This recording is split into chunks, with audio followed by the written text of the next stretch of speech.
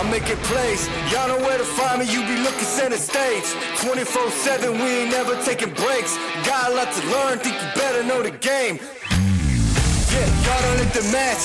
Finally got the belt, now I think I'll give it back. At 24/7 grind, put me on the map. I think you probably should try to study how I move, that's a fact. Yeah, y'all don't let the match. I got the belt and I ain't gon' give it back. Yeah, y'all let the match. I got the belt and I ain't gon' give it back. Yeah, I'm making play.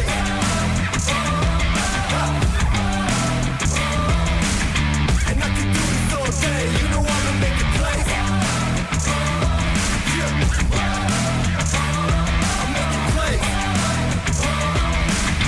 And I can do this all day. You know I'ma make it play.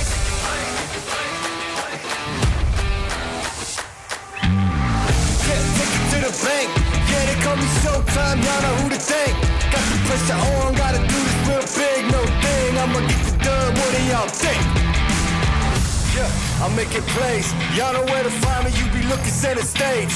24/7, we ain't never taking breaks. Got a lot to learn, think you better know the game. Cause I've been making plays. Yeah, I'm making plays.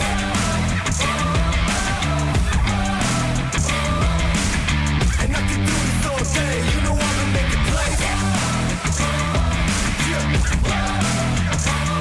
I'm making plays.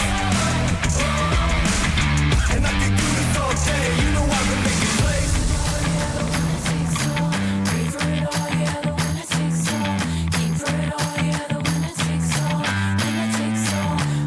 Cause I've been making plays. Better know the game. Cause I've been making plays. Better know the game.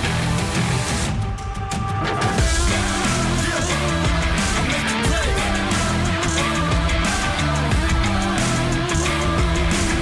And I can do this all day, you know I'ma make it plays. Yeah,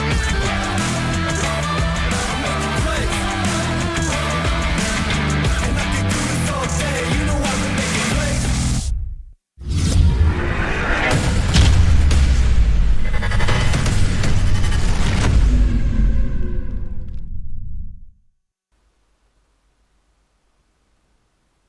Da, da, da, da, da. Can you hear me now? Yes. Bum, bum, bum, bum, bum. What's up, party people? The AACL, the All-American Collegiate League. What's going on? What's happening? What is cracking? What a day it's been already. The release of NCAA 25. I heard when they first opened up the servers, over 500,000 people were trying to play that game. That's pretty crazy. I won't be getting into it until Friday. Those of you who pay attention around here know we've got a bye week this week, and I'll be gone until Friday anyway, so that is what it is. In addition, if you didn't read the Daily Ping today, which you should, it should be the very first thing on your to-do list every single day, is to read my motherfucking ping. And that said that I asked Ray, I realized if Ray did the show this week, Tuesday or Wednesday, then next Monday he wouldn't have anything. And I want next week to be a normal week. So I asked him, I said, Ray, take the week off, push the show to Monday, and then we'll do our normal week. So the Ray Cap will be on Monday, AACL tonight on Tuesday, along with 2 games, and then the regular 3 games on Wednesday and Thursday. So that's the dealio. Let me check the chat here real quick before I bring in our booth for the first game. First person in is my BFF, Stream Elements, followed by Keith, Crazy Canuck, Frank the Franchise Wade, Michaela, Boonberry, Churchill, Gunny, Freddie, Eagle, Twin Screw, Ace Fennec, BJ Loveless. What's up, BJ Loveless? I heard you guys had a pretty good convention this weekend. Doug Britton's in the house, along with Freddie, Nick Warner, Alex Roy. Looks like Savage is here. Looks a lot. Yeah, we got a decent amount of people for a Monday night game. And Ace, yeah, I mean, I haven't watched it yet. I know we won. I know I scored a touchdown. I know Lisa got the first BCS interception in history, but I'm gonna watch it tonight. And I knew we would beat Motor City. I knew it. Where's Thump? Is Thump around? Tell Thump I knew we were going to beat his ass. Benji Matson, what's up? Good to see you as well. Speaking of BCS, let me start bringing in the crew here for game number 1, which will be Syracuse at Nebraska. And if you see there on the defensive part of Oregon, which I'll let Frank talk about here in a minute, it looks a little awkward because I put the wrong thing in. I didn't want to redo the whole graphic, so I just put a little fucking Band-Aid on that bitch. I rubbed some dirt on it. Zach Benjamin, what's up? Good to see you as well. But this is going to be this. So this is the conclusion of last week. These are the games that should have been on Thursday night. So game 1 tonight, Syracuse at Nebraska. Syracuse just creeping into the top 10. Nebraska falling out of the top 10 from the previous week. So this is the game we've got. It's in Lincoln. Let me bring in your play-by-play man, none other than Frank, the franchise Wade himself. Frank, what's up, bro? How you doing? Congrats on your first BCS win this weekend. My boy, Blue. Oh, it was wonderful weekend, and took the youngest out for her 18th birthday celebration, and now we're back and ready to do this play-by-play. Yeah, I heard you guys went like mini golfing or something like that. What was the name of the place you went to?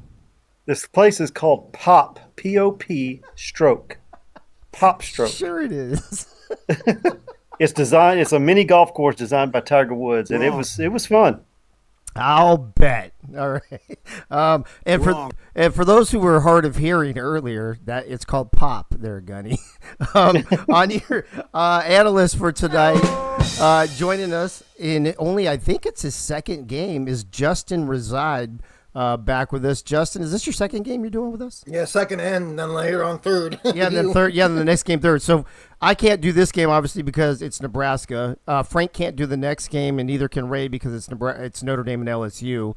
But so Frank is calling this game. I'll call the LSU Nebraska game, and then DeHate Day is going to come in and do the nightcap, which is Tennessee at Virginia Tech. Third wheel tonight is the man, the myth, the mini golf legend himself. Gunny's in the house. Gunny, what's up, bro? I heard P-O-C stroke golf course. All I know is Gunny heard the word stroke and a word that rhymed with pop. Oh, fuck. That was fucking great. Oh, the Beav is in the house. Good to see you, Beav. What's up? What's up, girl? Anyway, that being said, and then we've got the guy I just saw this weekend. I drove 30 hours just to hang out with him and have dinner. We actually had dinner on Saturday night. Him and his lovely wife, me and Pink Lisa, and we watched the BCS game while we were in the booth at dinner. It's Corn Hub. Corn, what's up, bro? What's up, Dave? How you guys doing tonight? I'm still trying to recover, bro. That was exhausting. That was an exhausting fucking trip, to be honest with you. 30. I don't blame you. 30 hours. 30 hours in what, 2.5 days? Fuck, man. Yeah, something like that. Yeah, it was what it was. But how's our doggy doing? She's doing fantastic. She is actually sleeping right now with Callie. Shocker. The fucking dog sleeps like 18 fucking hours a day, man. I want to fucking be a dog. Right? That's what she said. Hey-o. Anyway, so Frank is on the play-by-play. Justin Reside is your analyst. Gunny is your third wheel. DJ Corn Hub is on the fucking ones and twos. DJ Corn Hub is golfing at the Pop Stroke. Or or whatever the fuck it's called. So Frank, I'm ready to go to the field whenever you are. I got this game already ready to go. But I'm going to turn it over to you guys, let you talk a little bit about the Syracuse and Nebraska game, give out the info, and then you just let me know when you want to go to the field. All right, it's good to have Justin and Zach in the booth, and we're going to be traveling to Lincoln, Nebraska, Memorial Stadium, home of the Nebraska Cornhuskers, not the Cornhuskers, who are currently. Oh my gosh! Cornhuskers are going to be running the Louisville offense, and their defense is going to be a normal no huddle with the 4-2-5 defense. The Syracuse Orangemen, the number 10 ranked Syracuse Orangemen, are using the Oregon offense with the normal no huddle and a multiple 4-3 defense. Let's go ahead and head out to Lincoln, Nebraska Memorial Stadium, and let's get this game underway.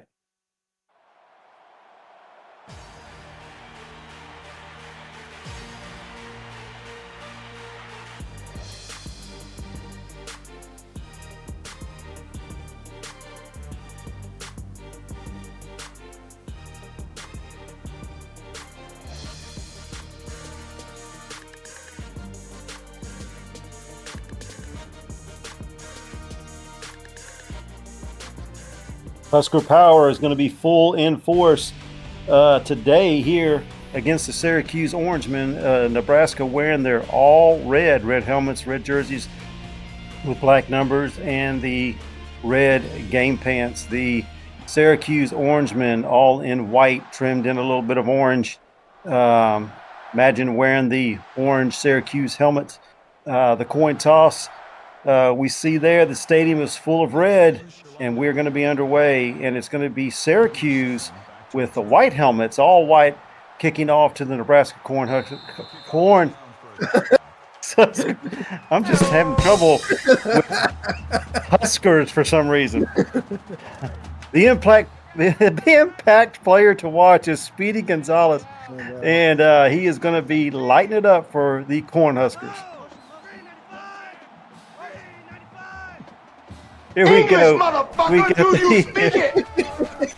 Oh, the counter play is going to start us off, and it's going to be a 5-yard loss by Paulie Truth.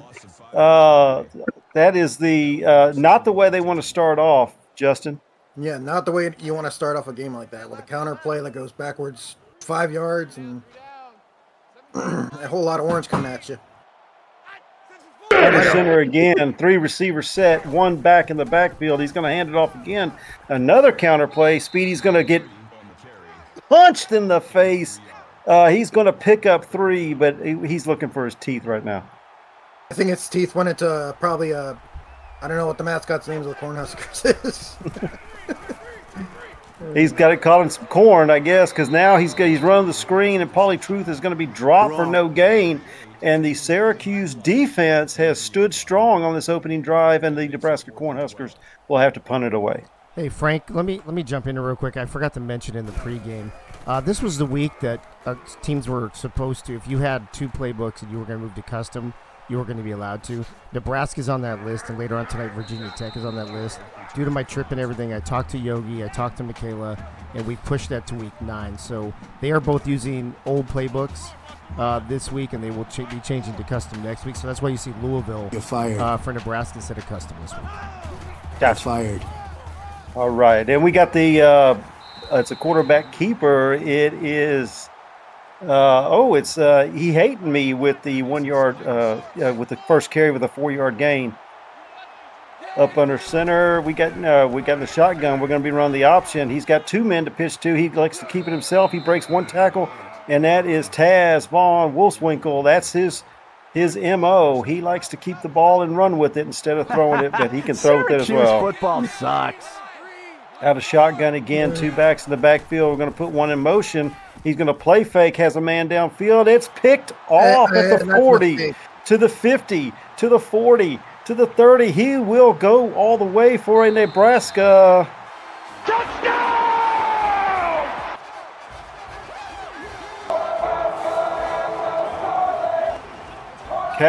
L for Nebraska. Puts the Cornhuskers on the board first with a defensive touchdown, taking it all the way to the house at a quick pick 6 for them. Very quick pick 6. That was just Wolfen, I can't even say his name. Just say Taz. Yeah, Taz throwing it to the wrong guy there. And the extra point is up and good. Special players. And it's 7-0 Nebraska. Taz Von Wolfswinkel runs the ball a lot better than he throws the ball, and we can see why right there. Yeah, we can see. Syracuse is going to be taking it down on the 25 after that gift they gave Nebraska there on the first drive for them. It's going to be their second drive of the game, trailing 7-0. Yeah, it was a gift, and it's Christmas in July, ladies and gentlemen. 4 wide receivers. 4 wide receivers. He's going to hand it off to Nick Warner. Warner's going to get 4 yards on the carry, and they're going to go hurry up. 3 receivers to his left, 1 to the bottom. He's going to play fake. It's going to be a screen out wide, and Damian Alford is leveled for a 1-yard gain. His first reception, and it was a tough one. Taz with 1 for 2 for 1 yard. Yep, that was a shellacking right there. Going to run the draw here to Nick Warner. Warner's going to have the first down after that 5-yard gain. Their first down of the evening, and they're going no huddle again. 3 receivers to the bottom of your screen, 1 to the top. It's going to be Taz with the carry, and he is down with no gain.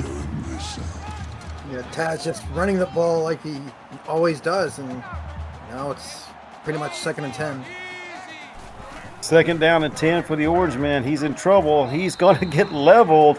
Taz Von Wolfswinkel is tackled for a 2-yard loss. And Cal L, the man that picked that pass off for the touchdown, already has 3 tackles, takes Taz down for the loss. Yeah, 2 steps forward, 1 step back here. And now Orange facing a 3rd and a barnyard. Taz going to have it downfield, and it is picked off again at the 40 to the 50 across midfield to the 45 of the Syracuse Orangemen. That was Randy Brooks, the cornerback, that takes that away from Taz. Taz is, 3 for 3 on the night. Just unfortunately, 2 of them are against the Nebraska Cornhuskers. Yeah, that was just him being in the right spot at the right time there, defending the pass, knowing that it was coming his way, and he just yoinks it. 2 interceptions already for Nebraska. We got a 2 double tight end set, counter play again. Paulie Truth running through. He finds a seam, and it's a 7-yard gain. 2nd down and 3. Yeah, 7 yards there and a nice run there. Trying to get the running game going, unlike the last drive. Same formation with the 2 tight ends. Hand off to Paulie Truth again. He'll have a first down. He's across the 30 to the 28. After that 10-yard gain, it is a Nebraska Cornhusker first down. Yeah, and again, the Huskers going for speed here instead of going back to the huddle. We got the rollout. Oh, and he's going to give it right back to him. We see another pick 6 right here. He's to the 40. He's to the 30. Down to the 20. Down to the 10. And he is in the end zone. Dave Axis could not bring him down in time. Vinny Boombats is taking that pick 6. And we've got a tie game. Well, almost a tie game. And it seems like both teams are in the spirit of giving here in July. Yep, definitely, because that was just right place at the right time again, and the pick 6s are going insane, and it's insanity of pick 6. And there we go with the most boring fight song in the whole entire NCAA. Hopefully not much scoring from that side, so we don't have to hear that. Special teams, special plays, special players. And just like that, 2 defensive touchdowns. Sucks. It's 7-7, and the Orangemen kicking off to Nebraska. This one's going to be brought out. He's to the 10. He's across the 20, and he's going to be stopped right there about the 21-yard line.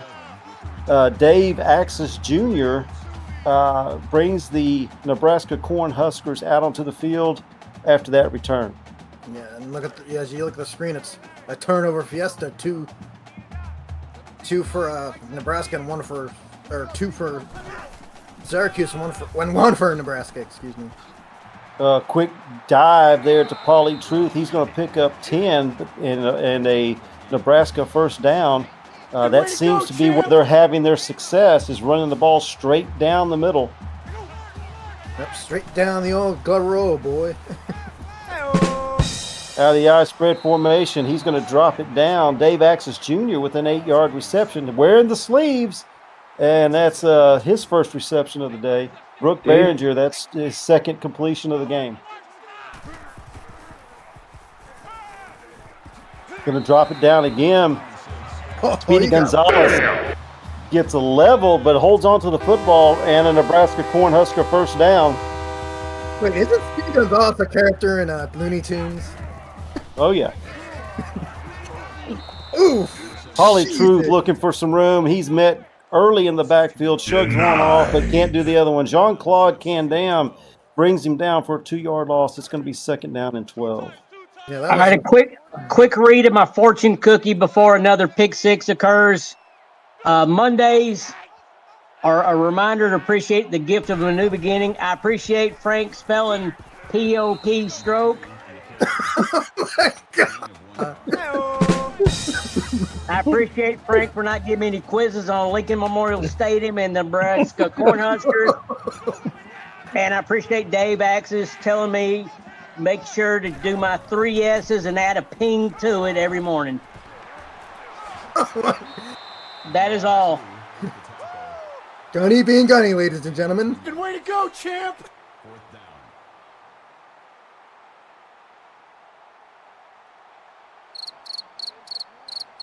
Damn it, Frank. Frank. No, he's muted, bro. Hello. Hello. Hey, you're muted, bro. I was gonna say that whatever you do, don't try to stump Gunny because he'll snipe you later on. And Gunny just sniped me before I could do anything.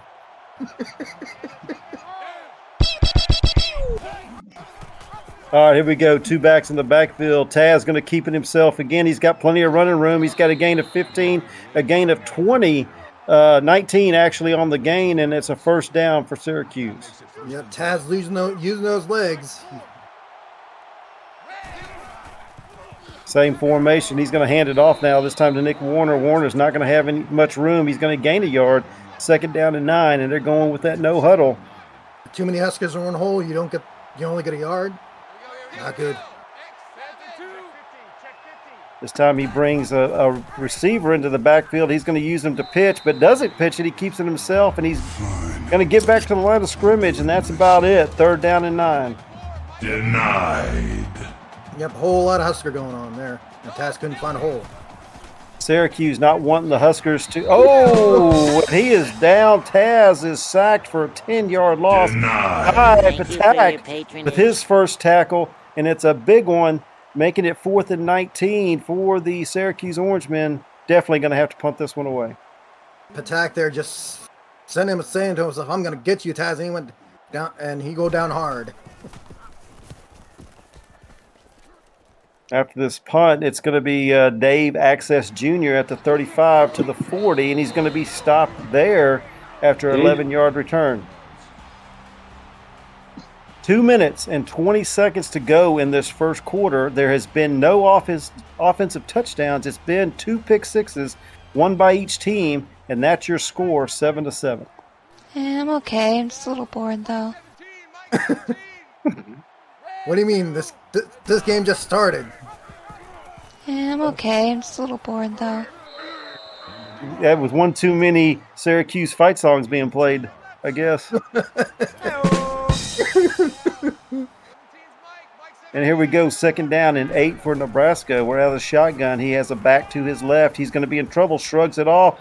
Behringer slings it downfield, and it's going to be knocked away. Ludbert von Rugen running downfield. Yeah, I didn't know a linebacker could run that far. Yeah, I didn't know a big man can run that fast. Oh, and Behringer finds a wide open receiver that's going to score. That's going to be Miss Me, a 58-yard touchdown reception by her. Brooke Behringer puts the Nebraska Cornhuskers on the board again.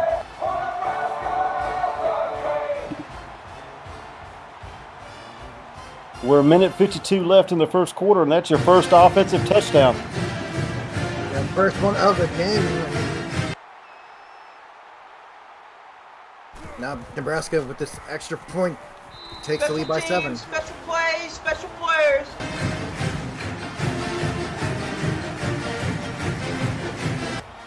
The extra point was good. It's 14-7.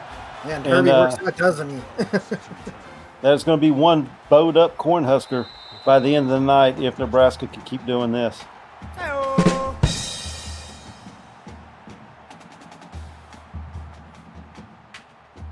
Syracuse Orangemen is going to be taking it on the 25-yard line. Taz von Wolfswinkel going to try to rally his troops and get the movement down the field. He's going to have two backs in the backfield. He's going to hand it off. That's going to be Why He Hating Me with a 3-yard rush and a 2nd down and 7. 2nd down. Got to get it to at least 3rd and medium. Another. Oh, okay. That's why Von Wolfswinkel keeps it himself and gets the Syracuse 1st down. Two backs in the backfield has been their main formation. He has an opportunity to pitch. He keeps it himself. He gains 7 and is leveled after that 7-yard gain. Come on, Taz. Get up, Taz. Taz might be hurt. He is down on the ground, and that's not going to be good news for Syracuse. Hopefully he can walk. Yeah, I think Taz might have seen 2 footballs in his eyes. He saw 2 balls, but they might not have been in his eyes. Might have been on his chin. There's 2 footballs on the field. Jacoby and Morgan with a 10-yard rush and a 1st down for Syracuse. That's going to be tough to come into this ball game cold like this. You know, he's probably going to try to run it. He's going to roll out. He's going to find a man downfield wide open. Not a lot of zip on that ball. Chester Chess with his first reception and an 8-yard gain. His heart. Hopefully he can walk. No Chester question Chess about it. is I am ready to get hurt again. All right, Taz von Wolfswinkel will be returning soon. We've been told it's going to be back spasms for him. Chester Chess, if you didn't catch it, was hurt on his reception. We'll get the word and get that to you. Nick Warner has 4 rushes for 9 attempts. Not very good for your starting running back. And not good. Oh! Denied. Nick Warner's going to lose another yard. Hungry Johnny already has 6 tackles, and we're just in the 1st quarter. Yes. Jesus. Warner just got his probably his average per carry dropped. Chester Chess is going to be out for this first half after we've been told bruised ribs. It is a long field goal try, and it is good to put Syracuse 3 points on the board. What's up, and brother? it is 14-10. And at least you don't have to hear the Syracuse fight song. That's for Yeah, sure. there's no fight songs after field goals. And here we go. Syracuse football sucks. Dave Access Jr. with a 29-yard return. 5 seconds to go in this 1st quarter. And the Nebraska Cornhuskers have the ball at their 27-yard line. 1st and 10. What can you do in 5 seconds? You can dump it down on the screen. Blocked well. He's going to gain 12, 15, 20. 17-yard reception by Dave Access, and that's going to end the 1st quarter with the Nebraska Cornhuskers leading 14-10. Boy, that escalated quickly. I mean, that really got out of hand. We got 3 receivers set, 1 tight end, 1 back in the backfield. He's going to hand it off to Polly Truth. He's going to break some tackles, and he's going to pick up about 12 and get a Nebraska 1st down. I mean, Polly Truth. Thank you for your patronage. Hey, if all his life can't get pancakes, might as well have Polly Truth pancake with a football in his hand. Broke another tackle, has another 1st down. It's down to the 25, 23-yard line for the Nebraska Cornhuskers, and they are knocking on that AACL red zone. Polly Truth. It's the Polly Truth show right now. Oh, never mind. We're going to have a pass here. Going to dump it down. Looked like it was going to be a screen, but Speedy catches that in front of his blockers and has nobody to help him out, but he does pick up 4, 2nd down and 6, and they are in the red zone. Yep, we got the 4 yards, got in the red zone. Now let's see what Brooke can do here. Plenty of time for Brooke. Brooke dumps it down. It's going to be Robert Tistabaum with a 5-yard reception. It's going to be 3rd and 1.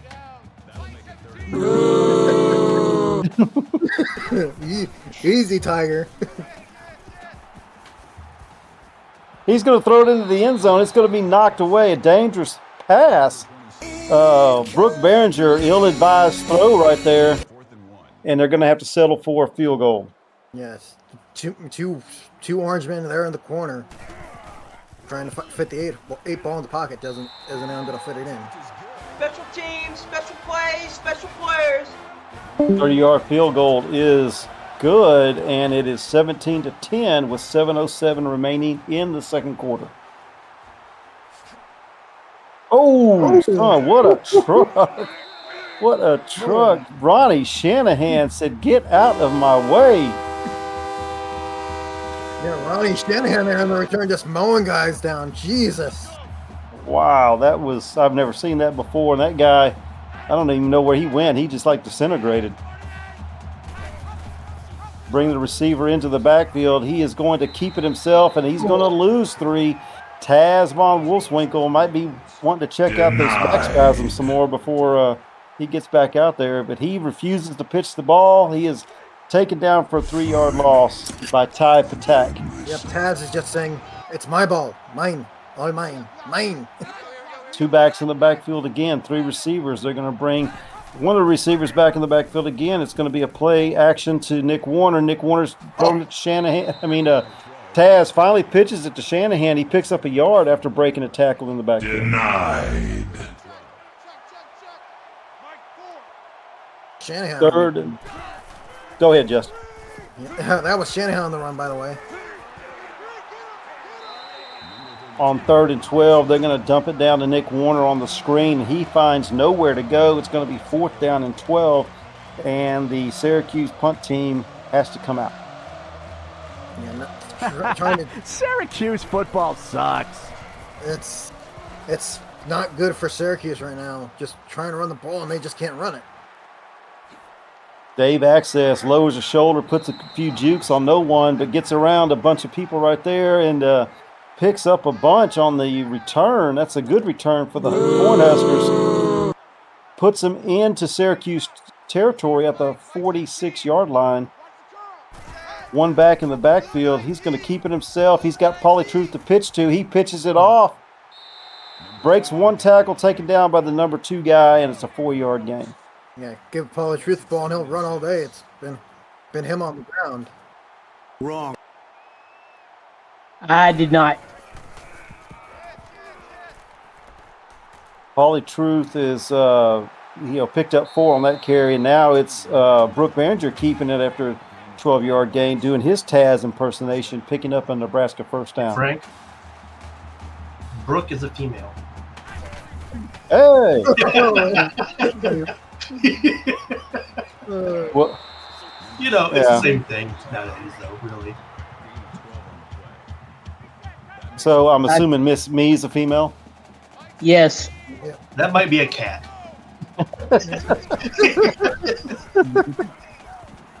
So is it Brookie or is it Brooke?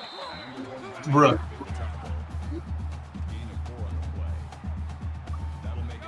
All right.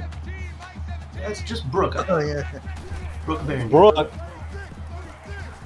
Brooke is going to toss it back to Pauly Truth. Pauly Truth is going to lose 2 yards. It's 3rd down and 8. Yeah, 3rd down and 8. Let's see what Brooke and the Cornhusker are playing. Oh, my goodness. Man, that I've been trying to get a hold of Ray Bashan to see if he can play, if we can nominate a bowl for the Syracuse Fight Song Bowl just for Frank. Oh my God! Every sound effect is Syracuse football. Syracuse football sucks. Oh, they're going for it. Nebraska's going for it on 4th and 2. What in the world? 4th and 2, straight to Pauly Truth, and he's going to be denied, and it's going to be a Syracuse first down. 3 Syracuse Armmen just came in there in that hole. Are you kidding me? That is just stupid. Nebraska now has to play strong here with the bad field position for Syracuse, but not there on that first play. A Nick Warner 10-yard gain. It's going to be second down and inches. They gave him 9.5, not the full 10, though. 3 receivers to the top, tight end down here at the bottom. Taz. Taz almost was able to sneak around, but couldn't. Got tripped up. Deontay, I didn't catch the last name, was on the tackle and taken down for a loss of 2. That was just being clipped by the shoelaces there. Taz going to pull it down, and he's going to run and get the first down. Runs over one defender, stumbles, and is able to pick up the first down for Syracuse. Damn, Taz just went certified badass on that guy. Holy crap. I guess he's recovered from the back spasms, and now he's ready to dish out some pain. They're going to hand this ball off to Warner. Warner's going to stumble and fall after a 2-yard gain. Yeah, we haven't seen a pass recently from Syracuse. It's all been like run after run after run. He's like 5 for 5, but 2 of them are to Nebraska. But he's going to keep it himself here and get around the edge. Gain of nothing there, and he is down again. Oof. No question about it. I am ready to get hurt again. Emotional damage. Taz is on the bench, and we're going to have nobody in the backfield. He's going to have to drop it down to Damian Alford. He's going to be short, and Nebraska holds tough, and they're going to have to put it away. Yep, they're going to have to run it back to a already hungry Cornhusker offense. Same injury again for Taz. Back spasm will return soon. Yeah, the old back spasms again for Taz, and he's under the blue tent more than Speedy is. And so we're going to be Nebraska football here at the 21. Out of shotgun, 3 receivers on the screen, 1 tight end. He's going to hand it off to Pauly Truth, or she's going to hand it off to Pauly Truth. And it's a 1-yard gain. Sorry, Brooke. Yeah, 1-yarder, and now they're going to have to figure something else out and see if they let her use her arm here. Butch Minner on that last tackle, his 5th for the night. Pauly Truth's going to pick up 7, and a manageable 3rd and 2 coming up for Nebraska. Three receiver set, pistol formation. Pauly Truth is going to she's going to keep it himself, and is going to break multiple tackles and still going to the 47-yard line. Brooke Behringer, the female, is running all over everybody. Girl power on the play right there. Oh, you got to give him that hook to it. Spit on that thing. Pauly Truth picks up 5. Am I not mistaken? Brooke Behringer was a quarterback for the Nebraska Cornhuskers? Okay, that's what I thought. Gotcha. Pauly Truth is going to lose a yard on that carry. It's going to be 3rd down and 6. Clock is running. No huddle is in effect. Receivers getting back to the line. Brooke is calling for the ball. She's got time.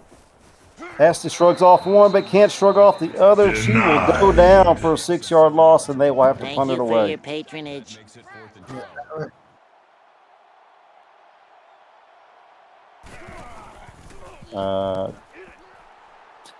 You got me. It just said.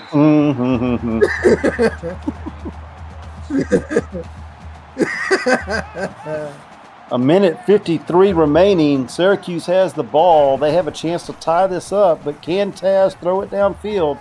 He is running out of time. He has to tuck it away, and it is a 3-yard loss on another sack by not going to score his first tackle. Not Guna. Not Guna. Oh, yeah.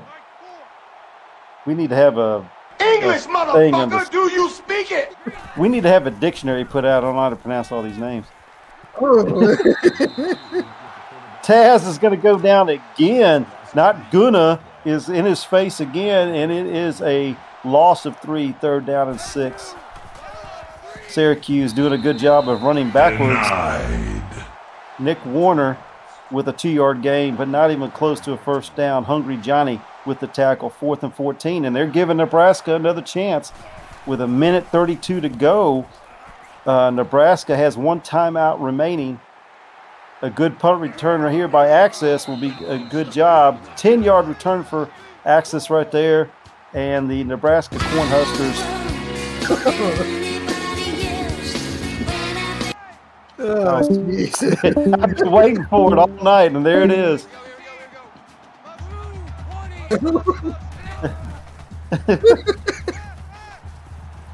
Brooke has time, has a man downfield, breaks 1 tackle, missed me on a 21-yard reception.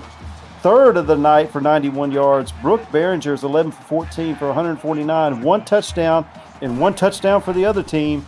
But now she is leading the troops. Has a man open again inside the 20. That is a first down for the Nebraska Cornhuskers. Dave Access Jr. with his 3rd reception. Can't touch this. Can't touch the diva. Bob Funk with his 8th tackle. Has plenty of time. Gets it to Brooke Behringer. Gets it downfield. It's going to be ruled a no catch. Out of bounds. 2nd down and 10. 1:05 remaining. 1 timeout.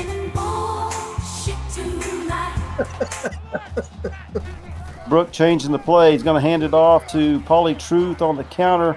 Going to break 1 tackle. Can't break the next one. Gains 4. 3rd down and 6. 57 seconds and running. Nebraska with the no huddle. 4 receivers set. 2 on each side. Brooke looking downfield. Runs out of time and is sacked for a 6-yard loss. And that might be their last timeout.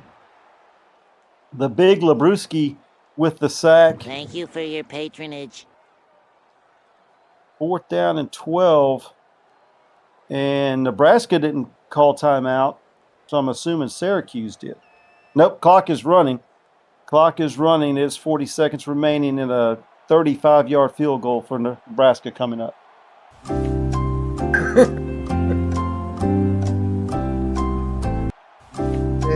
And Syracuse, or Nebraska, milked the clock time. Yeah, I'm okay. I'm just a little bored, though.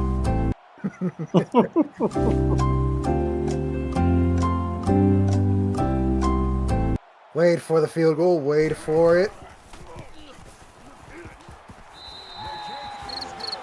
And then we have a 10 to 20 score. I don't understand why Syracuse let all that time run down. They had 2 timeouts left. Why not call the timeout and be able to do something with that time remaining? Syracuse football sucks. Yep. Got your answer right there. And just a little. And Syracuse was a little too scared to do the ice. Never mind. Ronnie Shanahan, other than the pick 6, the bright spot for Syracuse with his return skills, Taz Von Wolfswinkel is showing why those back spasms don't bother him, and that's an 18-yard gain, and it's taking us to halftime. We end up looking like a monkey fucking a football Syracuse out trailing 10 to 20.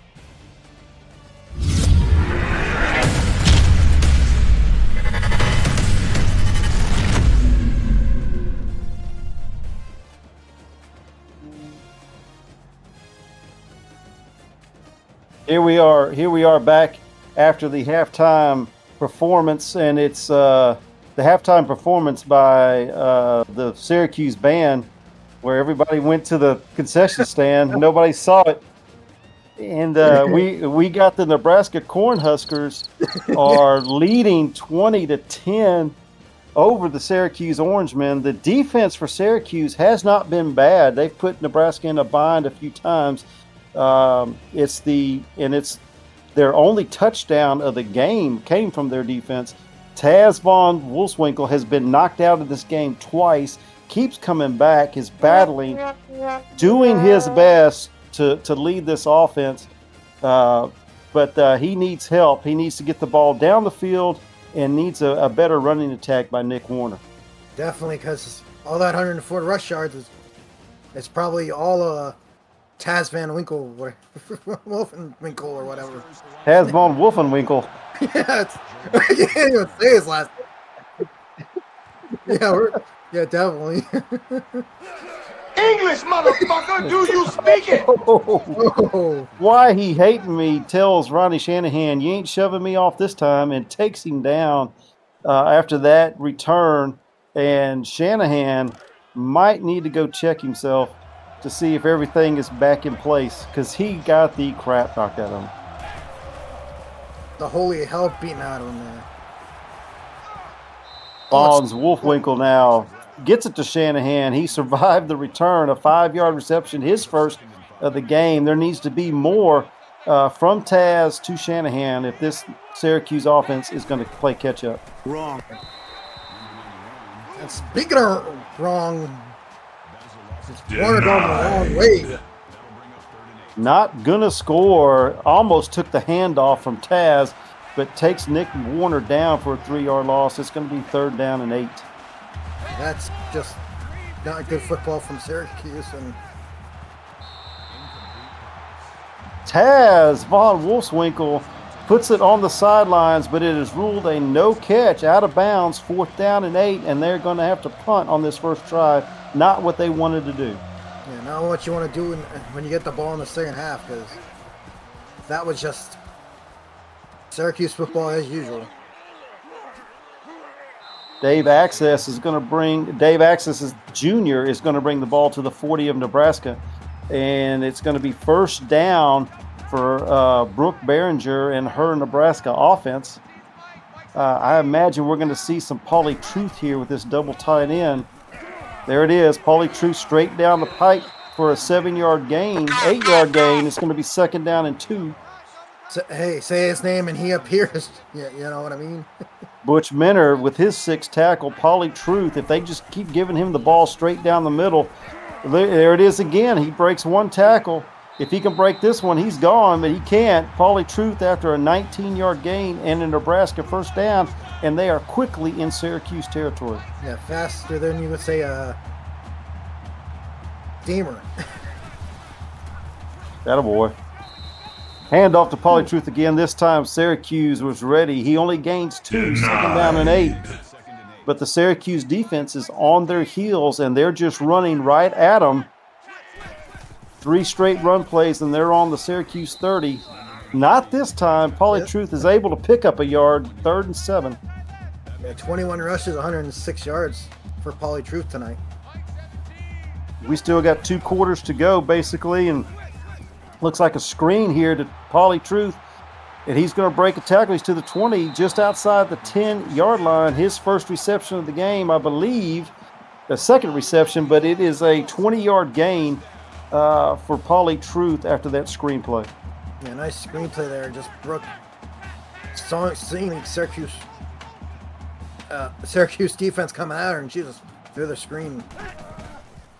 Brooke is under center, drops back to pass, dumps it down to her tight end, Travis Vokalek. 2nd reception of the night, 16-yard gain. Am I saying that last name correctly?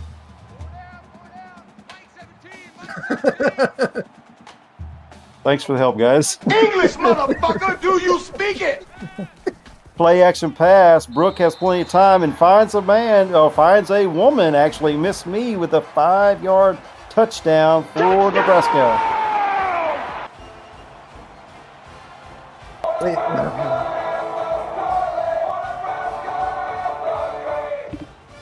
You know that girl-on-girl action can get you 6 points. Special teams, special plays, special players. Wow, we're talking football here, Frank. Come on now. We're not... Well, Brooke threw it to Miss Me. That's a girl-to-girl. So that's a 6-point touchdown.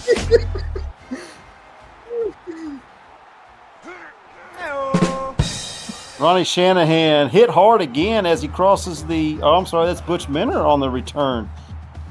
Brings it down to just outside the 25-yard line to the 26. It's going to be 1st down. And Justin Syracuse needs to do something here to answer these points scored by Nebraska. Yeah, Syracuse got to stop doing this Van Winkle run before his back spasms again. Taz Von Wolfswinkel now with his 16th rush, 69 yards gained so far, and he is bringing the little play action pass to Nick Warner, dumps it down to Shanahan, I believe that is. Yeah, Ronnie Shanahan with a 13-yard reception and a Syracuse first down. Yeah, you gotta let Taz use his arm and throw the ball because he's been using his leg a lot tonight. Wrong. Taz finally finding somebody that's not wearing a red jersey for the completion, has time, should pitch it, but doesn't, and gets level. Taz. Yeah, I think his teeth just went into the third row. Jeez. Picks up 3 on the carry, second down and 7, but he has got to be hurting. He gets pushed forward on that 4-yard gain, third down and 3. He just refuses to pitch the ball, and I just don't know how he is surviving these hits. No, it's like certified badass. Well, that answers my question.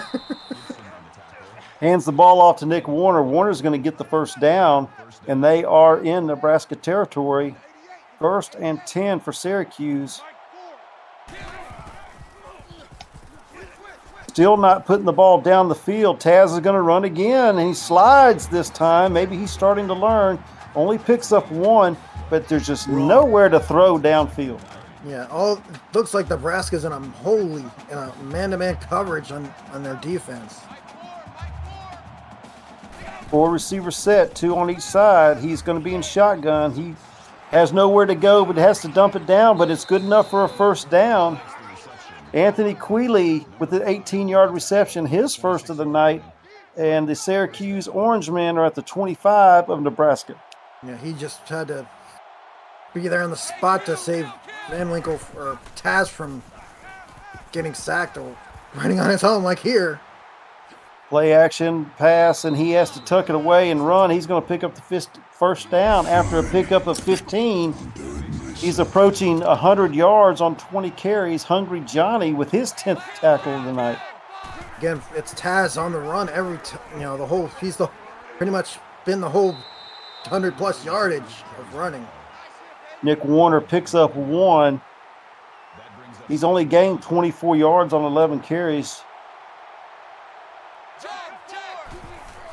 Out of shotgun, he's going to pull it away from Nick. He's going to keep it himself, and he's going to go down after picking up a yard. It's going to be 3rd down and 8. He's down again. Taz is down again. Ready to get hurt again. He's hurt. Hopefully he can walk. Taz is just every time he runs the ball himself, he gets hurt. Oh, he's able to get Jacobian Morgan was able to get that ball off. I thought it was a fumble there for a minute. Here we have a 25-yard field goal attempt by Syracuse. It is up and good. Special plays, special players. And Syracuse football sucks. Syracuse puts some points on the board. It's not a touchdown, but it's 13-27. Trailing by 14, kicking off to Nebraska. Dave Access is going to bring it out. Bring it out of the end zone, and it's going to be 1st and 10 for the Nebraska Cornhuskers. Yeah, look at the last 5 drives. You got a touchdown on the last one. Before that, a field goal. So. Taz is getting his bruised ribs wrapped up, and he'll be back in the game again. Good gosh almighty. Bruised ribs for Taz, and he's going to try to come back out. Paulie Truth, in the meantime, is 111 yards on 22 carries. Butch Minner with his 7th tackle of the night. Brooke is going to keep it herself, and she's going to go down after losing a yard. I think she was trying to find somewhere in the middle to go. All of her clothes off was to bring. Denied. Brought her down. It's going to be 3rd down and 6 for Nebraska. Ooh, interception. We have an interception on the sidelines, an ill-advised throw by Brooke Behringer, and the Syracuse Orangemen now are in good shape. Thank you for your patronage. I believe that's Vinny Boombats with his second interception. Vinny Boombats again with the interception. The first one was a pick six. Taz is out there, and he's slinging it, has a person open, and it is a quick touchdown. Damian Alford with the Syracuse touchdown. Finally, a throw downfield, and I have to listen to the freaking Syracuse fight song. Yeah, The kick is good. Special teams, special plays, special players.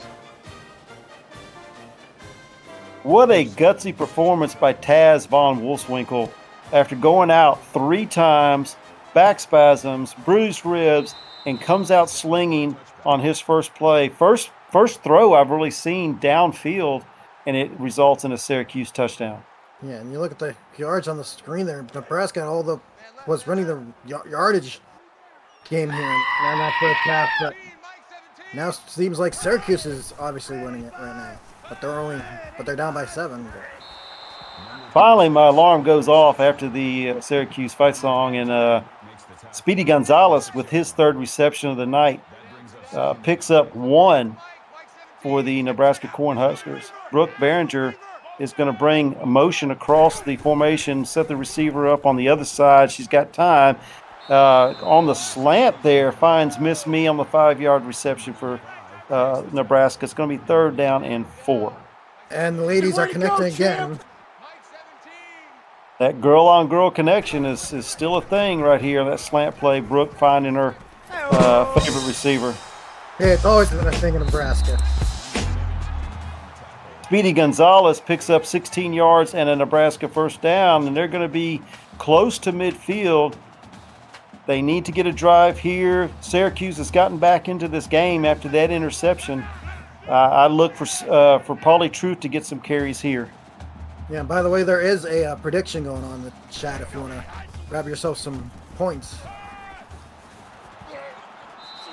Oh, flipped over. Speedy Gonzalez is able to hang on after that reception, flipped over onto his head and held on to the reception, and it is a Nebraska first down in Syracuse territory.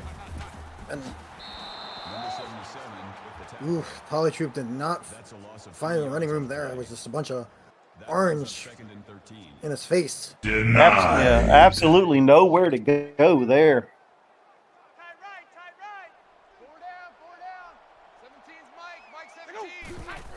Second down and 13 now. The handoff to Truth. Truth is going to get movement upfield. He's going to be close to a first down. Picks up 11. It's going to be 3rd down and 2. What a tough run by Pauly Truth. Very tough run, trying to find a lane. He finds him, and now it's a 3rd and 2, short 2. I formation, but they're going to throw out of it. Has a man wide open, and it's a catch at the 8-yard line. Who is that? I don't know. I am Bamp. What's I am Bamp, but I'm not saying what it means. A toss now to Pauly Truth, and a sea of white jerseys meets him in the backfield and drops him for a 4-yard loss. Just Greenwood first on the screen there, though, as the whole bunch, like you said, a whole bunch of orange came at him. Second down and goal now from the 12-yard line after that loss. It's best if they get Pauly Truth running straight downhill here instead of trying to get wide runs. There's the counter play again. He's able to dip under 1 tackle. That is not Pauly Truth. That's Marksy Step. Yep. That's his first carry of the night. 3 receivers set to the top. Brooke has some time, throws it down to the bottom, hits the pylon. The pylon doesn't count, though, and it is an incomplete pass, and it's 4th and goal from the 11-yard line, and a field goal attempt here by Nebraska. The 28-yarder is good, puts points on the board. The lead is back to 10. Special teams, special plays, special players. They needed some points, and they got 3. Wish they could have gotten 7, but They'll settle for the 3. It's back to a 10-point lead. Ronnie Shanahan brings it out for Syracuse, a 21-yard return, and Syracuse with that quick strike, with that pass from Taz to Damian Alford that got them to 20. Needs to be done again here so Syracuse can get back into this game. Yeah, Taz is just being swarmed by red jerseys. Taz sacked again by Cal L. 5th tackle of the night, 2 tackles for loss. His first sack, also had the first points of the night with the pick 6 that Taz threw to him earlier. It was just Taz not being able to find a receiver there, and just Cal L coming at him and dropping him. Boom, to the grass he goes. Taz trying to do this all himself. We're going to have the third quarter ending now with a 20-30 lead by Nebraska here in Memorial Stadium in Lincoln. Yeah, put up your eggplants, your corn, your 69s, your jersey salutes, and your Eagles. Don't forget your number 4. Put up your pop strokes. Hey, Zach, 4 for whores. By the way, we need 4s are for whores.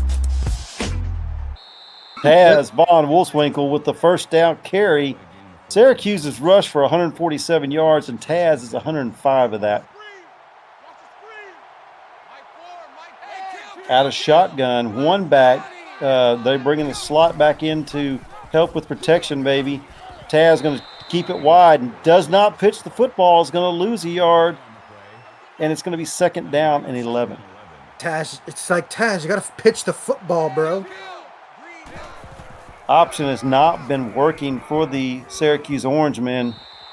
Nick Warner with a rare carry gets 2 yards, and it's 3rd down and 9. 3rd down and 9, and let's see what our Syracuse Orange have in mind here. I bet you it's a Taz Von Wolfswinkel run. Or a sack. Fumble. Or a Fumble's sack a and a football. Fumble sack.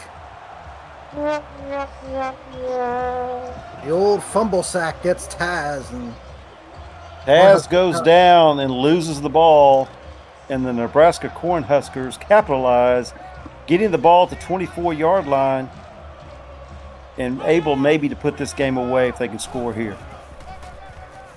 Put a crooked number on that scoreboard, that's for sure.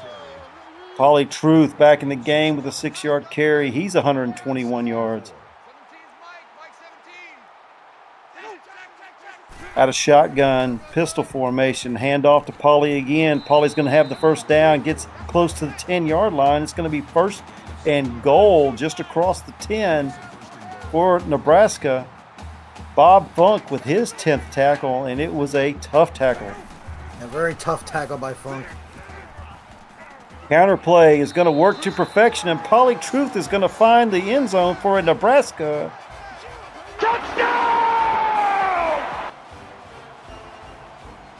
Pauly Truth putting 6 points on the board for the Cornhuskers.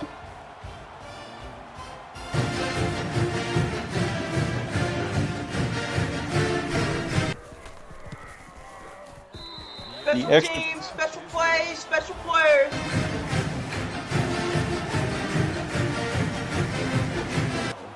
The extra point was good, and it is a 37-20 lead for Nebraska here at home with 6:52 remaining.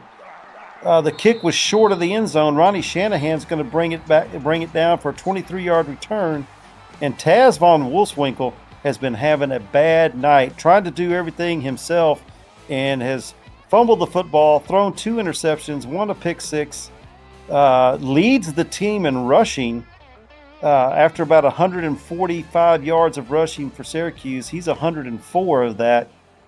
And the Pauly Truth for Nebraska has 121. He has almost as much rushing as the whole Syracuse offense. Yep. And you can't have your quarterback rushing. And there's a name I haven't said all night. I knew Chad would quit with his first reception. It's a 14-yard reception and a first down. And Syracuse needs to get the ball down the field quickly.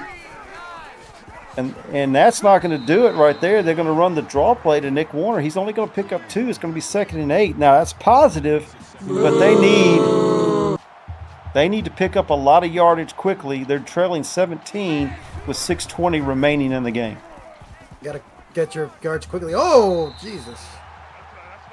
Absolutely no room for Taz Von Wolfswinkel. Not going to score with his 3rd tackle. I think his 2nd sack of the night. And Taz has gone down again. Chad quit it with one reception, 14 yards, and now he's out for a little while. just like Taz wrote it up. I have never seen so much injuries from a team. I knew Chad would quit goes down. Chester Chest goes down. I think Nick Warner went down at one point. And Taz has gone down 3 or 4 times. Yeah, so many injuries. It's never mind. I was gonna make a joke out of it, but I'm not gonna. Taz Von Wolfswinkel has to throw that one away. It's 2nd down and 10. He's in the backfield by himself. He's going to throw it, get it downfield for a short gain. Anthony Quealy with a 9-yard reception, his 2nd of the game. It's going to be 3rd down and 1. Again, 3rd down and 1. What do you do? Taz is 9 of 13, make it 10 of 14. Sherrod Johnson gets nothing on that screen pass. He's 10 of 14, and 2 of those, and only 2 of those are incompletions, but 2 of them were to the guys in red. Ooh, turnover on downs there. Denied. Thank you for your patronage. Yeah, Von Winkle was trying to get on his legs like he's been doing all game. Are you kidding me? That is just stupid. Taz Von Wolfswinkel running the option, and somebody must have forgotten to tell him that the option consists of pitching the ball if he gets in trouble, because he has not pitched the ball one time. Yes, he has not sent the ball to Warner at all now. Nebraska's probably going to run away with it if they score a touchdown here. Well, Paulie Truth has 153 yards rushing. He's staying in to block this time for Brooke. Brooke gets it down to her receiver for a short gain. That's Speedy Gonzalez with his 6th reception of the night. It's 2nd down and 5. Brooke going to keep it herself and going to get leveled after picking up 2. She actually didn't have anybody to pitch to because the pitch man was taken out. Bob Funk came up and laid the hit.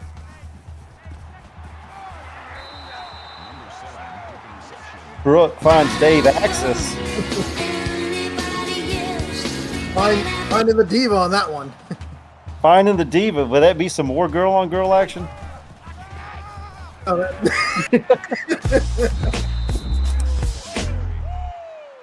Paulie Truth, 156 yards on 30 carries, gets a 3 right there. And it's 2nd down and 7 inside the AACL red zone.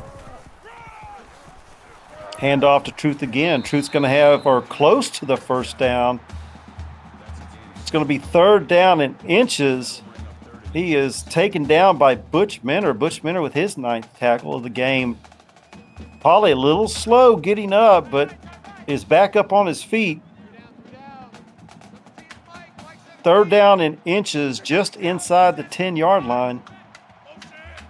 Under center is Brooke. Brings the tight end across the formation. Drops back. It's going to be a draw play.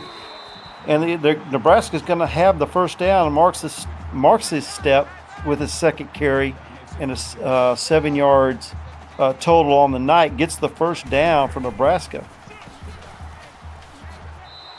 Marks his step again with a 5-yard touchdown run. And in Nebraska... Touchdown! And that's going to be all she wrote, I believe. That might be the dagger. Special teams, special plays, special players.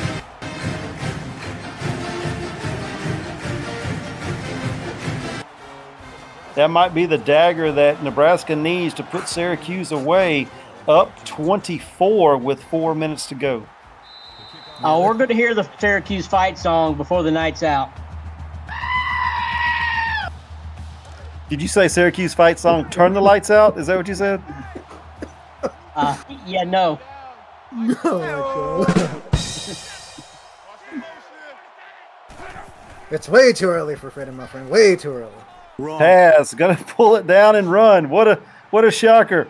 And gets it down to close to the first down marker, but it's going to be second down in inches after that 10-yard gain. When Syracuse has a lead in the game, this is a good offensive run. When they're behind, not so much. Has draw play to Warner. Warner's going to have the first down, stumbling, bumbling, and gets to midfield. 13-yard carry for Nick Warner. He's up to 41 yards. Yep, 41 yards on the night. Brings a tight end in motion and shotgun. Taz dropping back to pass, slings it to the water boy on the sidelines. And it is second down and 10. Yeah, that was just a play that got busted from the get-go, and all Taz had to do was throw it out of bounds. Oh, my goodness. Oh, my goodness. Oh, that receiver is going to go back to the huddle. He is one angry mofo at Taz. Taz, no receivers, no running backs in the backfield, has to drop it down, and it is incomplete, knocked away. And Syracuse has to go for it here on fourth down. Syracuse going for it. They're 0 for 1 on the night on fourth down attempts. They're going to try to run a screen now, dropping the screen down to Wahi hating me, and he's going to lose 2 yards. They did that play on both of their fourth down conversions. A screen. Rob Foraker with his ninth tackle of the game, and it is a tackle for loss for Rob. And it's going to be Nebraska football, and we're going to see a lot of polytruth here, I believe. Yep, you're going to see a lot of them because it's pretty much game over, and then I don't know if you're going to have a clock, Nebraska going to do the Jeopardy run the clock out by the end of the running of polytruth. Polytruth picks up 2, but steps out of bounds, stops the clock. He's going to try to bounce it out wide, breaks one tackle, but is hauled down from behind after a 2-yard gain. It's going to be third down and 4. That's his 33rd rushing attempt. Jean-Claude Candan with his 8th tackle of the game. Third down and 6 for Nebraska.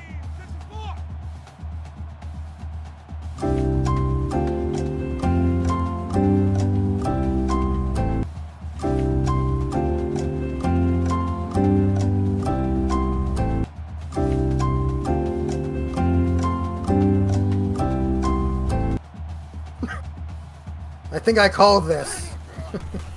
Nebraska finally snapping the ball. They drop it down on the screen to Polytruth. Polytruth fights, gets close to the first down, but they're going to mark him short, Justin. It's going to be fourth down and 1, and Nebraska's going to have to punt it away.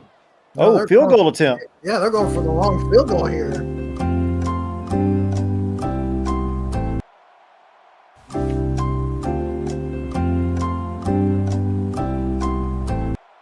$54-yard attempt.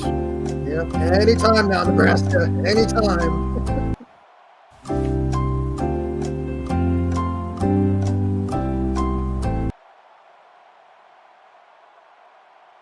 Syracuse not even wanting to call timeout. They're just like, just run the clock down. And it is going to be short. Wow. 54-yard attempt. Actually, it's not short. It's just wide right. Yeah, it goes wide to the right there. He whiffed the outside of the post. That is just stupid. As Von Wolfswinkel throws it downfield, has a man open, incomplete. Breaks the tackle, and it is a Syracuse fight song. Oh, no. Taz von Wolfswinkel has thrown the ball down the field twice, completed both times for a touchdown, and we have to hear the Syracuse fight song again.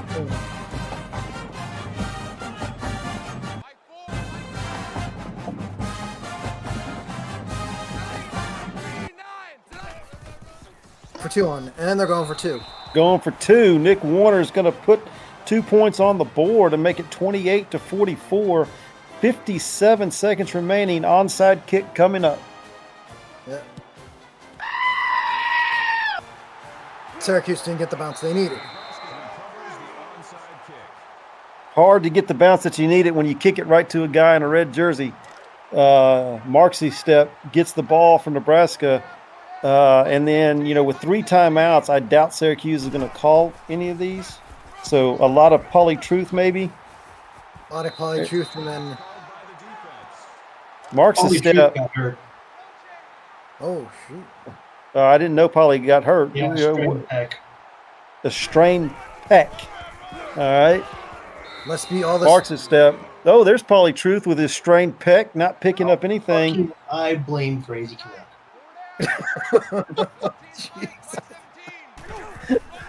Syracuse is calling their timeouts. Why? Polytruth picks up 7 and a Nebraska first down, and Syracuse calls their last timeout. And the best formation of football, the victory formation. Brooke Behringer. Somebody was out with a sprained ankle. I didn't see who it was.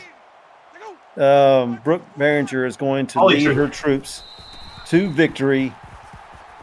The final kneel down. There it is. 44-28.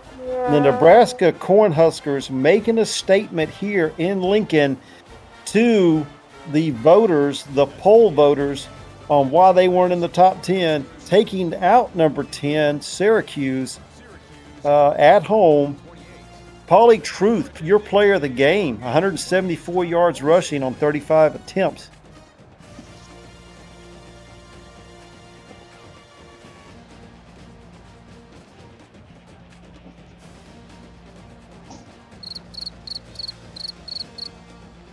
I was waiting on Justin to say something. He wouldn't say anything.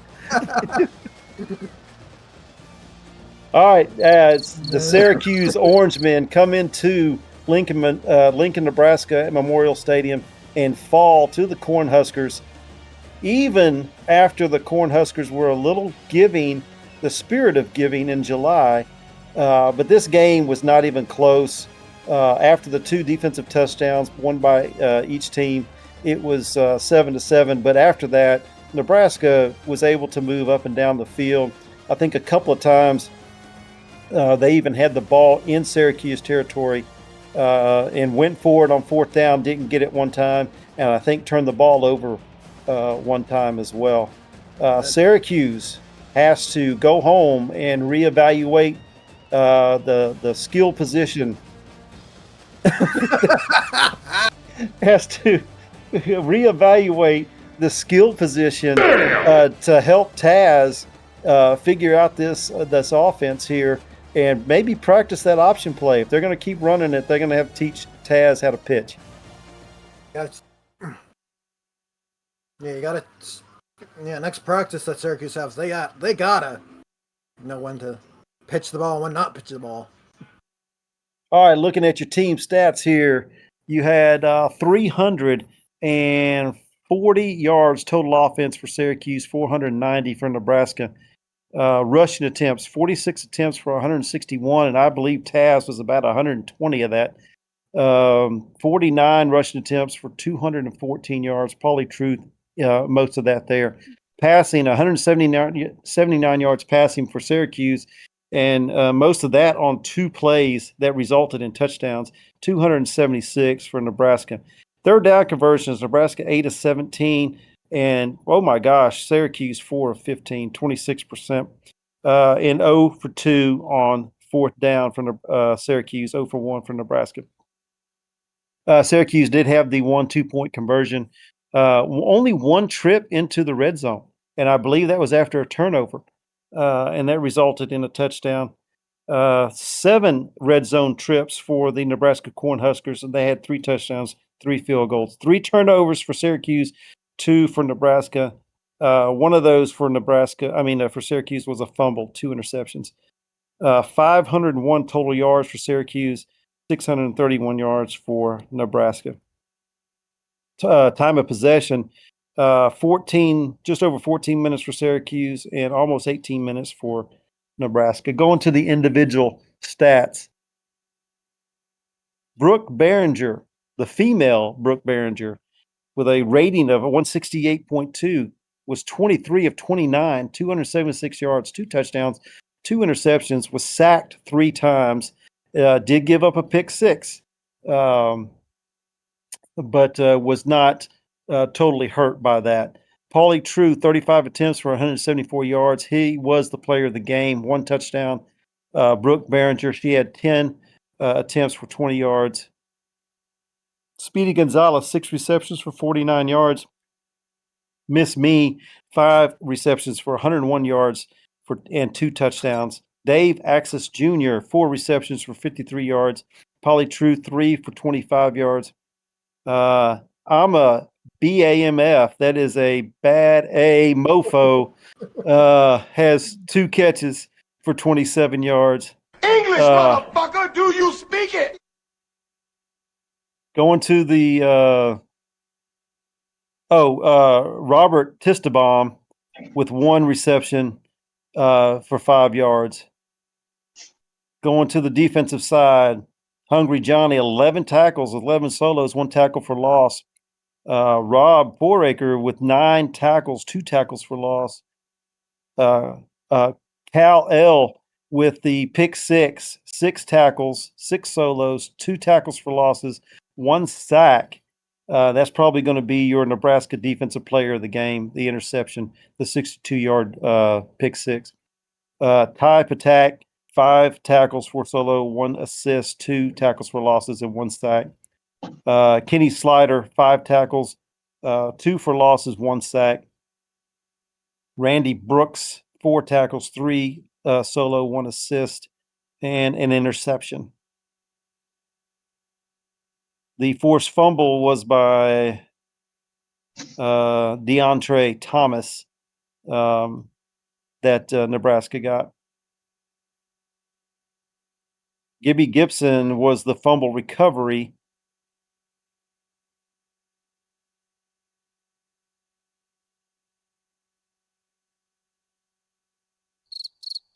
And Dave's all over the place. I can't keep up.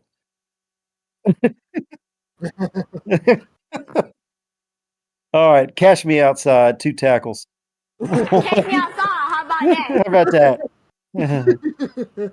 Jaquiz Garfield III with 2 tackles, 2 solos. I should remind everybody that Garfield did get hurt. That's why he was limited to the 2 tackles. Whiffed the post. Was 3 for 4. Now, the field goal that he missed was 54 yards, so that's understandable. And he just missed it wide right. Had the distance, just was wide right. I mean, he whipped the post. I was about to say that. Yeah, he definitely whipped the post on that long field goal. All right, Brian Buscini. Whatever. The punter, 3 attempts for 123 yards. Kick return wise, the diva, Dave Access Jr., 3 kick returns for 73 yards. Punt return yards, 5, 665 yards. His longest was 23. Taz, going to Syracuse now. Taz von Wolfswinkel, who I thought I saw being Syracuse football sucks. I thought I saw him being carried out in a body bag after the beating he just took. Was 12 of 19 for 167 yards. 167 yards, and his longest was a 63-yard touchdown. Before that, I think his longest was like a 25, 30-yard touchdown. So a lot of that on 2 plays. He did have 2 interceptions. One was a pick six.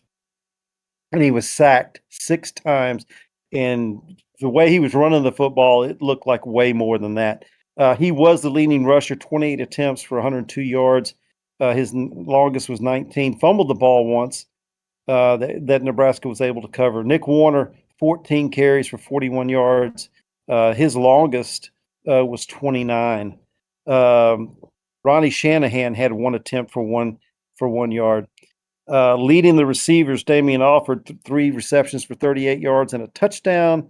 It was a 33-yard touchdown. So 62 yards and 33 yards were the bulk of the 167 total for Taz. Nick Warner had 2 receptions for 13 yards. Ronnie Shanahan, 2 receptions for 18 yards. I knew Chad would quit, 1 reception for 14 yards, and then went to the hospital. Chester Chess had 1 reception for 18 yards, and he went to the hospital after that catch as well. Bob Funk leading the defense. Bob Funk just creams people everywhere. I mean, he does it when he's drunk. He's You were drunk. 11 tackles, 11 solos. He was just laying the wood down as much as he could. Butch Minner, there you go. 10 tackles, 10 solos.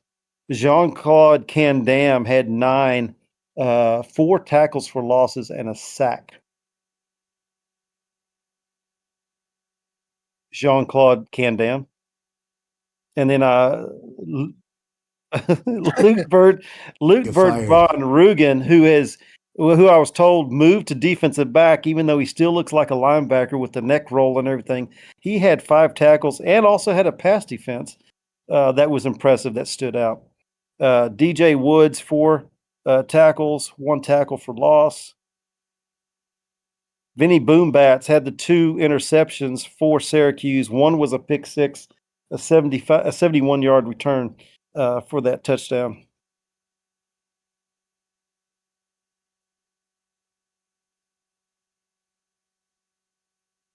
Oliver Closeoff, I know, had at least 3 tackles.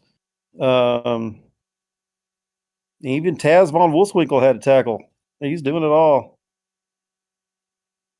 Oliver Closeoff did have 1 sack as well. And then Ace Blade, 2 tackles, 2 solos.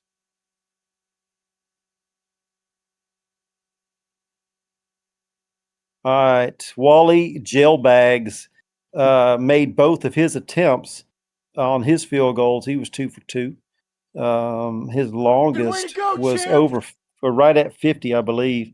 Punting wise, no, we're still Wally Jailbags here. Yeah, longest was 50.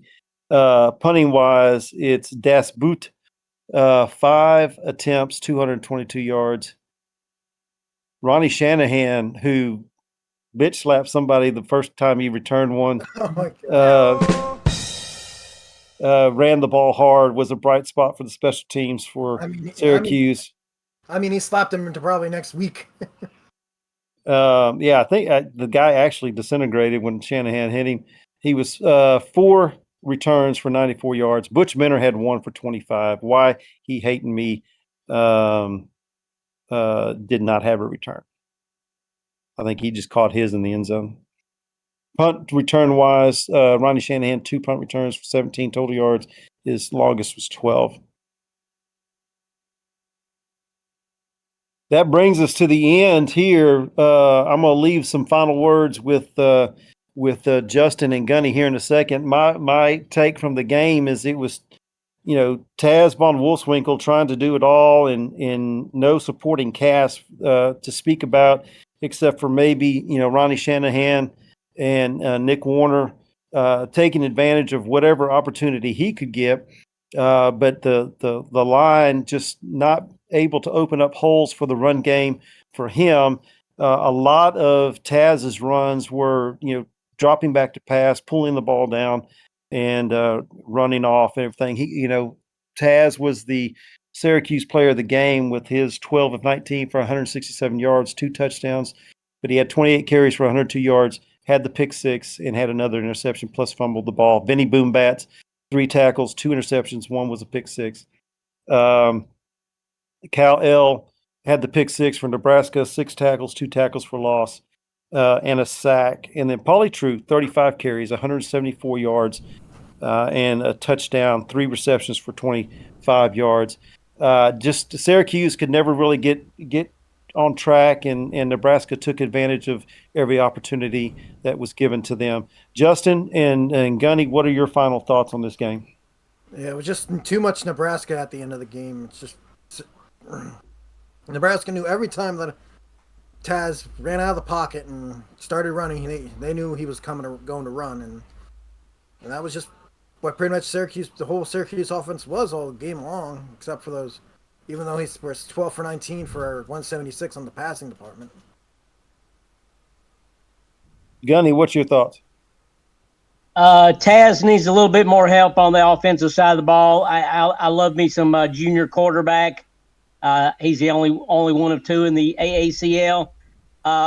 Honorable mention to Miss Me for her 2 touchdowns for Nebraska. And every time I hear you say 1 sack, I keep thinking you're back on the miniature golf course. back to you. Oh, my God. And once again, I was sniped by Gunny, and I didn't even do anything this time. Man, Gunny holds a grudge longer than I thought. Fucking A, he does. He does. Dave, we're gonna take it back to you so you can get ready for the second game coming up. It is the best Tiger football team ever to step onto a college campus field, and that is the LSU Tigers. So I'm going to be watching the LSU game and cheering on those Tigers. Hey, Zach, where's it's raining it's raining bullshit tonight fucking thing. It's raining Oh, fuck. All right. Love you, Eagle. Frank and Justin and Gunny, thank you for the call. Appreciate it. Zach Holdorf as well on the 1s and 2s. You saw it right here, folks. Nebraska holding serve at home 44-28. I want to bring up the graphic for this game real quick before we move on. Syracuse now will fall to 1-3 on the road, 3-5 overall. Nebraska improving to 3-5 and 3-1 at home. So all of Nebraska's wins coming at home and 0 wins on the road. That could become an issue at some point in the season, but we'll see what happens. As I see BFJ in the chat, and Michaela, Zach Benjamin, Churchill, Korn, Private Clams, and many others. Appreciate everybody being in here. It's time to move on to Game 2. Notre Dame has moved up in the rankings. They're back in the top 10 at number 8.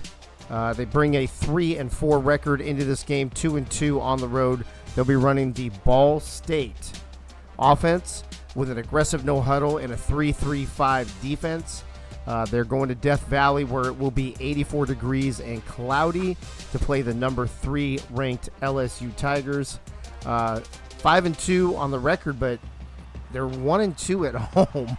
It's kind of weird to see a team of this caliber play so poorly at home. They'll be running the Oregon offense once again with a conservative no huddle and a 4-2-5 defense. Let me introduce the crew that's going to be with me this evening as I call this game. My right-hand man for this one will be the same guy that you just heard a moment ago. Guess who? It's Justin Reside. Justin Reside, welcome back to the booth that you never left.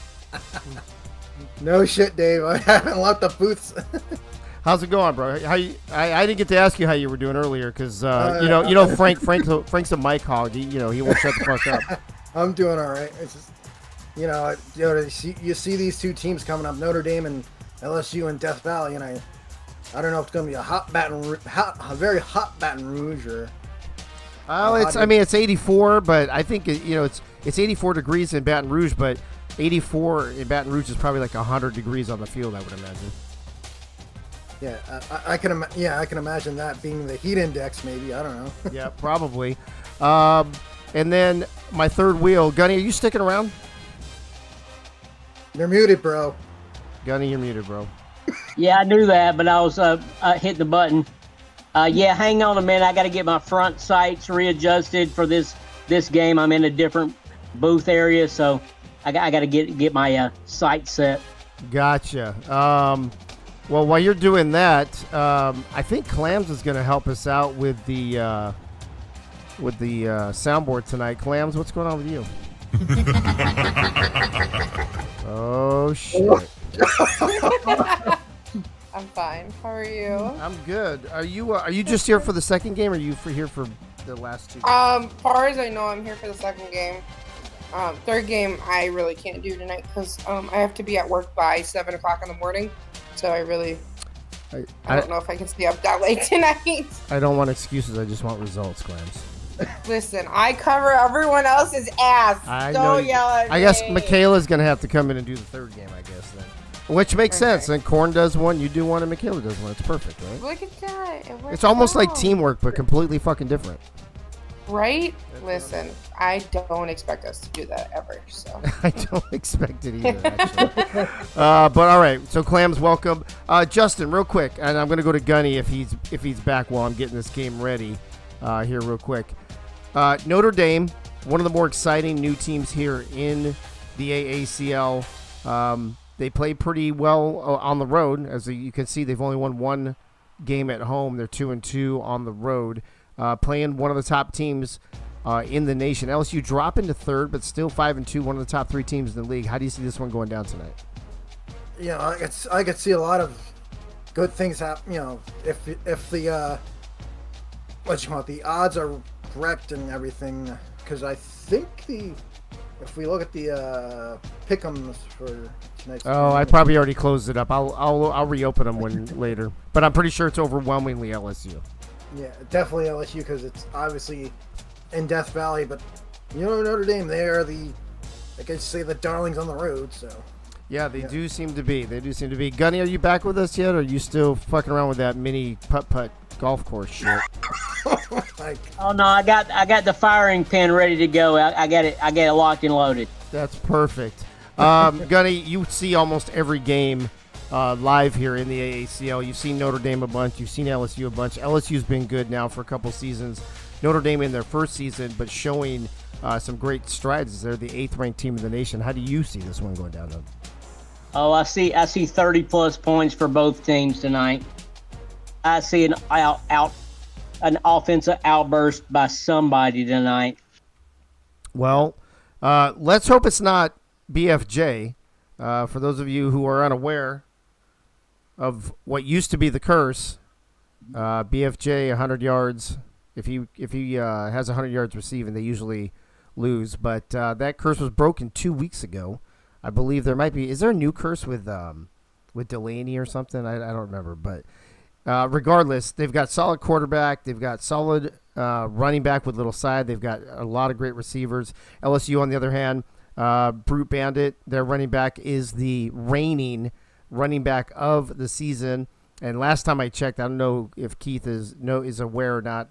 I don't know if it's changed, but he was leading the league in broken tackles there for several weeks. So between him and Larry Ballin and throwing to some receivers like Essex Danabola and Ray has really fucking stepped her game up here the last few weeks. So this is a good one. I expect a good one. It's always fun at nighttime in Death Valley. So let's head down to the field in Death Valley as the 8th ranked Notre Dame Fighting Irish roll into Tiger Stadium to take on the number 3 LSU Tigers.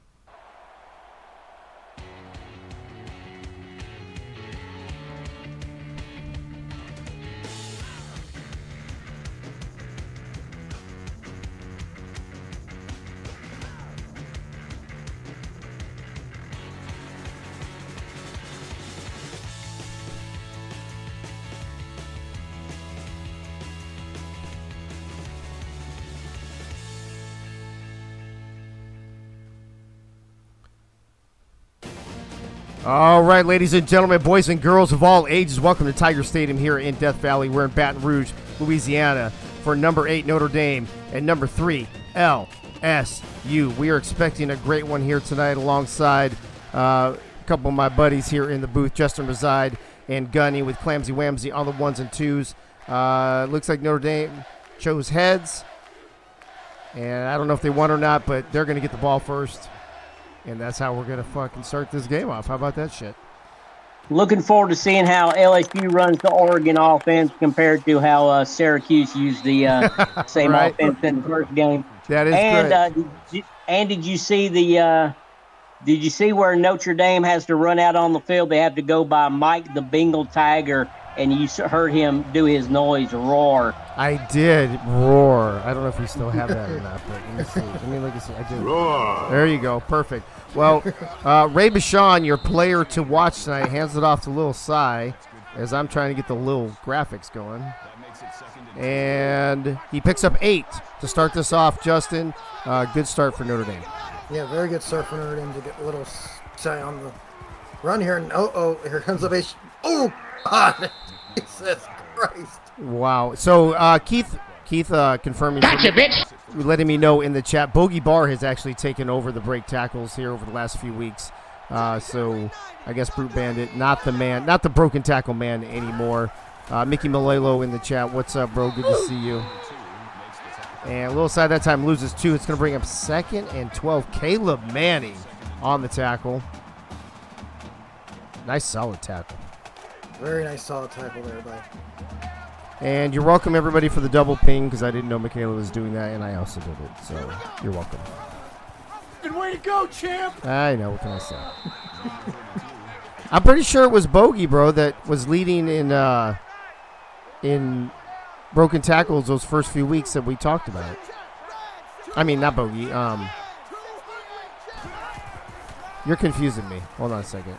You just said that Bogey Barr has a massive lead in break tackles. Then you said, honestly, I'm not sure Bogey even had the lead in break tackles. So I don't know how both of those can be true. Hey, Mickey, what's up, bro? Yeah, I mean, we might have to check the tapes on that. Yeah, I'm just saying, I don't know. It's like saying, Michael Jordan's the best player to ever play basketball, but he's really not the best player to ever play basketball. That's pretty much what Keith is saying. Is wrong with you? Never not had the lead. You know what, Keith? English, motherfucker. Do you speak it? Nope. Apparently nope, not. Nope. Apparently not. All right, so Notre Dame had to punt. Larry Ballin with the ball. First carry, and he loses a yard. Larry, the ball hog, Ballin. And as we can see, he plays a lot like Taz Von Wolfswinkel, except the Tigers actually win games. Hey, yo. Let's go. Emotional damage. Oh, nice little pass. Brute Bandit. How's that for your broken tackle, Keith? Mickey, how'd you let those guys beat you this weekend, bro? All right, 3 receivers wide. Larry Ballin from the shotgun looks right, doesn't see anything. Blitz coming up the middle. He shakes it off, but he can't get the second one, and he loses 3 yards. And holy shit, Justin, those guys came in a hurry. Came in like 2 Mack trucks, and they both missed, and then you had to clean it up. Yeah, I mean, he almost escaped. Trucking USA. MJ is the best basketball player ever was. Are you crazy? I guess you think LeBron James. Yeah, Trucking USA, you obviously didn't understand what I was saying while I was making fun of Keith. I was making a statement and contradicting it at the same time. Michael Jackson. Yeah, Michael Jackson's the best basketball player ever. Michael Jordan is the best basketball player, followed by Kobe, I believe. I don't even think LeBron. I don't even have LeBron in my top 5. So, Keith says, just check. Brute never had the lead. Bogey had 10 in week 3 and never looked back. Yeah, so then Brute probably had it in weeks 1 and 2. How about that? Do you like that, Keith? Regardless, Brute Bandit is the reigning halfback of the season as BFJ gets his first reception for 9 yards.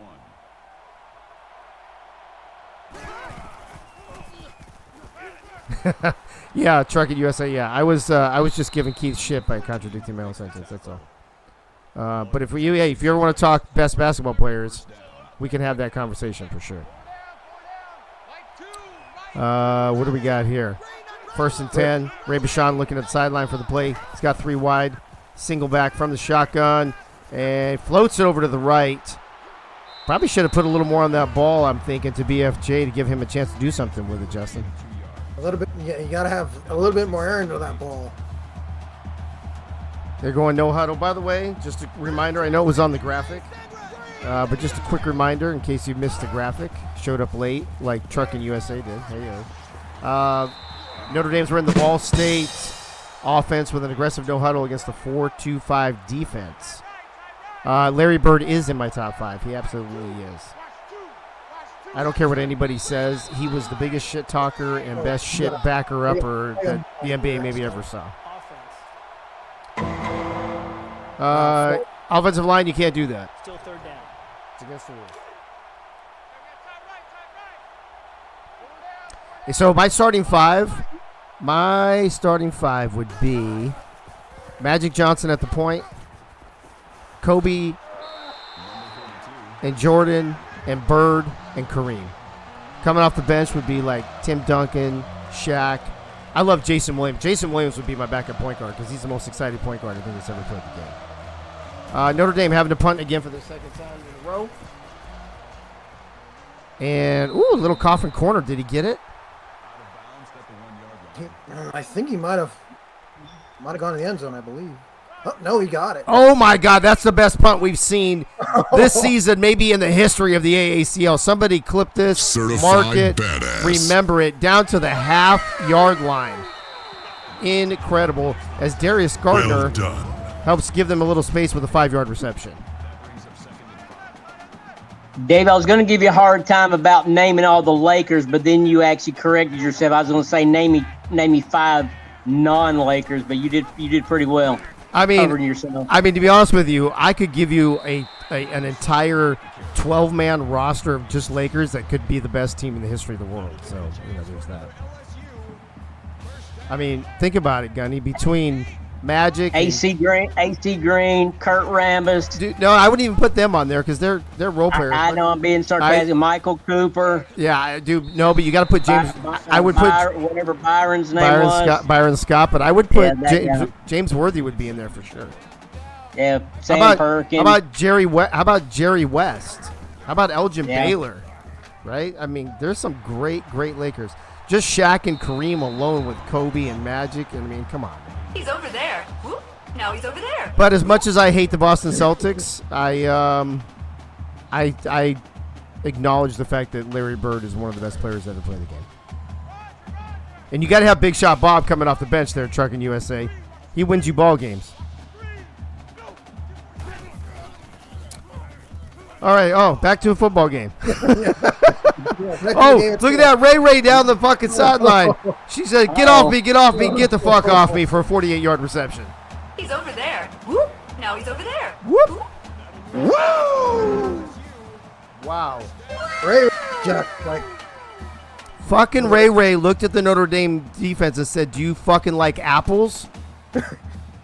Showing them off like flies. Unbelievable. Wow, Ray in the chat. Holy shit. I might have to pause the game. This is monumental, folks. Ray is actually in the chat. Holy shit. I don't even know what to say. I'm totally... Way to go, champ! I'm at a loss for words all of a sudden. That doesn't happen to me very often. Keyshawn Boutte with the... I want to know how to say that. I want to know how to say that other name for Ovi. Which one?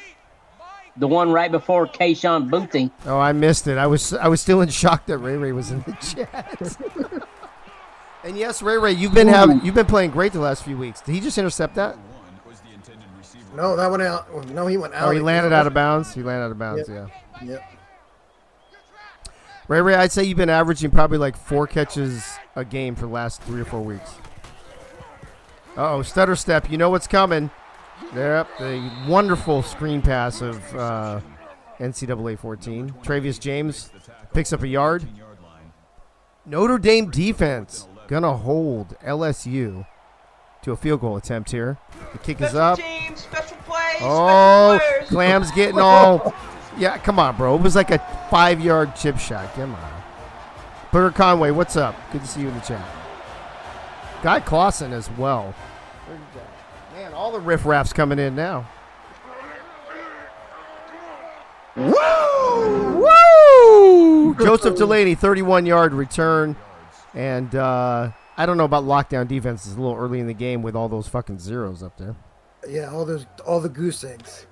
Yeah, I don't. Way to go, champ! All right, let's see if Notre Dame can respond here as they same formation as last time. And Ray Bashan going to throw it out of bounds. His first incompletion of the day. Ray still might be in Houston buying pizza for everybody up in her room. Oh, Yogi's. Look at Yogi's here. Gunny, were you at the convention? No. Oh, okay. I saw Yogi jump in. Oh, look at everybody getting offended by the word riff-raff. Aw. Am I hurting feelings? Am I hurting feelings? I hope so. Roasted. Boom. Roasted. I didn't know Clams had that sound in her. Ooh. I'm surprised with the amount of sounds I have, sir. I know you do. Michaela, I've called BFJ a couple times.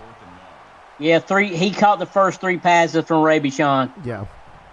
He was 3 for 17 yards. Michaela's late. At 1 point. Michaela's late to the party. And before Ray Bashan got sandwiched in a sack. Well, for the third time, That's what she said. For the third consecutive time, it looks like Notre Dame has to punt. This time, great field position though for LSU as number 88 Travius James returns it for 10 yards, and LSU now in business to make this potentially a 2-possession game. Mr. Churchill in the chat as well. Good to see you.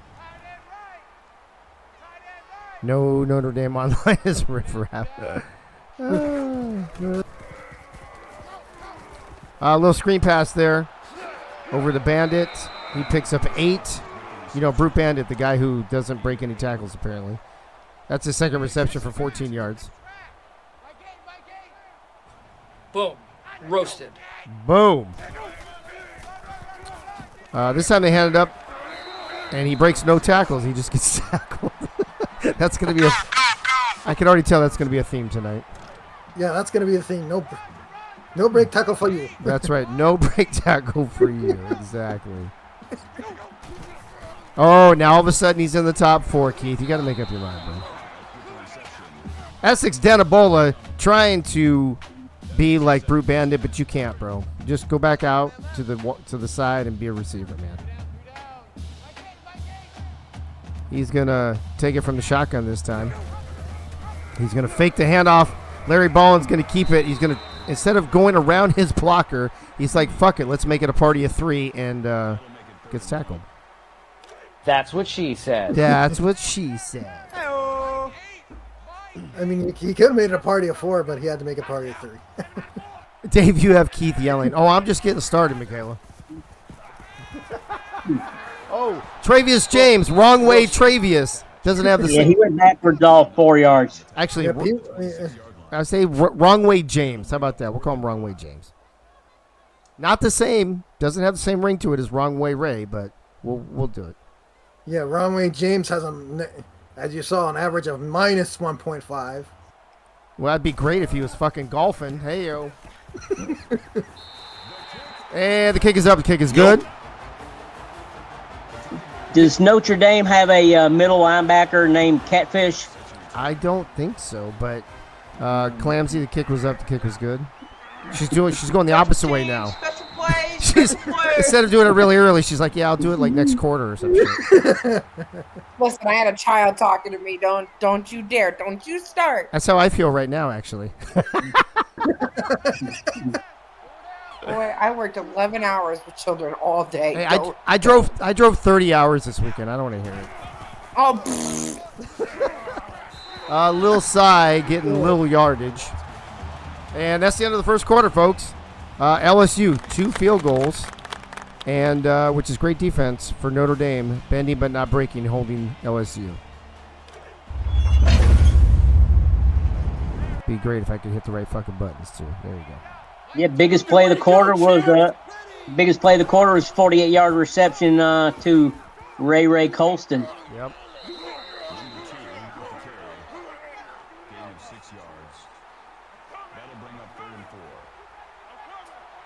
All right, let's see. 3rd and 4. Notre Dame, Ray, checking the sideline. From the shotgun once again. And he slings it over to the left. He's got a man, but no, they're closing speed of Steve, the Pirate.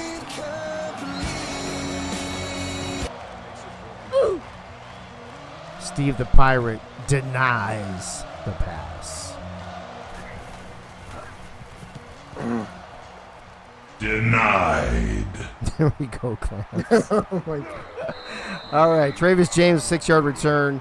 As we take a look at your something life game summary, the Pacific is no longer a sponsor of the AACL, so fuck them. I mean, you could have done Jack Jersey.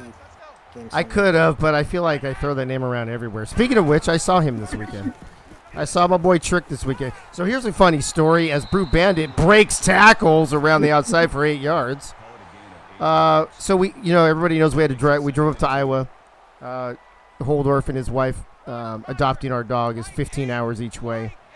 And on the way back on Saturday, 4 of my really good friends, 2 of my best friends and their wives from the Marine Corps, as Brute Bandit down the sideline, 16-yard reception, were in all, I mean, you won't believe this, we're in the state of Iowa, and all the towns they could be in, they were in Knoxville, Iowa.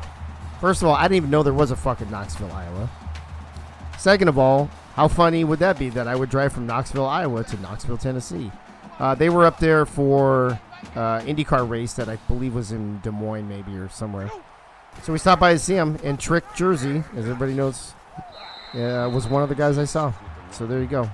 That was me making a long story longer. Brute Bandit, 5 carries for 33 yards.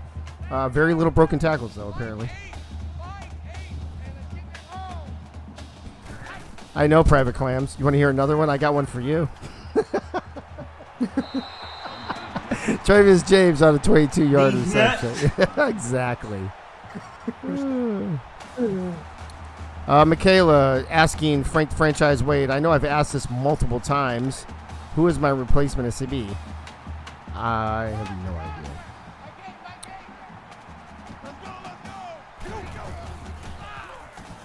Larry Ballin with plenty of time.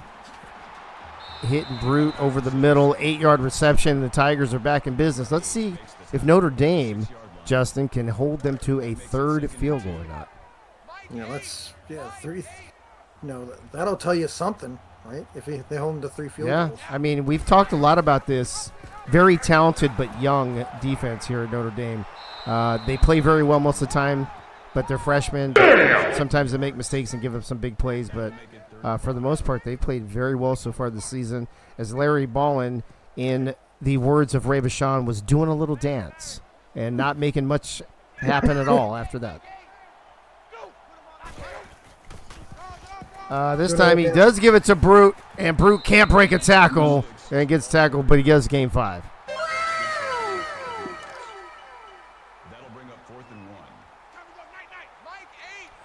What are people talking about? Big words and crabs in here. What the hell?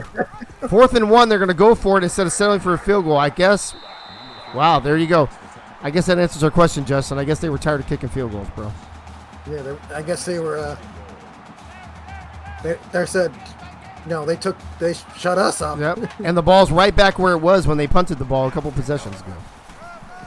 Handoff up the middle to Trey Bradford, because in this league, for some reason, they always give the fucking touchdown ball to the AI for a Tiger.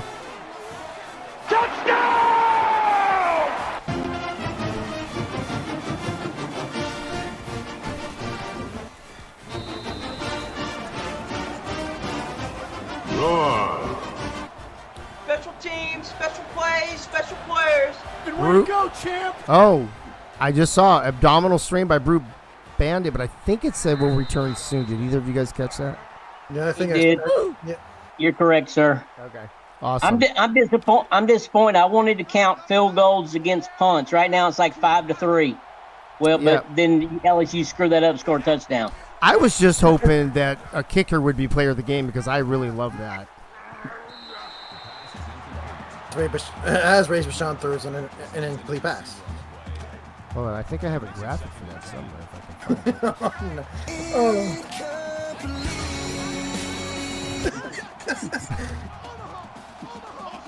Where did that come from? Roasted. Boom. Roasted. Oh, boom. Crushed. Little sigh.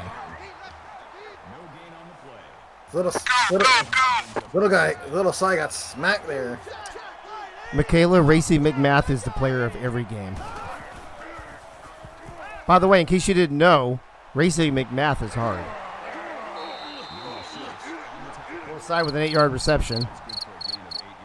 And That's what she said. Clams, that's an inside joke between me and Ray. You wouldn't understand. I try not to understand what happens between you and Ray because I think I would be scared. Oh, now she's got jokes. The soundboard lady's got jokes all of a sudden.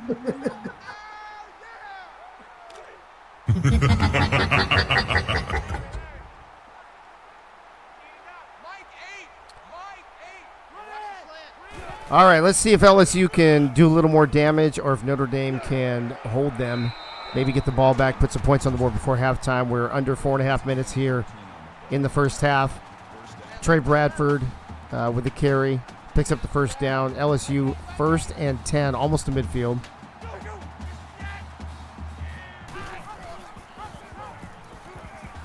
And it's Brute Bandit. He doesn't need to break tackles because nobody can touch him. Until then, when they touched him and tackled him, I guess. He's over there. Whoop. Now he's over there. I don't know how many yards that was, Justin, but it was a lot. yeah, it was a buku of yards. I'm going to say probably 30 yards, maybe. Yeah, Either 30. way, just barely outside the AACL red zone. 1st and 10 from the 22. 3 receivers wide. Brute Bandit helping to block. Larry rolling out and can't find anybody. Throws it away. That's a good play. That is definitely the play right there. Always better to throw it away than to risk a bad pass. Or throwing to a blue jersey. Or doing that. Ooh, Brute Bandit saying, "What's up?" Oh! Now I'm gonna knock your ass down. Then I'm gonna jump over you and say, "See these nuts?" Oh damn! These nuts. Watch this. Look at this. He's like, boom, 14, and then whoop. Wow. He's breaking tackles now, Keith. Boom. Roasted. Boom. All right, this time Larry Ballin fakes it to Brute. He's going to keep it himself, and that goes absolutely fucking nowhere. That goes back for a yard. Wow, Keith, is that legit? Are they really the worst defense? There's no way they're the worst defense. Wow, I'm surprised by that, actually. Is it really a broken tackle when he runs through people? I think it's more of a Like broken ego for the fucking guy who ran over, as Brute Bandit adds to that with a 4-yard Tiger.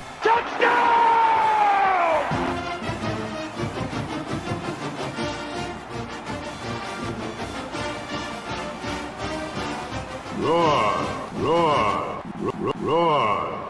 Oh, Keith, how many points did Auburn give up this week? Or, I mean, last week, but this week, you know. Special teams, special plays, special players. I mean, we could play. Sam's good at the Jeopardy music while he's thinking about it.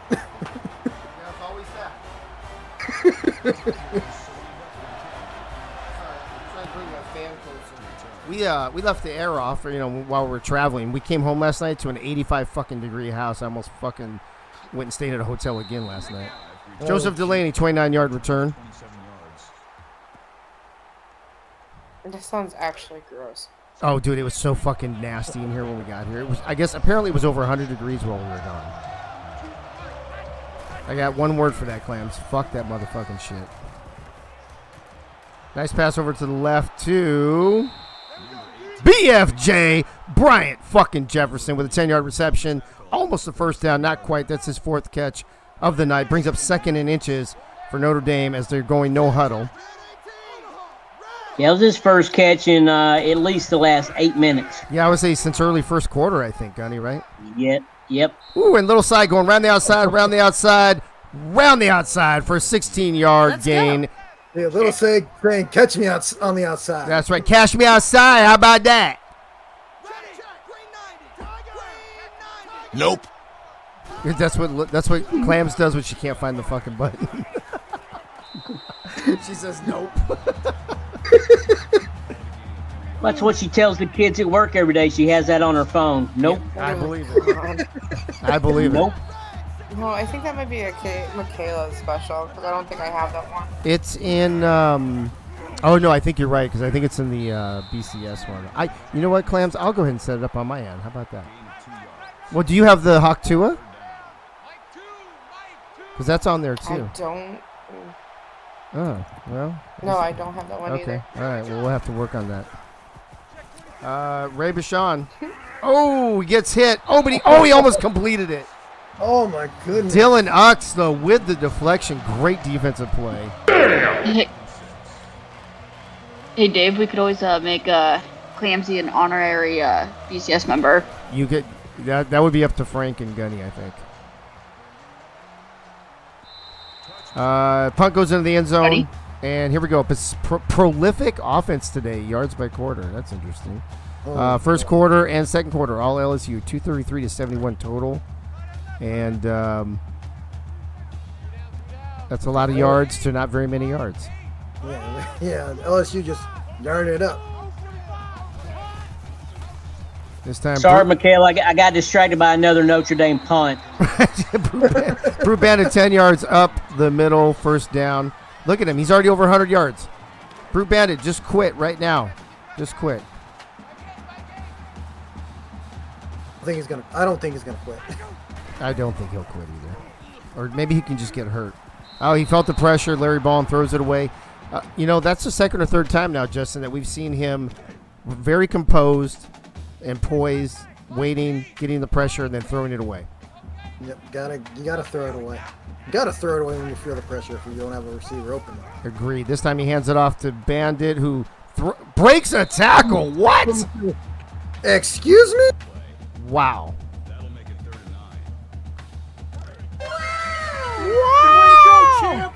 All right, we're coming up on a minute and a half left here in the first half. It's been all LSU so far, 20 to zippo. Larry Ballin, plenty of time, and throws. Oh, he almost threw an interception, but there's going to be a flag. What is it? You got a pass interference on that one. Oh, yeah, it's amazing. It's amazing how many times we see this. Offensive pass that interference. was on the offensive wide receiver. Yeah. I think we're going to have to turn that fucking slider down. I might do that next week. We see that call way too much in here. It's kind of dumb. I think we see it probably 10 or 15 times to one DPI. If maybe even worse than that. I don't know. All right, I think. All right, BMFJ, he will score a touchdown tonight. Bryant motherfucking Jefferson, Gunny? He will score a touchdown tonight. Is that your crystal ball? I think that should be the prediction. Is there anybody in here that can do the prediction? No? Michaela, maybe? Was that a pass to the little side? I missed it. Was. All right. Oh, there it is, the prediction. Will BFJ score a touchdown tonight? Oh, we already had a prediction? We already got one right now for halftime.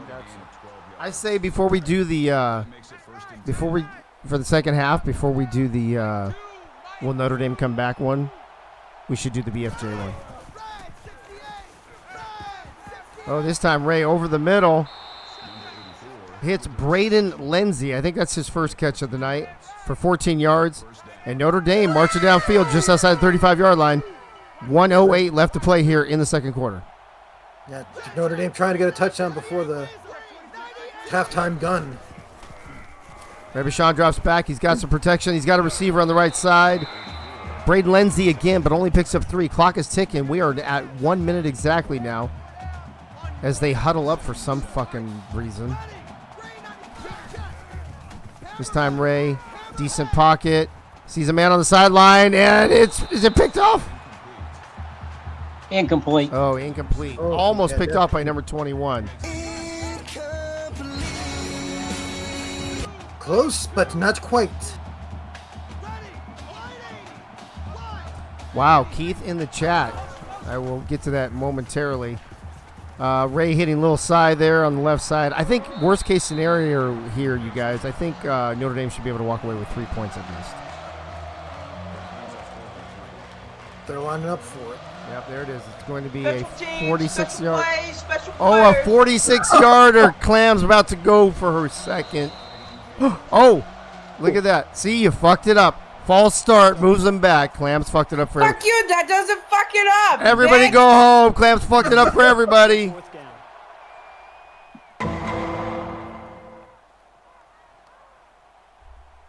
Special teams, special plays, special players. Now it's a 51-yarder. Oh, you fucking lucky. I swear to God. Fuck you, fucking bitch, fuck you. Hey, can somebody make that a soundboard? I like that. Fuck you, fucking bitch, fuck you. All right. Keith in the chat. AACL passing leader Ray Bashan only had 64 yards passing up until a minute ago.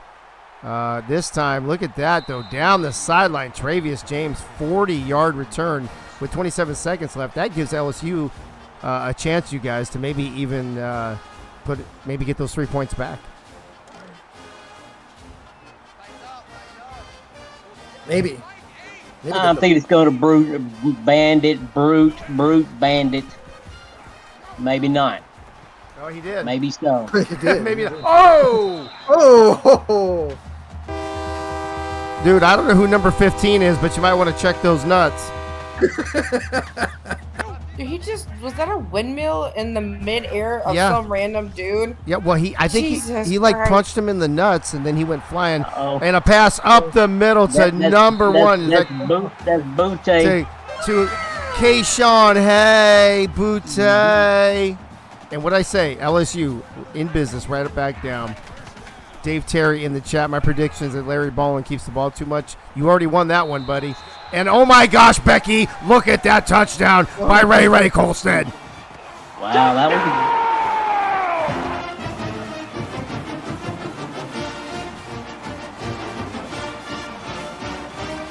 Roar. Wow. Roar. Holy cow. How many seconds did I say was on the clock when LSU got the ball back? 27 or 27 seconds. So they went all that way in 17 fucking seconds. Special teams, special plays, special players. Fucking A, Churchill. Death Valley is off the chain right now. That was a great catch by Ray. She saved her quarterback on that one. Yeah, she did. Definitely did. Is fucking Ray still in the chat? Or did she just make a quick appearance to make it look like she's here? I think she was surprised she caught the ball one time. She didn't expect it anymore. Ray is now tied with Clams for the most touchdown catches by a tight end this season. Wow. Whoa. Wow. Ray really making a lot of waves these last few weeks as somebody just got their fucking bell rung to end the fucking first half as LSU takes a 27-3 lead into the locker room here at halftime of game 2. Wow. I mean, I don't even know what to say about that. That's right. Yogi's correct. Ray wasn't getting a lot of action in tight end, so she did switch over to wide receiver. Yeah. Actually, she's still tight end 1, but she's like wide receiver 4 as well in certain packages. So I think those are the packages that are, giving her some play and some success. And as we see some highlights, Justin, let me go to you first. Your impression here on the first half of this route being put on here by the LSU Tigers. Yeah, it's just like I was thinking it's going to be LSU all the day, all the time, and right now it is. We're just balling out right now. And you look at the first half stat, it is all LSU right now. Yeah, it is all LSU. Gunny, your thoughts is, and are you surprised at all that LSU has jumped out to such a big lead at halftime? I am, but to the Notre Dame punter, great punt, landing a punt on the half-yard line. Too bad that LSU got a 5-yard play on the next play right after that. I was waiting for the safety of the week. And BMFJ, do your thing. I bet some money on you. There you go. Is the prediction up? The was earlier. Oh, we already put the BFJ one up? I didn't even see it. Did Michaela do that? So she shut down the halftime one and then did the BFJ one real quick? Yes. Okay, good. All right, so can we do the will Notre Dame come back one? Look at Brute Bandit. He's like, I'm getting so many yards, I'm going to turn around and give you a couple back. You can't have two predictions going at the same time. I thought the other one was done. Yeah, but if you did the BFJ, oh, BFJ you have to you close it out. That's right. That's probably a better one to have anyway. So we're good.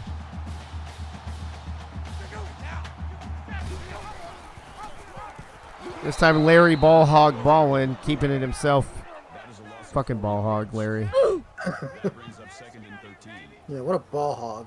So when he scores a touchdown, we can close it. Yeah, there you go. Hey, BFJ, we need you to score a touchdown real quick, bro, so we can do another prediction. Thanks. Ooh, man in motion. Is he going to get it? No, he fakes it. Oh, then they try to pass it to him. And Notre Dame says, I smelled that shit a mile away. And talk about raining bullshit. That was just raining bullshit. That was raining bullshit tonight. Number 78 smelled that shit a mile away.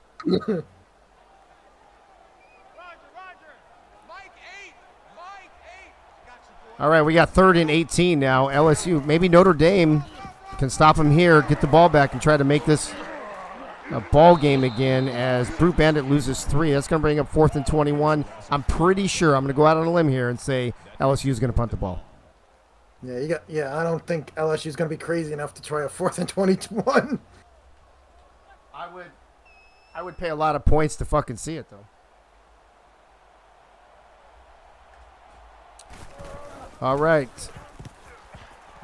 This is going to give Notre Dame great field position as the returner gets it at the 20. He's up to the 35 and gets out to about the 37-yard line. Joseph Delaney returns it for 16 yards.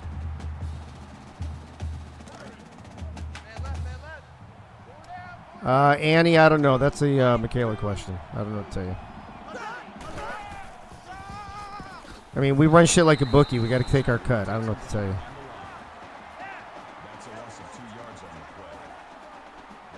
Caleb Manning, he's having a ball game.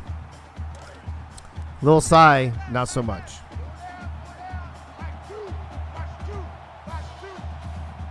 LSU, I don't know. Maybe Michaela paid the wrong people. I don't know. No, Churchill got his money because I bet with Churchill. Oh, okay. We didn't get a lot, but we got something. I don't know. I don't fuck with that shit. That's why I make other people do it. All right, from the shotgun. Ray Bashan over the middle. Number 88, I believe that's Deacon Moss. It is Deacon Moss with an 88 with an 8-yard reception. That's what she said, Churchill. Hey-o. Notre Dame having a punt once again, and boy, is his leg tired. Just outside the 10-yard line. Go ahead, Gunny. I missed another punt. Yeah, isn't that fun? Yeah, punts are. I don't think we've ever seen punter be player of the game, but it could be for Notre Dame tonight. I might just, if a punter gets player of the game, Justin, I'm just canceling the rest of the season, bro. So I mean, do you have F kickers ready for that? Or? Well, I mean, I kind of put them all in the same group, but you know. Hey, Churchill, that's what she said again. Hey-o. Damn, Churchill just putting the ball on the tee for me left and right. I love it. Oh, hold on. Let me hit RB. Damn it. I missed it. Larry Ball and sacked for good way to go, champ. That makes it 3rd and 3. Wow. First he runs over Brute Bandit. Then he gets gang tackled by a bunch of Notre Dame Irish. That's not a good play. I mean, he invited for a threesome, right? Yeah, that's right. Hey, Keith, technically they're not because they're fucking AIs in this game, so what's up? Oh, Larry Ballin going deep. That's what she said, and it's deflected by Roy Vega, his first deflection of the night. Was the intended receiver on the play. is wrong with you? Oh, Clams, we don't have enough. We won't have a long enough show for those answers.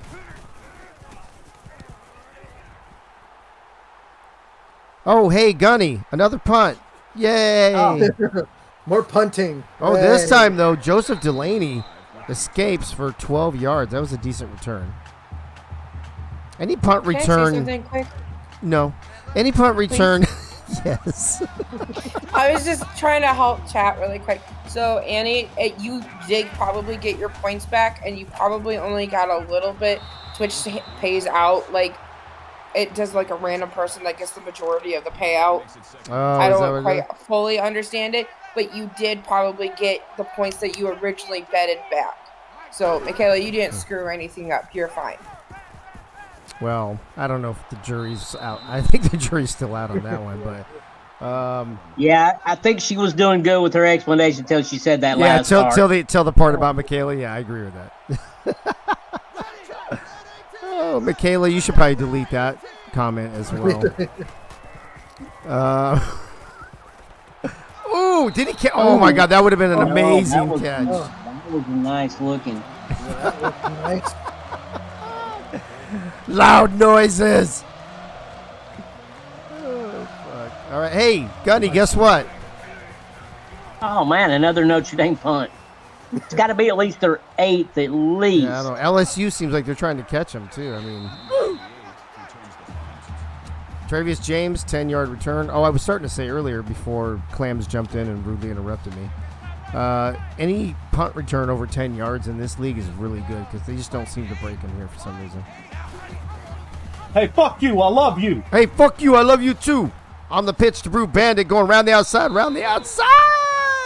And he gets about 7. Oh, round the outside. Oh, I got to do the Cash Me Outside. I forgot about that. I don't have that one. Hold on. Round the outside. We need a Buffalo Gals soundboard. That's what we need. That's what we need. We need more soundboard buttons because we don't have fucking enough of those yet. Oh, he rolls over a player to get the first down. Brute Bandit picks up 2, rolls over for another yard, picks up the LSU Tiger first down. I mean, was that a tiger roll? Hey-oh! Oh, a tiger roll. Is that like a sushi roll, but with tiger meat? I don't know what that is. Yes, Michaela, I do know that. But thank you for announcing it to the whole world. Oh, shit. I just put my foot... Oh, fuck. What just happened? Oh, that was close. I just stretched my leg and I almost hit the power strip. I almost just hooked Notre Dame up. If I had done that, then LSU would have been like... Catch me outside, how about that? Catch me outside, how about that?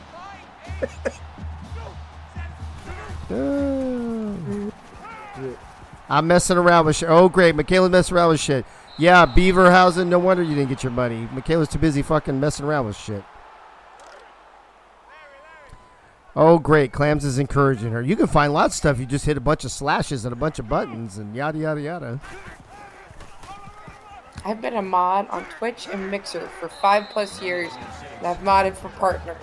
I may or may not know what I'm talking about. You've been a mom on Twitch and what? Well, I mean, honestly, being a mod on Twitch is like fucking the biggest babysitting job ever. Really? It really is. So are you like a mod? Are you like a mod mom? Is that what you are? I kind of am. Like in some of my other streams, I'm like, yes, mom, like joking around sometimes. Don't we have a mom button? We have a mom button somewhere. It's like, oh no, it's the one we use for soccer. What is that? Wake up, mommy. That's what it is. I missed the bus. That's a fucking great one. I think it's in SSF. Let me look real quick. Where is it, Michaela? Do you remember? What's it called? Fucking hilarious.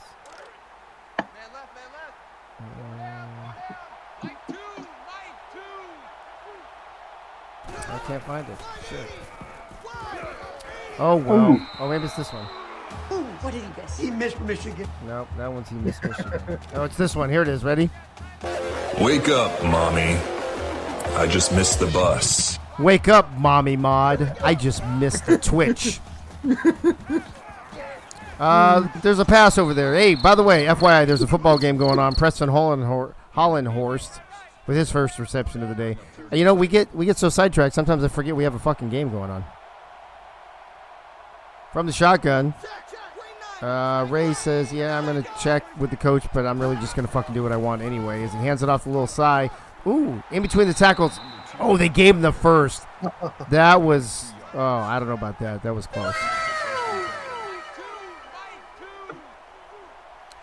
2.5 minutes left here in the third. It's been all Tigers, but this quarter it's been absolutely fucking nobody as we have two big-ass donut holes on the scoreboard. Ooh, and he almost gets picked off. Almost a pick. That could have been a pick. Yeah. Right there. Number 25 for LSU.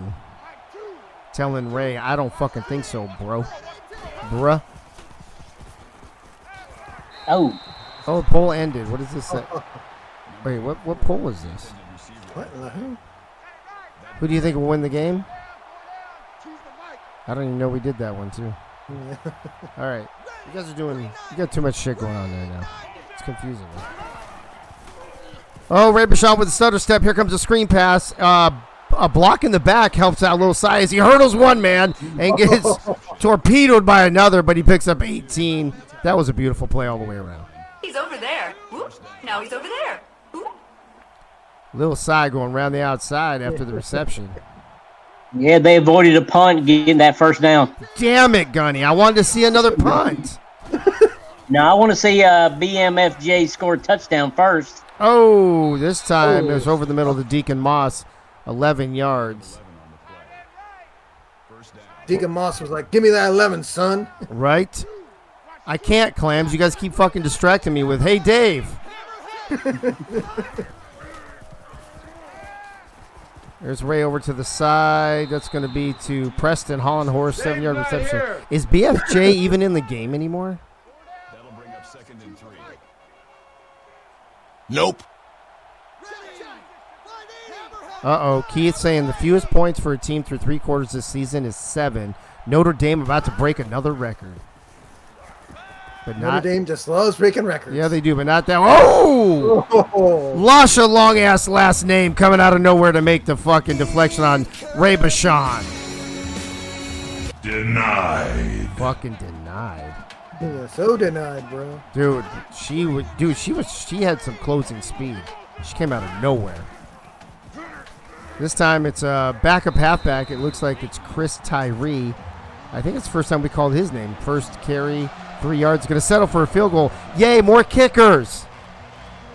48-yarder. 48-yarder. Special teams, special plays, special players. Clams called it. Oh, and she gets fucking lucky again. Clams calling her shot. Yeah, she did. Hey, fuck you. I love you. Hey, here's the great thing, though. Notre Dame still under 7 points.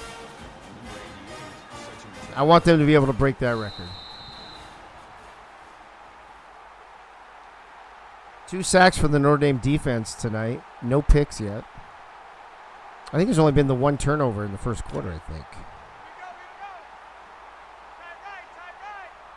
Let's see what Larry Ballin's got up his long-ass sleeve from the shotgun. Fakes this bubble screen, tries to go long. The pockets collapse, and he throws it away. Yep, doing a little dance, making a little loud. No incompletion. He was in the huddle saying, You could cut the sexual tension in here with a knife. whoa, easy. Nope. Easy there, Larry. Nope. Nope. Is wrong. Oh, they with you. try the end around again. Travis James loses 2. And that is no bueno. You go for the end around and just didn't work. Didn't work at all. Fucking terrible, man. By the way, just in case you were wondering, the nightcap game after this one, Tennessee at Virginia Tech, as Larry Ballin hits Essex down a bowl. Tell me that's his first catch. Oh, it's 3. I don't remember calling his name before. His other catches are only like 1 yard, 4 yards. That was his biggest catch of the game. Wow. Essex down a bowl, you might want to show up, bro. Just, you know. And guess what? We have an LSU punt. Yay, more kickers. As you see, I love the kicking game in these games. That guy can't even fucking stand up. He is drunk. All right, 49 seconds left here in the third, folks. Notre Dame. Notre Dame with more drunk. I was about to say more drunk than Bob Funk. No one is ever more drunk than Bob Funk. If you look up drunk in the dictionary, well, you know the rest. Yeah. Yep, there's a picture of Bob Funk in his, I don't know, his SFL jersey from last season. Hopefully from last season. I've seen that man put away a lot of alcohol last year. Ooh, nice pass over the middle. That time, guess what? We got a BFJ sighting for 17 yards. And Notre Dame Irish first down, his 6th reception. Uh-oh, he's over the 50-yard mark. He's halfway there, folks.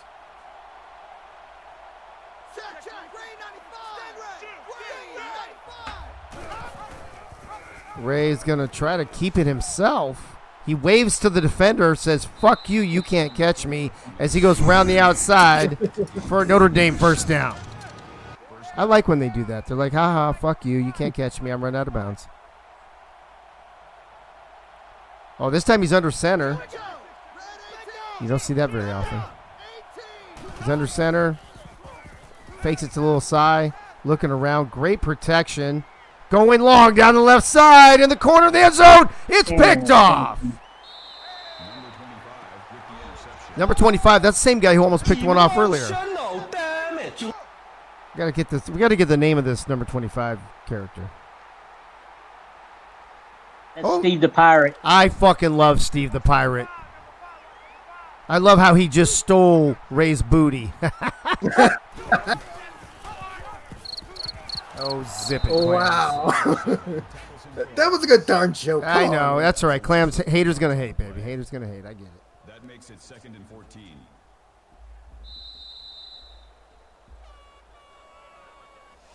Well, folks, that's the end of the third quarter, and you know what to do. Get all your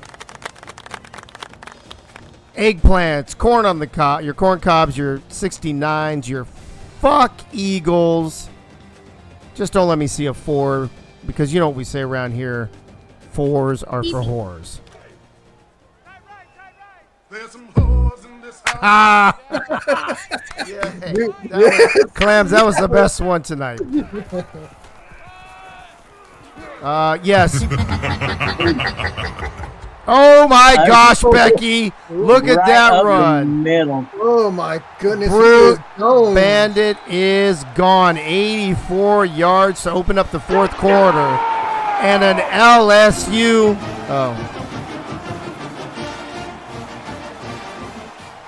He wasn't even touched. I guess Clams is all about the early buttons now. I guess. Certified badass. Woo! First it was on field goals. Now it's on touchdowns. Listen, you got way too much build up for not quite the hype, man. You gotta. Bro, I was still fucking talking. Special teams, special plays, special players. Special teams, special plays, special players. I guess I'll just fucking announce it myself. Fine, I'll do it myself. Shut your butt. Fine, I'll do it myself. Shut your butt. Fine, I'll do it myself. Shut up, bitch! Your discretion is advised. That had to rank one of the longest runs in AACL history, 84 yards. It's got to be up there. I'm sure Keith is knee-deep in statistics right now, figuring it out for us.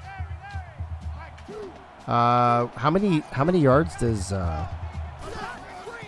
Bandit have, I wonder? Pass over the middle to someone. I missed the number. Deacon Moss. There you go.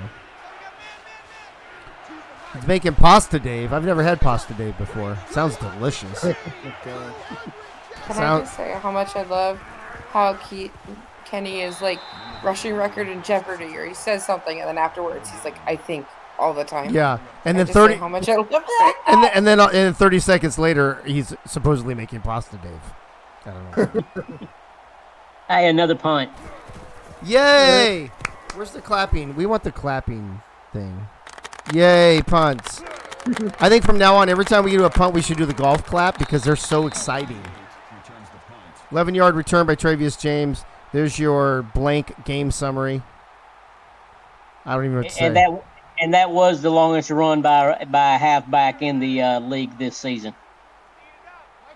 I only have 3, well, 4 if you count my phone. They're caches.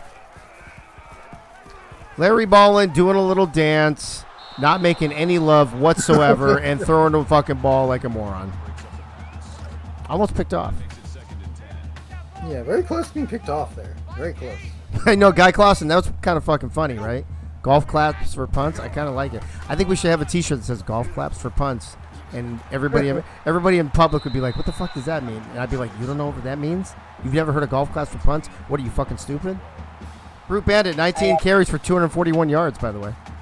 Yeah, that isn't that the record? Wasn't it 229 or 236 or something like that? I don't have that information at my fingertips, Gunny, but I will let my fingertips do the walking right now. And I will let you know momentarily. It's not like I can call an exciting game right now. Oh, hey, a punt. Hey, a kick. Hey, a punt. Hey, a kick. And Larry Ballin getting sacked. Here we go. Stats team. Did I put it in there? Let's see. I think it's in here. All right.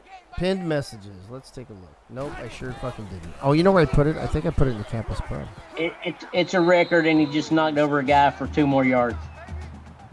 Well, let's see if he loses like 17 yards on his next 3 carries. Oh yeah, he'll get injured near the end of the game. Yeah, it was 233. You're correct. It was Peter LaFleur from season 1. So we'll see. We'll keep an eye on. We've got Brute Bandit watch, and we've also got interception watch. Let's go. As number 7, Jacob Andrews, who, by the way, I believe. After this is his last game as a Notre Dame Irish person. I believe he is dropping out of school. Yeah, I know, Michaela. It just happened today. I didn't have time for that shit. So he's gone. He has dropped out of school. He is playing his last game in a Notre Dame uniform. Nice pass over the middle to BFJ for 16 yards. All right, let's go.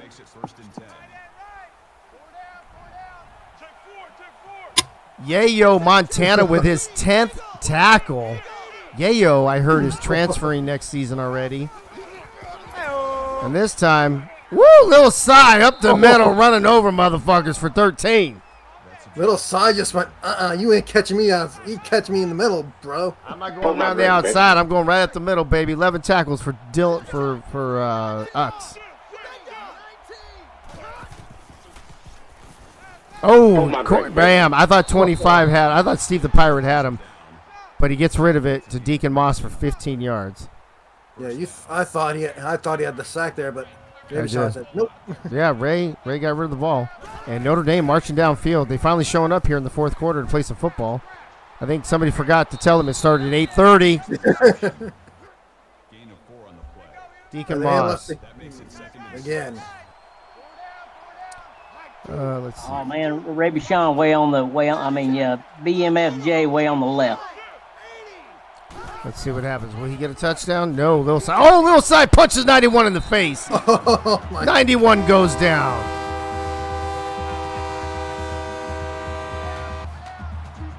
Okay, they're waiting for Ray Bashan. Ray Bashan was far downfield. Yeah, he was the last one running back to the fucking line of scrimmage. All right, Ray from the shotgun. He's going to keep it himself. No, he's going to pitch to the little side. He's going to go around the outside. Round the outside for nothing. Absolutely fucking nothing. I can't even do the cash me outside for that because he didn't get any yards, so you don't get it, bro. All right, 4th and 4. This could literally be the ball game. Oh, he's short. He's fucking short. Brendan Clark catches the ball, but he comes up just short of the first down. Emotional damage. Oy vey. Ray Bashan just made that 4th and 4. Instead of making it a 4th and 4, it was a 4th and floor. Well, he picked up 4. He picked up 3.999. And Brute Bandit, Brute Bandit? Adding 7. Now he's just padding stats. Ray Bichon has a sprained ankle, but will return. Wait a minute. That was a... Okay, Michaela and Guy are giving me misinformation. I don't know what's going on here. All of you guys, look at everybody saying it, and everybody's got a different opinion. You know what they say about opinions? Group Bandit up to 262. I'm pretty sure this record's gonna hold. Oh yeah, that's right. He was player of the week. I remember that now, Michaela. Ooh, nice pass. That was a nice pass and a great catch there by Denabola. Wow, look at that. He throws it before he even turns around. That was pretty. Yeah, that was just, that was a nice pass to Denabola. Now they're just going to take their time. Any time this quarter now, we're gonna, they're gonna go Jeopardy, look the clocks. Wow, Brute Bandit's like, I'm going for 300, man. He's up to 274. Oh my God! Wow. This is really the only thing about the game that matters anymore. Is he gonna get the 300? They're gonna pitch it. Larry Ball hog balling. Picks up 3. That's good for a gain of 3 yards. That'll make it 2nd and 7. Because numbers don't matter here in the AACL. Anybody can be whatever fucking number they want. Yeah, Churchill, I don't think I was either, to be honest with you. Brute Bandit. Oh my God, bro. He's like, just give me the ball so I can get to 300. 8 more yards. That should be what, 282? 282, exactly. Holy shit, Batman. Or Bateman, in that case, since he had the tackle. 2:21 left here in the game. From the shotgun. Larry Ball's going to keep it. Oh, he's going to fuck his buddy over. He's not going to have enough yardage. And he doesn't have enough space now to get the yardage. Larry Ballin is not a team player. There's no team in Larry Ballin. That's what she said. Heyo. Heyo. Oh. Is it Jeopardy music time already? I guess so. Yep.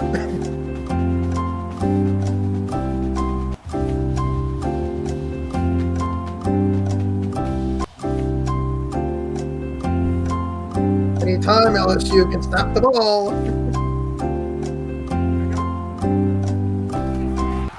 I'm okay. I'm just a little bored though. Ballin picks up more. What's he at? 290. Oh, snap. And he's not going to be able to get to 300 because Larry Ballin fucked him over. Maybe they'll go backwards 5 yards. But I doubt it. He picked up a couple more. Oh, he's down to the... picks up 4 more. He's going to be at like 294. That sucks. That's crazy. Wow, he just obliterated the fucking old record.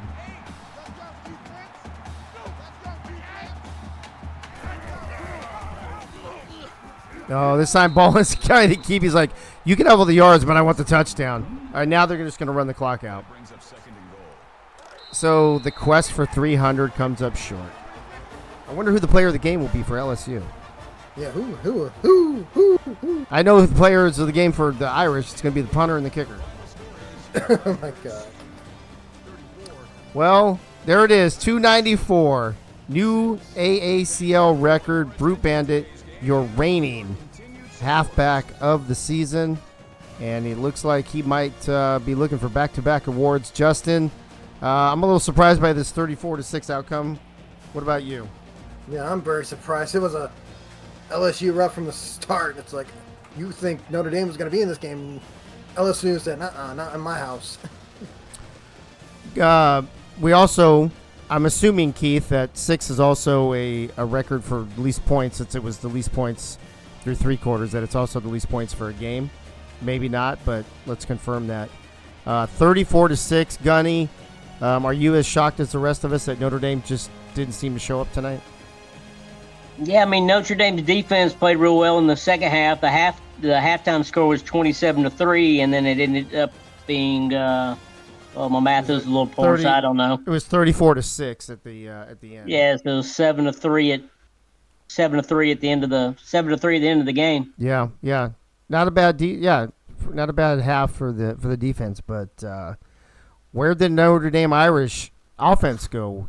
I mean, you got names like Ray Bashan and BFJ and Joseph Delaney, and I don't know what they went. Keith says in the 8-minute quarter era of the AACL, 6 points is tied for the fewest points in a regular season.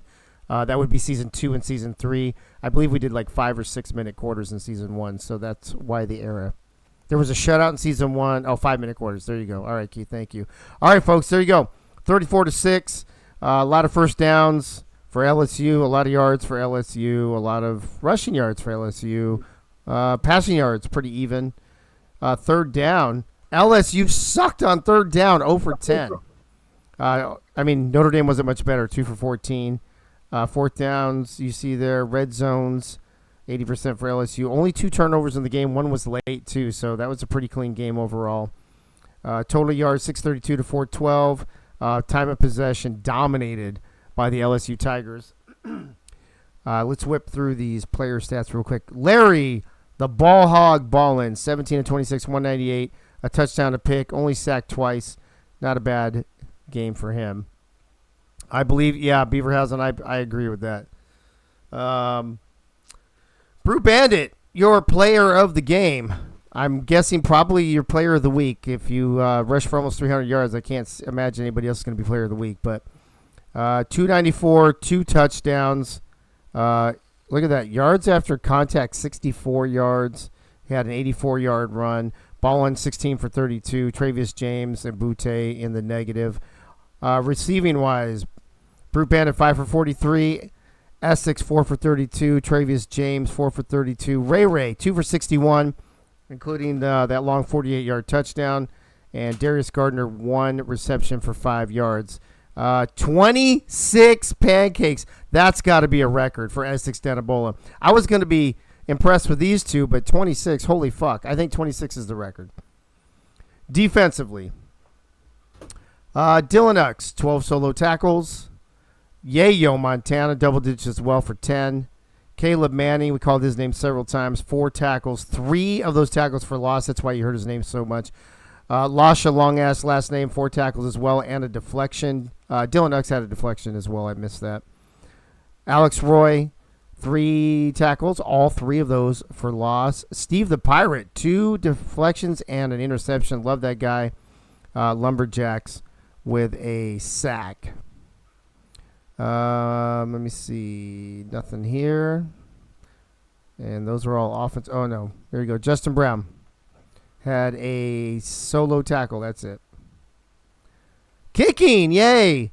2 for 2 for Nigel Gruff and 4 for 4 on extra points. Love to talk about these kickers. Punters. 6 punts for Legs Vandelay for 265 yards, averaging 44 a kick.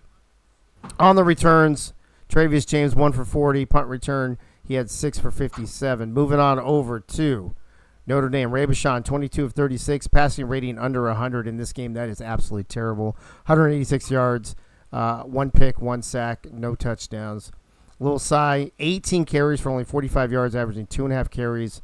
2.5 yards a carry, sorry. Ray Bashan, 4 for 9, and BFJ had 1. Churchill, 0 for 10, and they still put up 34. BFJ, your leading receiver, though. 7 catches for 72 yards, averaged a first down per reception. Little size, 6 for 35. Holland Horse, 2 for 15. See, no pancakes over here. Nobody wants to block. No receivers on Notre Dame want to block, apparently. John Carter. Is John Carter the one who left, or is it Andrews? I get him mixed up. John Carter, 9. Is Andrews, okay. 9 tackles, 2 for loss, including a sack. Eric Rapp Battle had 6, including a tackle for loss. Tygerian James Jr., 5 tackles, 4 of them solo, 2 for loss, and a sack. Rob Cruz, 5 tackles. Joe Bow, 4 tackles. 3 of those were for loss. Jacob Andrews in his final game for the Irish. 4 tackles, a tackle for loss. Let's see what we got over here. Absolutely nothing. Andy Griffith's son had a good game, even though he's an AI. He had 5 tackles and 4 of those tackles for loss. Yeah, I saw that actually. Roy Vega, 3 tackles, 2 deflections. Daniel Anaki, 3 tackles, including a tackle for loss. And I think that is going to be it. Let's see the kickers, because that's the part I really want to see. Lucy Draper, 2 for 2 on field goals, no extra points. 9 punts. There you go, Gunny. 9 punts for Notre Dame. I don't know. I wonder if that's a record. I don't know what the most punts in a game is. 385 yards, 43-yard average. Delaney, 4 kick returns for 105 and 4 punt returns for 52. That's going to wrap up this game. We're going to go do players of the game, but yeah, I don't know what to say about this one. Notre Dame, I don't know if the long weekend kind of fucked you up or something, but back to the drawing board for sure. As we await the players of the game, let's check out the post-game stats real quick. We've seen most of them, but look at that. 21-point first quarter for LSU, and only 7-3 in the second half. Not an exciting first half, or second half, I mean, for either team. All of the highlighted stats on the side of LSU. Your players of the game. Yay, we got a kicker. Brew Bandit, of course. 294 yards, 2 touchdowns, an AACL record with 294 yards rushing. Dylan Ux had the 12 tackles, including tackle for loss. Lucy Draper, my favorite person. 2 whole field goals, 100% of the Notre Dame Irish scoring tonight, along a 51 that Clams called prematurely but accurately. And John Carter, we just talked about him as well. 8 tackles, 2 tackles for loss, assisted tackle, and a sack. Final thoughts, Justin. What does Notre Dame have to do, man? They got to go back to the drawing board, but what do you do if you are Notre Dame?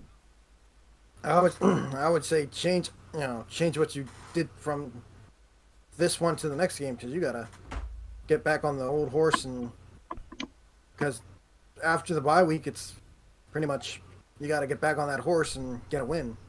Yeah, I think that somebody shot that horse. It's dead, bro. I think that horse is dead. Gunny, what does Notre Dame have to do to get back on track, man? This might be the worst performance for a team all season long. They might have been at Pat O'Brien's a little too much. They might have had too many hurricanes in their hands. They might have been eating too much beignets and jambalaya. Gunny, don't forget the whatchamacallit, the gumbo. Don't forget the gumbo. Apparently, if you are stuck in New Orleans all weekend long before a game, it is not good for the visiting team, as you can tell. As LSU starts off quick, never looks back, 34-6, and the third-ranked team in the nation takes care of business there at home in Death Valley. I think that makes them. I'm going to go back to the game thing again. I did this after the first game. We'll do it this one. Notre Dame now will be 3-5. I have a feeling they will fall out of the top 10. They are now 2-3 away, and LSU there 5-2 overall. And remember, we talked about there are only 2 losses coming at home, so they even things up. They're now 500 at home at 2-2, and there was no doubt about this one. That'll take us to the last game here as I say goodbye and thank you to Justin, to Gunny, and to Clams. I know Crazy Canucks got the last game, and we don't have anybody except Michaela, so I'll probably stick around and be the analyst for this game with DeHatenay. But Justin, thank you. Gunny, thank you. Clams, thank you. Appreciate all 3 of you. Thank you, Mr. Dave. Thank you, Clams. All right, folks, that's going to bring up the nightcap game and the week cap game here for Week 8. Your 7th-ranked Tennessee Volunteers on the road at Virginia Tech. And as I get this game set up, I do want to mention a couple things. Tennessee ranked 7th, obviously, like I mentioned, but also they're 4-3 overall, 2-2 away. I'm going to let Crazy Canuck talk more about this as I get the game ready. But the interesting thing about this is that both these teams are very close in the way they play, how they win, the talent that they have. And even though you see a 4-3 record against a 2-5 record, don't underestimate the Hokies at home, who have one of the best stadium entrances in all of college football. They get the crowd hyped up. You got to be able to jump on this team quickly if you're going to take care of business. So is Crazy Canuck in the booth yet with me? I sure hope so. I hope so too, because my voice is about shot. I can't call another game. Well, I was a little worried about it because my Discord was telling me that apparently I have no voice thing connected, and I'm like, I just tested it. Like, what the heck? Yeah, that would be no bueno for me. But no. Hey, so before we talk about this game, bro, did you catch the last game that we just watched, that we just played? Oh, of course. It was quite shocking, actually. Yeah, I want to get your take on the Notre Dame 6 points, 2 field goals in the first half, and that was it. It's I don't know, just a poor showing. But what's wrong with Notre Dame from what you can see? You guys might be right. They may have spent a little bit too much time in Louisiana. It could have been that. It could have been. I'm not sure. Like when they played us, we are known. The Penn State is known as a really good defense, and Ray pretty much dotted us up.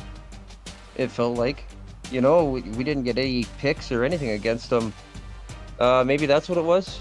Lost a little bit of confidence from getting intercepted, and yeah, it was strange. Yeah, maybe. And it's funny because Death Valley historically very tough place to play, Crazy, but hasn't been this season as we noticed that LSU had lost 2 of their previous 3 games at home, so I can't even say it's home field advantage in this case.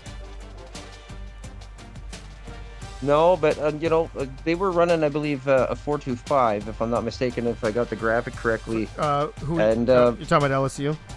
Yeah. Yeah, they were. And I know we run a 4-3 multiple. Maybe the different defensive showing, they found a new wrinkle, and it was just enough to confuse Bashan tonight. I did notice they were getting in his face quite a bit. He was getting hit and hit hard all night too. Yeah, maybe just a little banged up. Yeah, LSU came to play. Notre Dame did not, and that was the end of that. So let's talk about this one. We've got the 7th-ranked team in the nation, Tennessee, traveling to Blacksburg, Virginia. What's your take on this game? I'm going to let you talk about it for a couple minutes while I get this ready, and then I'll come back and join you. Well, I think this game might be a little bit of a sleeper. They only got 7th-ranked team and a not currently ranked team. But this one's pretty much for pride, if I know the people behind it is. And I'm not saying I do really well, but it's definitely any game, I think. No matter what you're ranked in the AACL, it is, if anything, for pride. Well, this is also two owners in the SFL going against each other as well.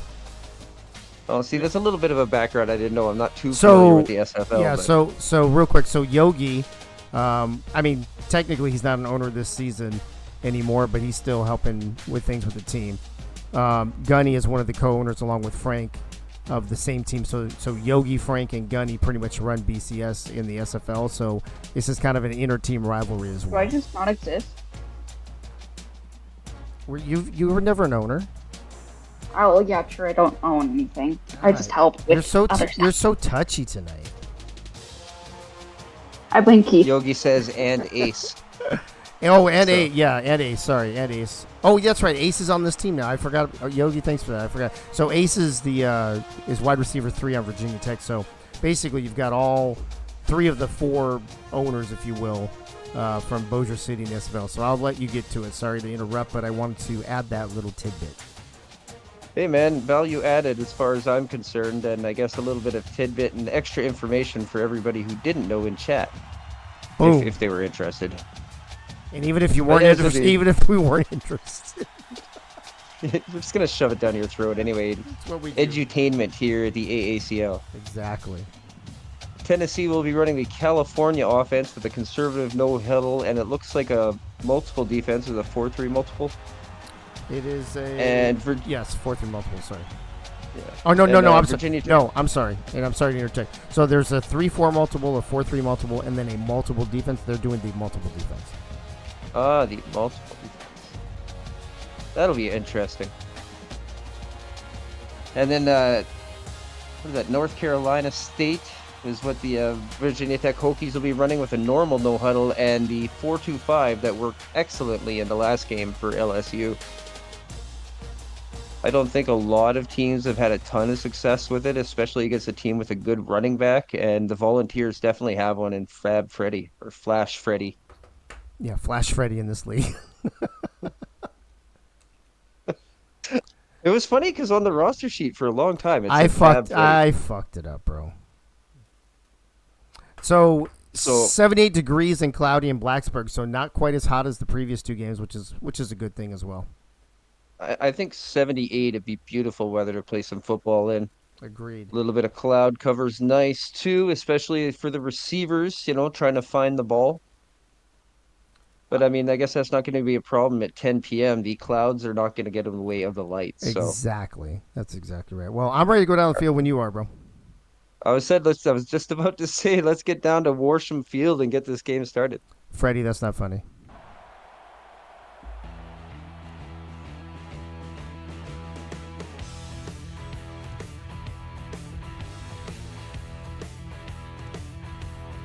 The Hokies at home. The only problem I have with this is I'm not going to hear Rocky Top like 6,000 times. And I've just about memorized all the words now.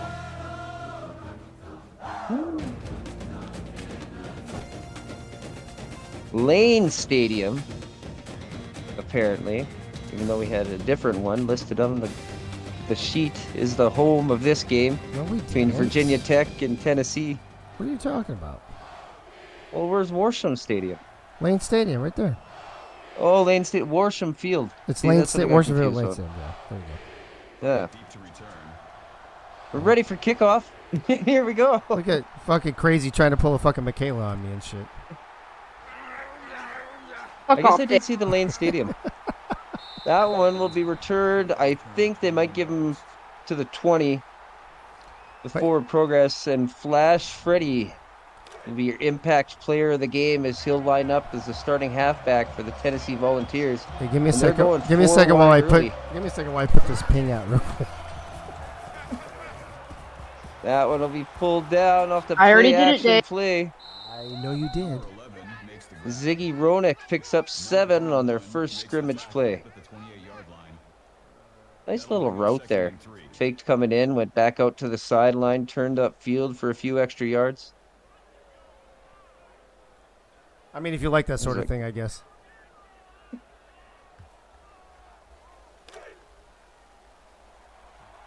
Takes good agility to turn and just go back outside like that. 4 wide again on second down. This one will be quickly picked off. Yoink. It was chucked out to the right side, and now it'll be run back the other way. The Lord eateth, the and Hokies the Lord score first at home, away. and Frankie Johnny is the strong safety with the interception. Wow, that's exactly how the last game started. Probably confused them with all the orange on the field.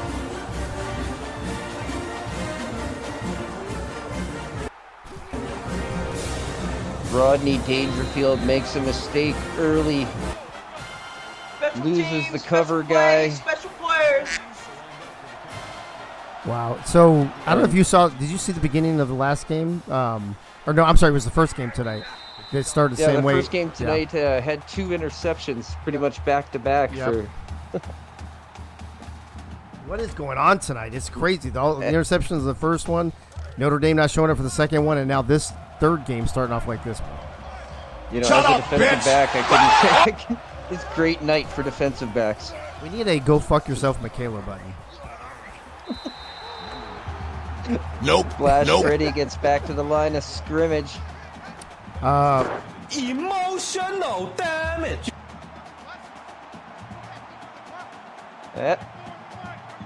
4 wide again on second down. Receiver in motion, they'll give it to him, and he'll cut back inside. Fellis Jones Jr. picks up about 1. Betrayal. Rodney's waving to his wife in the press box on the pick six. I like it, Gunny. 4 wide, trips to the top here, 3rd and 8. Vols handed off. Flash Freddy is hammered in the backfield and loses 3. Will Todd in on the tackle. Damage. And physical, man. That was a good hit. Vols will punt. I gotta say, they would probably pick the results of this over the results of the last drive. Good looking punt. It was received at about the 30-yard line, and a decent return by James Earl Troll. Picks up about 17. Little tussle there. Oh, even a little trip on the walk up. Glad these bargain basement referees that we got for this game got that broken up with no. Look at that one, just thrown to the gods. 2nd and 10 coming up as Chevy Monte Carlo heaves that one.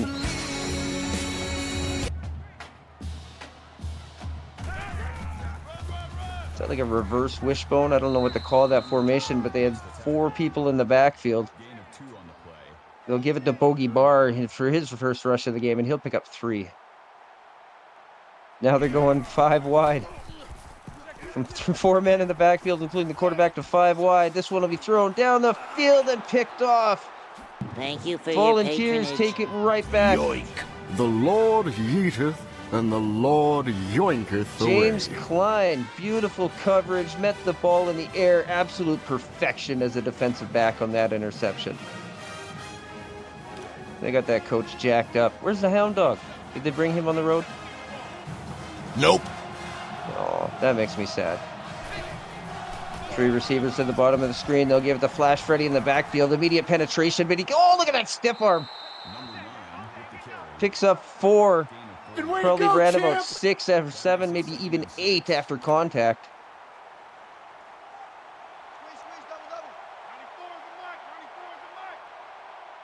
Four wide here, 2nd and 6. They'll put Freddy in motion. Drop back, complete on the near sideline. Breaking a tackle is Ziggy Rodick. He'll pick up about 24 and a volunteer first down. Nice out route. Maybe a corner route. Let's go.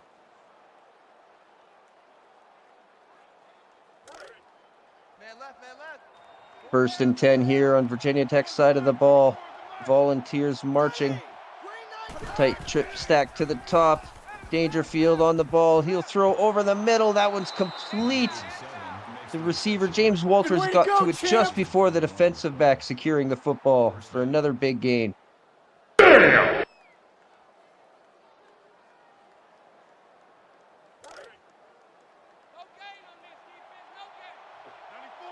Just outside the 25-yard lines, the ball set up on first down. Another 3 receivers set to the top. This time, they'll just chuck it out. Quick screen to the wide receiver. Strong arm Armstrong gets into the offense and picks up 8. That makes it 2nd and 10. I put on my big boy pants. Look, I'm wearing a belt. I got big boy pants on. 2nd and 2 as Dangerfield leads his troops onto the field inside the AACL red zone, 4 wide. They'll give this one to Freddy. I don't think he gets back to the line of scrimmage, and it'll be 3rd down. Frankie Johnny on the tackle.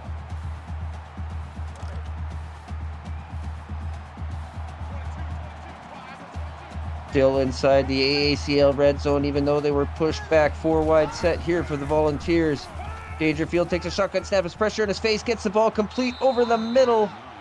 Looks like Malachi Weidman with the 15-yard reception. Very nice.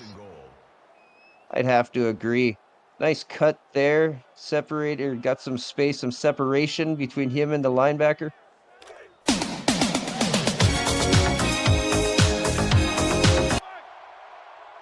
Look at this, 4 wide receivers to the near side. Empty backfield for Dangerfield. Good protection up front. He'll take it himself and stumble and bubble through the offensive line, and they're going to rule it a touchdown. They're going to say Dangerfield will just cross that line. It looked close.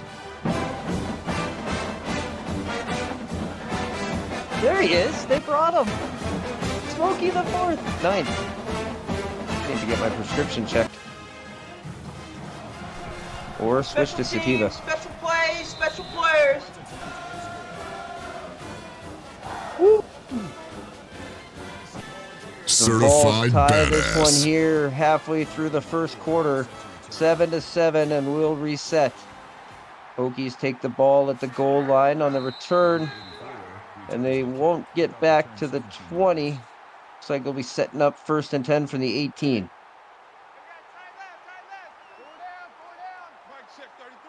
Let's see how this Hokies offense can respond to the long drive by the Volunteers. Chevy Monte Carlo looks like an option play, hit right away, still has a pitch option, gets it away to the pitch, and a couple good stiff arms, springs a man down the sideline, finally out of bounds. Bogey Barr with a mean 17.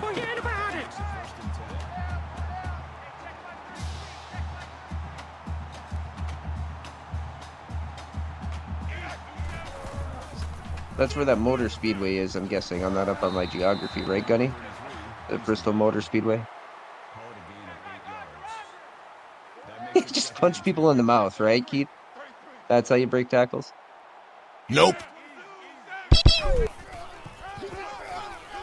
This one will be given to Barr again. Looks like out of the backfield, he'll pick up 6 and a Hokie first down. Good way to go, champ! Hokie. Damn, Hammer, don't hurt him. Oh, Bogey again, running through more Volunteers defense. Pushes the man an extra about 3 yards and picks up another first down for the Hokies. They'll continue in the hurry up here, 1st and 10. Monte Carlo spins off a tackle in the backfield, but the next man brings him down, but not before picking up 7. Nice play by the converted tight end. Fine. I'll do it myself.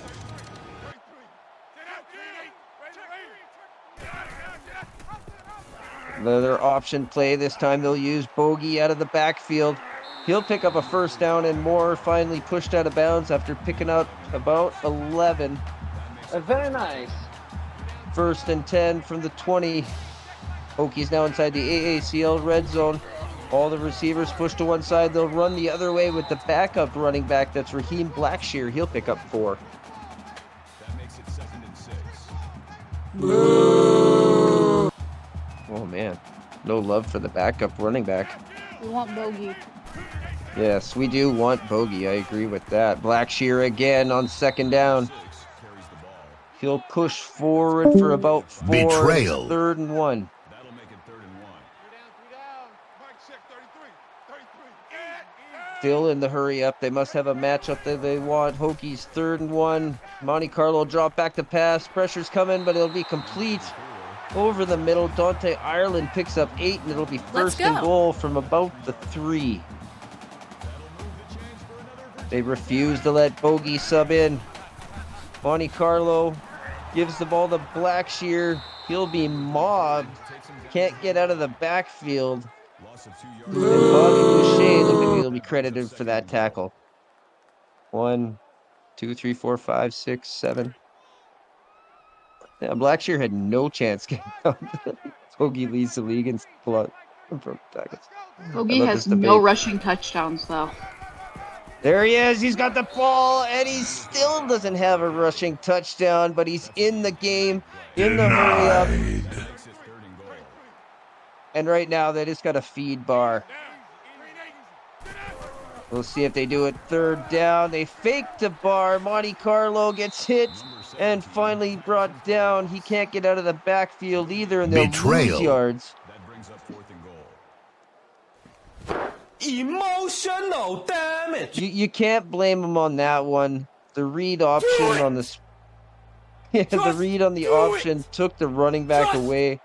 Good job by the Tennessee defense to string that play out as far as they could until they got the help there and shut the Hokies down. But they do get 3 points, which is something. And the tie is now broken here as the first quarter ticks down. Nice return right up the middle by Jalen Hyatt.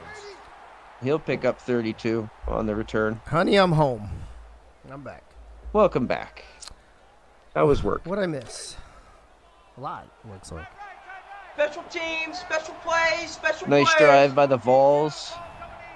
That's what you Bit missed. of a return drive by the Hokies that ended in 3. Oh, nice play, complete. Receiver, strong arm Armstrong catches that ball, turns upfield, picks up a few more after the catch. I just left him over there all by himself. Wait, when I left, it was the Hokies had the pick six. They were up 7-0. So the Vols scored. Yep. And Virginia Tech came down and scored the field goal. Actually, that Vols touchdown was pretty crazy. Dangerfield kind of stumbled over 2 of his linemen, nearly got dropped down, and then managed to get over the line somehow. I was surprised it wasn't challenged. And then Virginia Tech on the very next possession scored a field goal. So they've had 2 possessions. This is Tennessee's second. Does that sound accurate? Pretty sure there was a punt in there. Freddie on the ball, running around. Well, not quite the outside, but he'll around the tackles anyway. Picks up 15, and it'll be another volunteer first down. Oh, look at him follow his block there. That was nice. Boom. Those Tennessee helmets look so fucking sick. I love fucking Tennessee uniforms. I gotta admit, my first impressions of CFB 25 and what was it, Neyland Stadium, I believe? Yeah, Neyland. Yeah. Yeah, Neyland, absolutely beautiful. Oh, that one's knocked down. Denied. It was wild when he went down, kind of almost from the player's perspective on the field. It just looked huge and just orange and white everywhere. Yeah, dude. Hey, Dave, you should look at that poll and those options. Where here? Will he get his touchdown? Yes, no. Should he has a ball?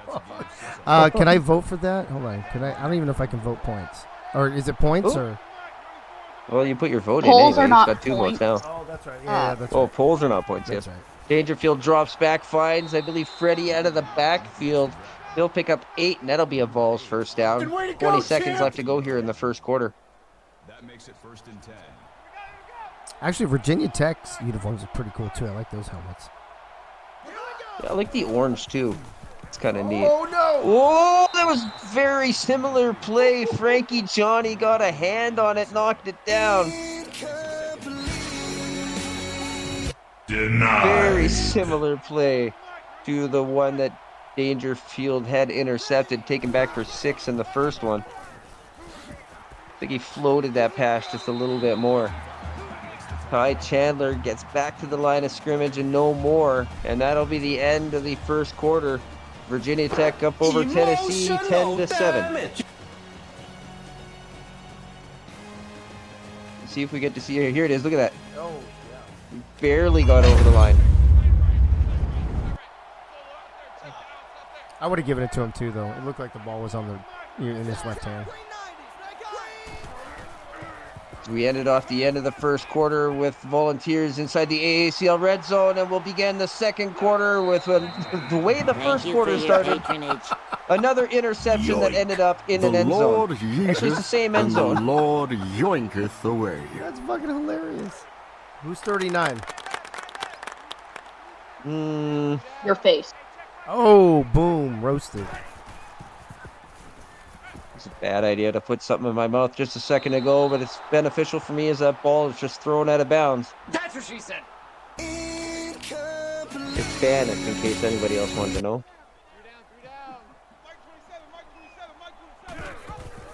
Terrible decision to put that in my mouth while trying to call a football game.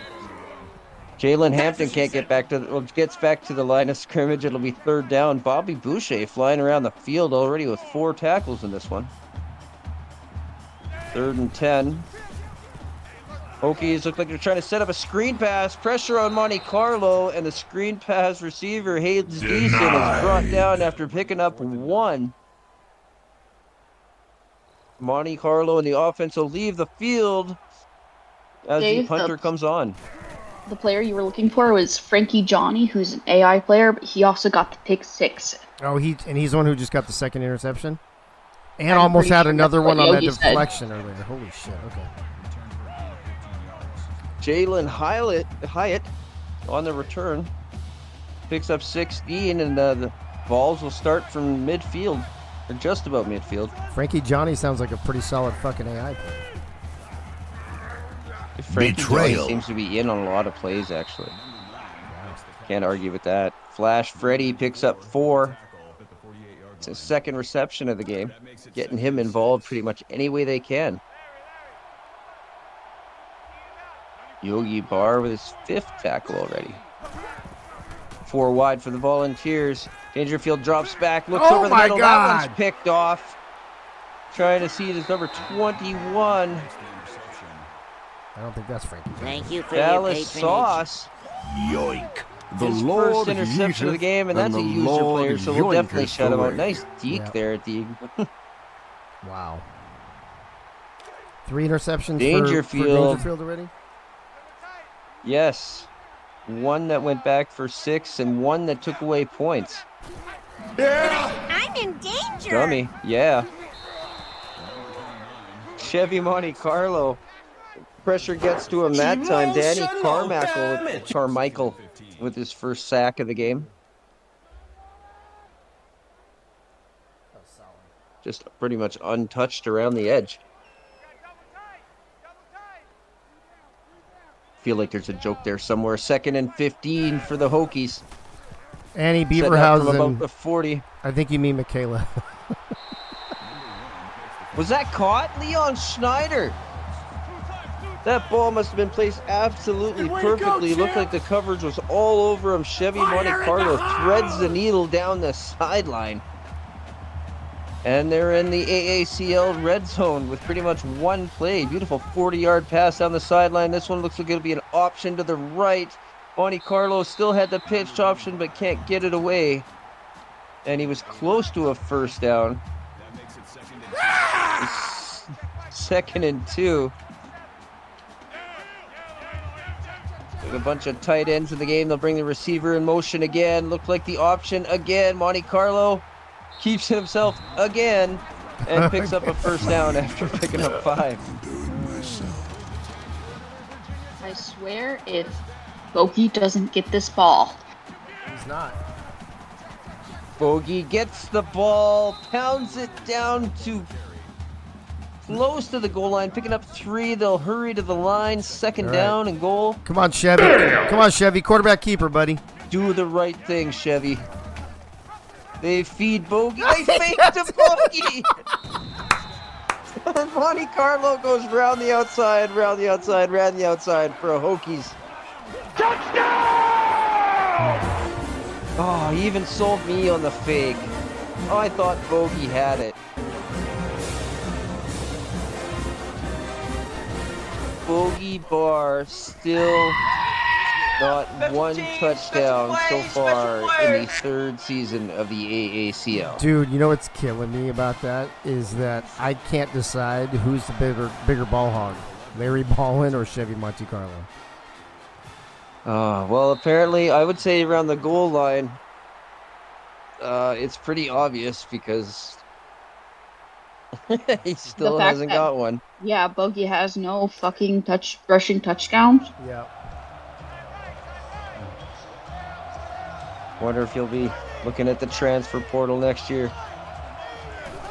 Wide receiver in motion to the other side. I just want 1. Give me just 1 and I'll come play for you guys. Dangerfield keeps the ball on the ground, which might be a safe option right now.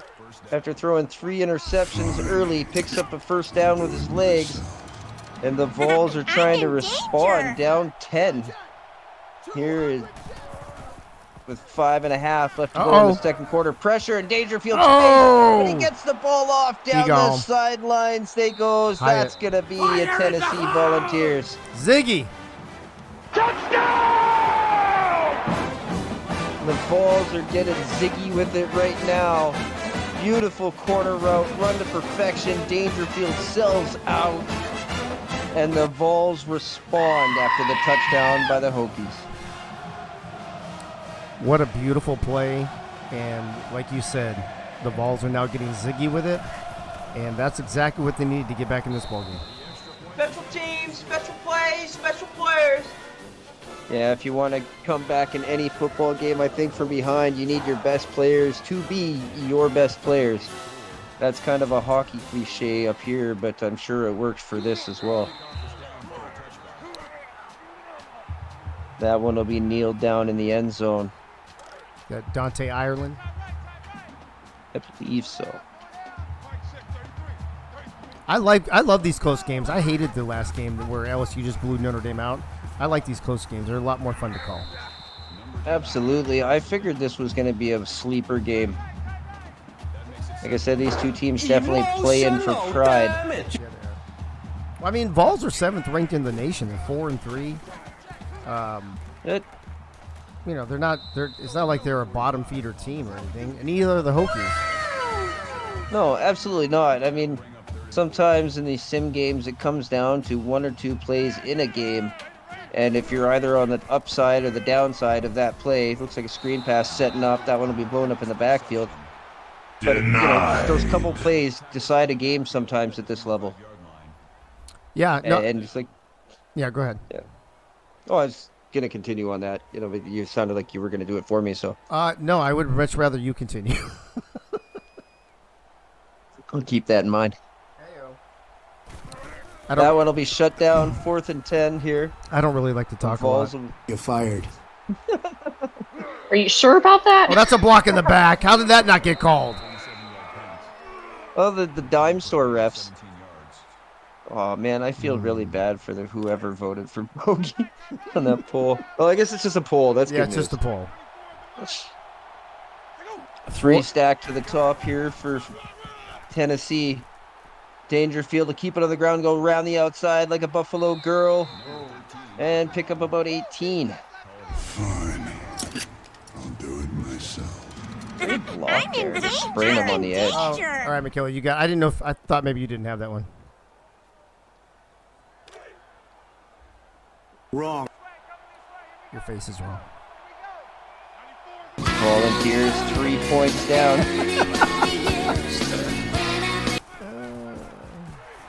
Oh, the Dangerfield tried to put up some more production on his feet, but Thump caught him from behind and brought him down. They're going to believe they might call that a sack. Dare I say he thumped him? Catch me outside. How about that? How about that? 2nd and 12. That's my favorite one. Let's see if the Vols can do better. 4 wide on 2nd down. Looks like Freddie, they'll give it to him. He can't get back to the line of scrimmage, and they'll say he lost another 2. It'll be 3rd and 14 now for the Volunteers. Damn. Dude, there was like 4 guys on it. Probably a joke there, too. There's 2 footballs on the field. Yeah, I was thinking. Freddie probably can kill me. We end up looking like a monkey fucking a football out there. Dangerfield has all sorts of time until he doesn't, and then there's a trio of guys that bring him down. Emmanuel Belmar looked like he'll be credited with finishing him off. He is credited with it, but he wasn't there first. It was Albert Begin made the first hit, and then he picked up the pieces. Thump was in on that one as well. Those are always weird plays because it looks like there's good protection up front, and then it just breaks down everywhere, which is looks like he had time until he didn't. That one. Nice. Not quite as nice as we saw in one of the first game, which ended up on the half-yard line, which may be the greatest punt in AACL history. I don't think you'll ever break that one. I mean, how do you break a half yard? You pretty much can't, I don't think. Oh. Because even if you did, it would be... Oh, that one's broken up and nearly picked off. Massive hit on the receiver. DJ Price. Carlo hung him out to dry. DJ Price leveled the fuck out of that receiver. I love it and hate it because I played both. That might be the hit of the Carlo. That might be the hit of the season, though. Hit of the night for sure. Because he had the ball, right? He had it, and that and then he just sent him into the fucking next day, man. That hit definitely popped the ball out. The option, Monte Carlo takes contact in the backfield, but manages to pitch it, and down the sideline goes Bogey. Just keep running. Do it. He's going to get his touchdown. You did it, champ. Bogey. Congratulations, 78-yard Hokie. Touchdown! And man, this place is loud. It is absolutely blowing up. As Barr finally gets his touchdown in week 8. Wow. He's like, fuck the 1 and 2 yard touchdowns. I'm going to do it myself.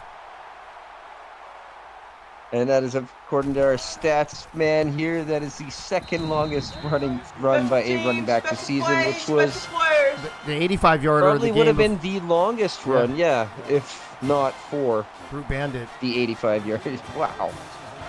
Good night for corners. What is it about the letter B? We got Brute Bandit and Bogey Barr that are just fucking kicking ass, man. Alliteration, I'd say.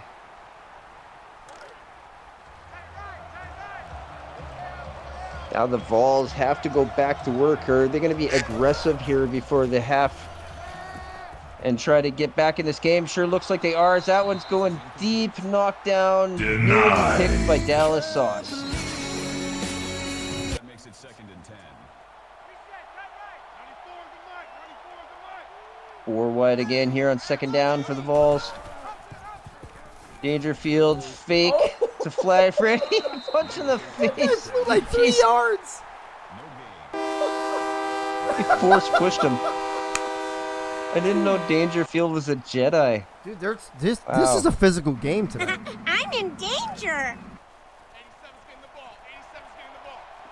Fortunately for the Vols, no yards picked up on that play. It'll be 3rd and 10. They'll stack 3 receivers to the top of the field. Dangerfield drops back, has pressure in his face right away. That was Albert Begin, if I'm not mistaken, and that's confirmed now. Wow, absolutely untouched. Looked like they were trying to do a little bit of a wrinkle in the pass protection, and Begin said, fuck your wrinkle. Fuck your wrinkle. Man, that man is so fast, just coming around the edge like that. Maybe a little chip by Freddie could have prevented that sack, but they sent him out on a pass pattern, and he didn't have time to chip him. Great field position here for the Hokies, and time left on the clock to try to extend this 10-point lead here in Virginia. Yeah, I think the Vols need to stop Virginia Tech, obviously, and try to put a few more points on the board before halftime. You don't want to get this out of hand.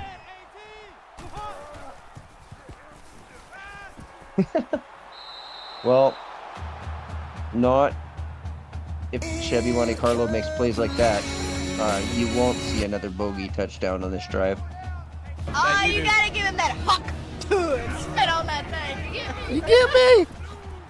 But here's Bogey, determined to get his 2nd touchdown of the season from midfield. He'll run the ball for 4 and make this a 3rd and kind of manageable for the Hokies. 3rd and 6 is considered considerably easier than 3rd and 10.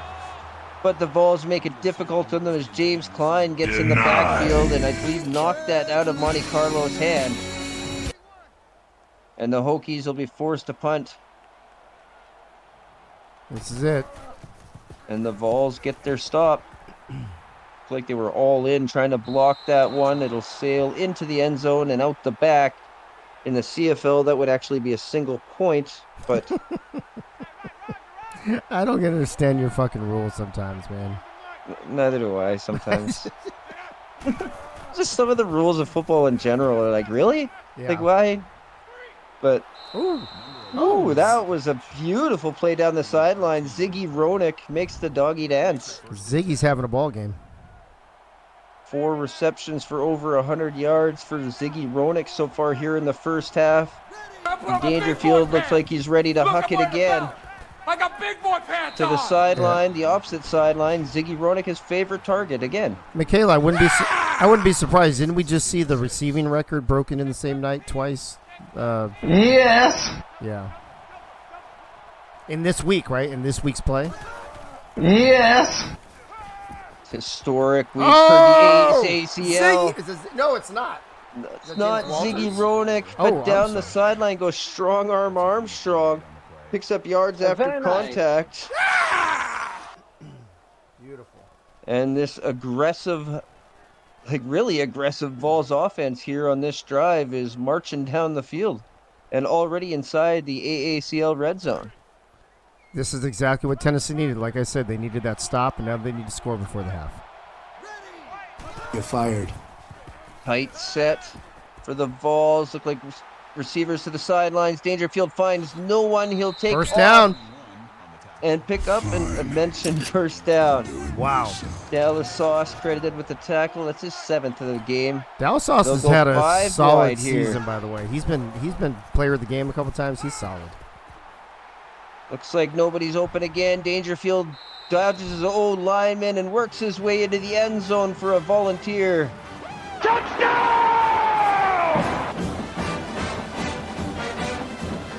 Dangerfield doesn't really look like the fastest guy, but he damn sure picks smart opportunities to run and use his legs. He really does.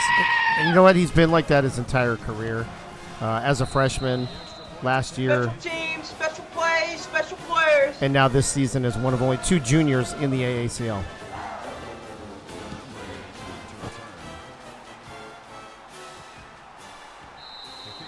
Going to be interesting, the level of play next year and just how many juniors will be in the league.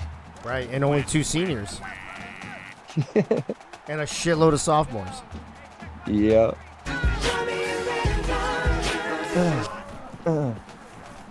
Blitz. Monte Carlo pressure, look off the corner, blitz, and drilled right in the chest. Emotional damage. Fortunately for him, he was able to hold on to the ball. It'll be 2nd and 18 as I hear Mortal Kombat sounds from the living room. I'm sure you guys can't hear that, but I just heard finish him. I think that was directed towards the cornerback on that play. It could have been. That'll be incomplete 3rd and 18 here. They'll put a couple tight ends in the game and give it to Bogey, see what he can do with it. Bogey picks up 4, which is the most production they had on that whole drive, and they will have to punt. You what? There's 58 seconds left. Depending on the field position, how aggressive would you be if you're the Volunteers right now? I would be semi-aggressive. I would be happy with getting into good field position, kicking a field goal, going into the half tied up. And they'll have 48 seconds to try to attempt that with or more. Aiming to go into halftime tied. Only 1 timeout left. And Dangerfield will look not deep, doing that. but he's got nothing. And he'll be brought to the ground. Robert Bump, his 2nd sack of the game, and he'll push him way back. It'll be 2nd and 17 with the clock ticking down. Looks like they'll go deep again. Oh. And Dangerfield is brought down again. Yeah. Josh Fuga. Hail Mary, timeout, field goal. Better hurry up. They get the ball off. 16 seconds on the clock. Looking deep There down the it right side. And complete to James Walters, who taps his toes inbound. Unbelievable play by James Walters. Empty backfield, 4 to the top. 10 seconds left to go here in the half. Can he find his man on the sidelines? Looks like Ziggy Ronick may have kept his feet in bounds. Look at Ziggy with a half. 123 yards. Motherfucker, that's right. That's a smart motherfucker. Well, I guess he went out of bounds. They don't need to use the timeout. Oh, Michaela calling it early. Missed it. It is up. Damn it. And it's good. And we have a tie game. 3 seconds left in the half. Wow, what a game. Volunteers is lined up for the kickoff. Number 84 back to return. In 3 seconds, if they bring it out, we will have played an entire half of football and I wouldn't say basically achieved nothing, but we're pretty much right where we started, tied. Virginia Tech and Tennessee going into the half.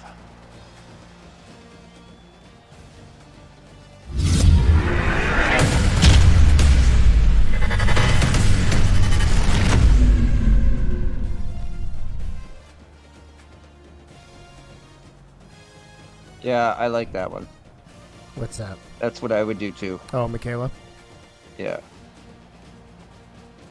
And then I thought about it too, and I'm like, how come I'm not including an option where it can be tied at half? Right. You know, that is a distinctly possibility that could happen.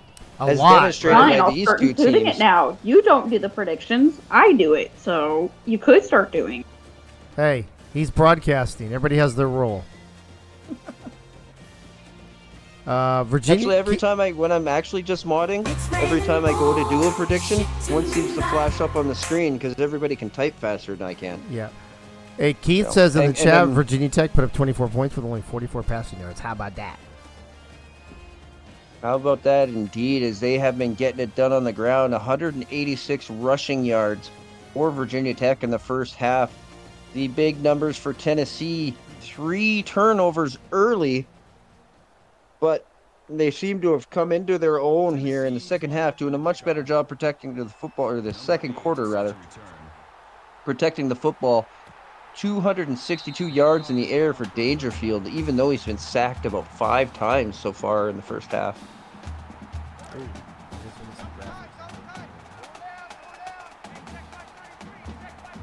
Virginia Tech will have the ball first, tie game.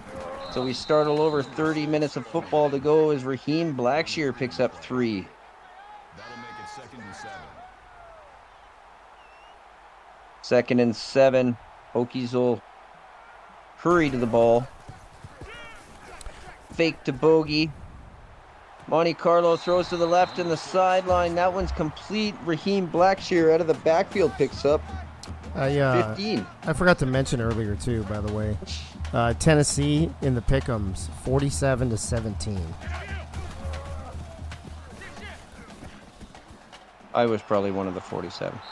I was Tennessee. Yeah, I was one of the 47 too because I fucking that's like my second favorite team anyway. So yeah, You should look at the new poll. Will the rushing record be broken? Yes. Sadly, no. It will be tied. Chevy hogs the ball. I'm voting for that every time. Well, Chevy pulled that one down that time, but found Leon Schneider open over the middle, who managed to hold on to the ball as he took a big hit, and it'll be 1st and 10 Hokies at around the 31. This time he'll give it up. Ooh, look at that closing speed by number 25. I don't know who number 25 is on defense, but that guy was fast. He was there in a hurry and prevented any more yards to be picked up. Loaded backfield right now for the Hokies. They'll motion a tight end to the right. Fake to Bogey again. Number Monte Carlo 25 steps is up. J.W. Hartshorn. Oh, J.W. All right. Leon Schneider hangs on to that ball in the middle and takes another hard shot. Pretty much a carbon copy of another play on this drive. Catch and smash. I'm sure he'll be happy for the production, but you might want to have a talk to Monte Carlo about getting him that ball a little earlier so he doesn't get a concussion. Monte Carlo, pressure coming. He'll throw that one through the field goal upright. How many points is that in Canada? That is 0, unfortunately.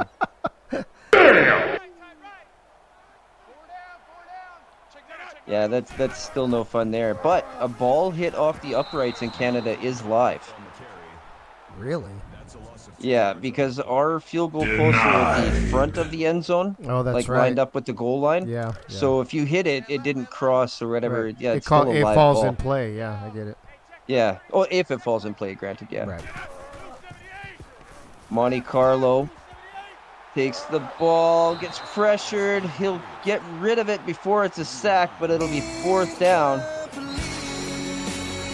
Good pressure and a decent stand by the Vols defense to stop them to a field goal attempt. And it's up. And as predicted, it is good. Do we have a turkey sound, not a duck sound? No, that was a duck. That's a duck sound. Yeah. Oh, we have that too. Nope. It's a little closer. That one will be kneeled in the end zone. Ooh, Rodney. Dude, he's been hit hard tonight. Yeah, I believe sacked 5 or 6 times already in this game. Thump Begin has 2.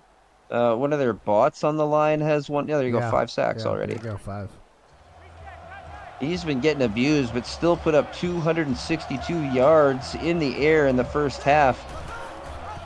3 interceptions, though. This one he'll keep on the ground, finds a hole up the middle, and he'll pick up 7 on the first down run. That's where he's most dangerous, man, really. Once he develops that run game and they start looking run, throw it deep to the receivers. Oh, the motion Freddy into the backfield, give him the ball, cuts underneath the block. He'll pick up a first down. Beautiful cut by Flash Freddy. That was great. You know, that play doesn't work a lot in this league, but it worked perfectly that time. Empty backfield again. Here on first down, the Vols living dangerously. Oh, nice. But that one will be complete on the sideline. Flash Freddy picks up 2, his 3rd reception. 264 yards, 1 touchdown. The problem has been for Rodney is interceptions. Protecting the ball. Oh, and getting sacked. And getting sacked. That'll be the 6th one of the game so far by the Hokies, and the 3rd one by Robert Thump, who only has 3 tackles. I think they're all sacks, though, aren't they? Yeah. They got 3. It looks like a crazy stat line because it's 3 tackles, 3 TFLs, and 3 sacks. But I think it's all the same. It's all 3 3 tackles. the same. It is. Yeah. Still looks crazy on a stat line. Pretty fucking funny though. Flash Freddy is an option to the right, but the ball's on the ground. You're gonna rule that a sack. Maybe Dangerfield managed to get his hands on the ball. Emotional damage. I don't. Oh no, it looked like one of the offensive linemen that picked it up, and I missed okay. to hit him. There's a turkey sound. Fucking turkeys. Yeah, I just added it. Wait, what was the one before? I thought the one before was a turkey. That was a chicken. No, that was a chicken. Oh, there was a chicken? I just heard you guys say that something looked about like a block in the back too. James Earl Troll. Didn't really help him too much, only picked up 15. But good field position here for the Hokies. Lined up on their own 40. They'll stack some tight ends and they'll give it to Bogey.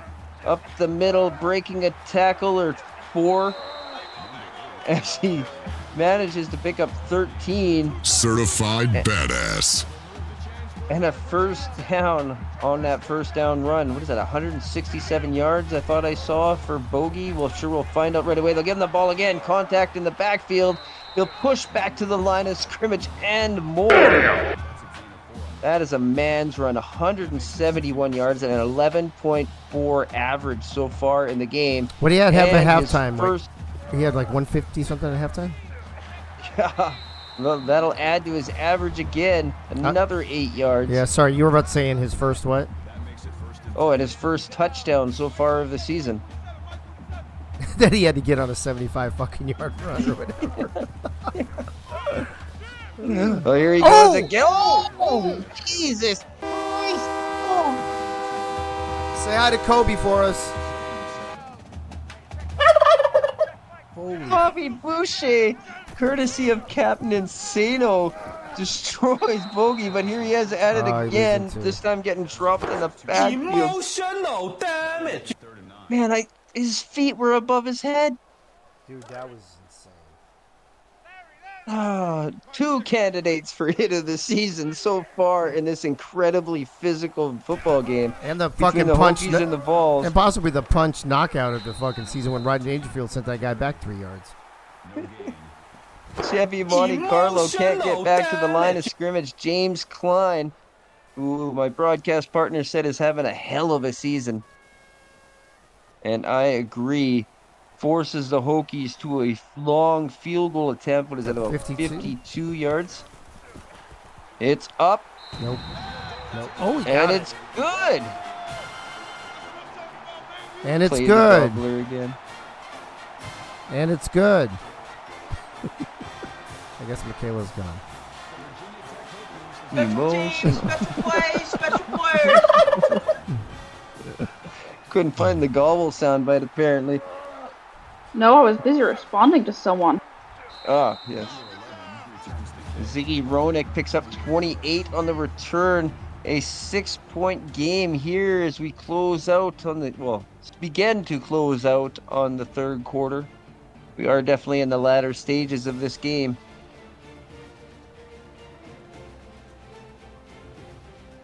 Robert Thump. There you see, he's finally got a tackle that wasn't a sack. Imagine if all your tackles were sacks. Oh, and you got like 10 of them? Yeah, right. That'd be a good game. That's player of the week kind of game right there. Emotional damage. It was for John Smith week 2, I think. Who was it was it Albert Begin? Or who was it that set the record for with 8 sacks this season? That was Albert Begin, but before that it was John Smith with 5, and he had 5 tackles for loss, and 5 sacks. Awesome. John Jacob Jingleheimer Smith. Isn't Flash Freddy's name. He'll get a chance to run that ball. Betrayal. 9. I don't know. Maybe he thinks it is. Maybe it's Freddy's name too. I don't know. Wrong. Tight end motion to the other side of the formation. Dangerfield has a man coming. You'll manage to get the ball away. Broken tackle, first down, and a little bit more. Let's fucking go. It's like Jason Witten. How long's that guy been in college? 37 years. 37 years. Did he play for the Cowboys? Or was that the other Witten? Oh no, who's got the broken toe? Waller with the broken toe. No, he played for the Cowboys. You got the right guy. Yeah. Ziggy Roenick, his 7th reception of the game, goes out of bounds after picking up, I believe, about 5. It'll be 2nd and 5. Sadly, no. I saw that flash up. That's why I said that. One. Yeah, that's one. Flash Freddy gets another chance to run the ball. He's had 11 attempts, having a rough night, only 30 yards. But they have worked him into the passing game. So it's not like he hasn't been involved. Chips stacked to the bottom of the screen. They'll move Jason Witten over to the other end. They'll give it to Freddy again. He can't. Gets back to the line of scrimmage. Drops the football as he drops. And a little bit of concern on the Volunteer sideline as Flash Freddy is having a hard time. Hopefully he can walk. Boy, thoughts and players. That escalated quickly. Freddy. I mean, that really got out of hand. He can get back in the game. That was really loud. Holy fuck. Ball will roll into the end zone on the punt. Looks like apparently he just had the wind knocked out of him, and he should be back soon.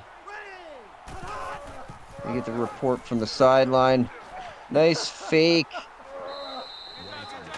And Chevy Monte Carlo will pick up 3. Fine.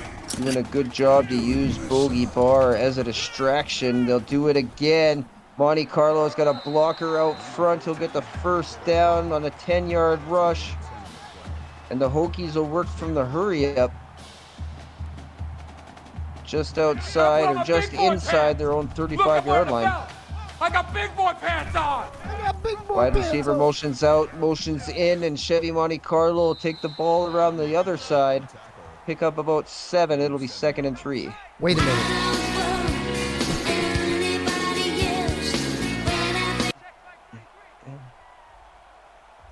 That's Chevy right now. Yep. Tight end motions to the left. Monte Carlo drops back. Takes a look, throws to the left. That one will be complete.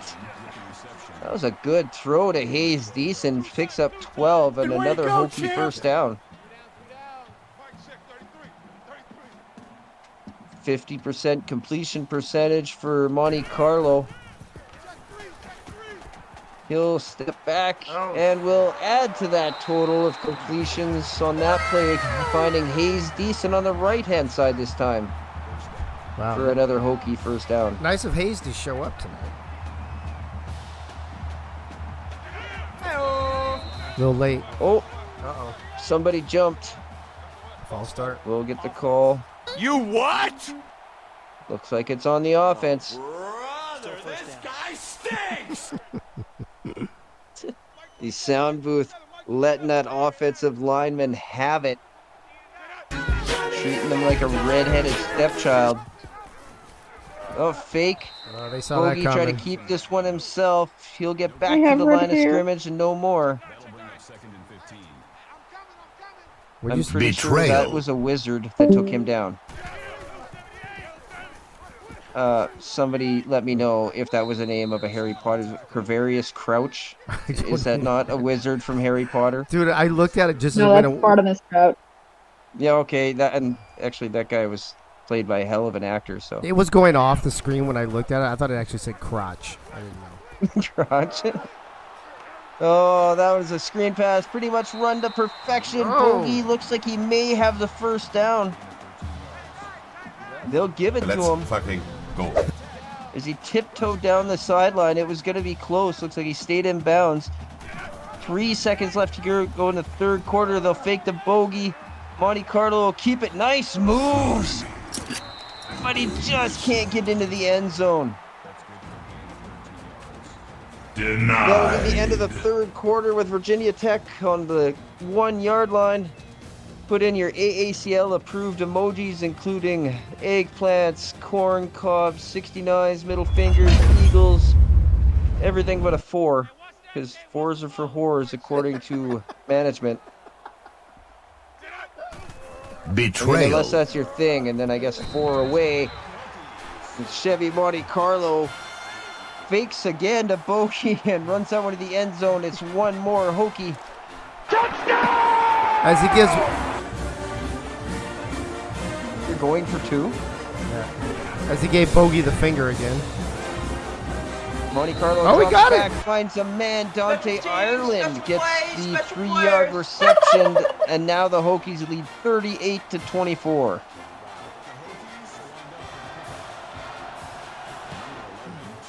Oh, Keith was saying they took Bogey out for that play. Yeah, they don't want him getting more touchdowns. I bet you he just didn't report. He's like, oh yeah, I don't get the ball in this play anyway. Really? Yeah, fuck that. Oh, another volunteer. Might be having trouble getting up. His heart. Hopefully he can walk. Hopefully he was just animation locked. They'll give this one to Freddie around the left side. He'll pick up 2 before he's pushed out of bounds. His 13th carry of the game. 3 receivers to the bottom of the screen for Tennessee. They'll give this one to Freddie again. This time he's brought down in the backfield. Damage. Robert Thump in on that tackle. What is he? How many TFLs is Robert Thump going to have by the end of the game? All of them. Wrong. I don't even... 4 wide for Tennessee. Flash Freddie comes out of the backfield. Nice reception. Ooh, nice fighting for yards was James Walters, but he got drilled just short of the first down marker. Doug's trying to be part of that BB club. Bonte Byron. That was a 2-point conversion, though, Doug, not a touchdown. Oh, that one's pushed up the middle. Flash Freddie with maybe one of his most productive runs of the game. Picks up 8 and a Tennessee first down. Dallas Sauce 11 tackles on the game. Wow. Yeah, Dallas Sauce has been legit, man. Uh-oh. Trips to the bottom of the screen. Dangerfield will look all the way down the field. He's got a man open. That strong arm Armstrong, 48-yard. Touchdown! Reception for the Volunteers.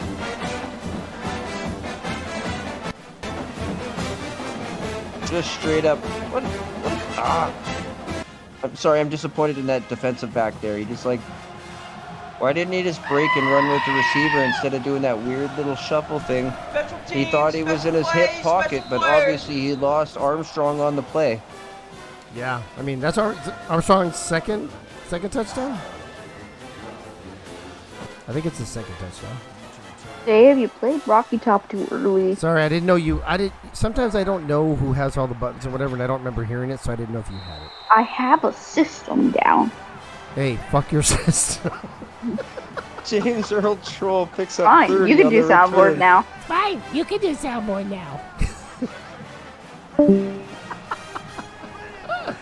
Michaela has left the server, ladies and gentlemen. Now I get to do all the... Nice. Oh, damn. Chevy Monte Carlo fed up another one of her receivers to this nasty hit in Volunteers D. I'm in charge of the Welcome soundboard back. now, so listen. Catch me outside, how about that? Oh, you gotta give him that huck to it. Spit on that thing. Can't touch this. Oh, now she's back and fucking... Michaela, stop it. I have a system. Nope. Wrong. Bobby Boucher's 12th tackle of the game. You're 3 to the fired. left. Monte Carlo keep it himself and stumble and bumble and only pick up 1. Denied. And the Hokies will likely punt up here. Keith. Will punt. I'm sorry.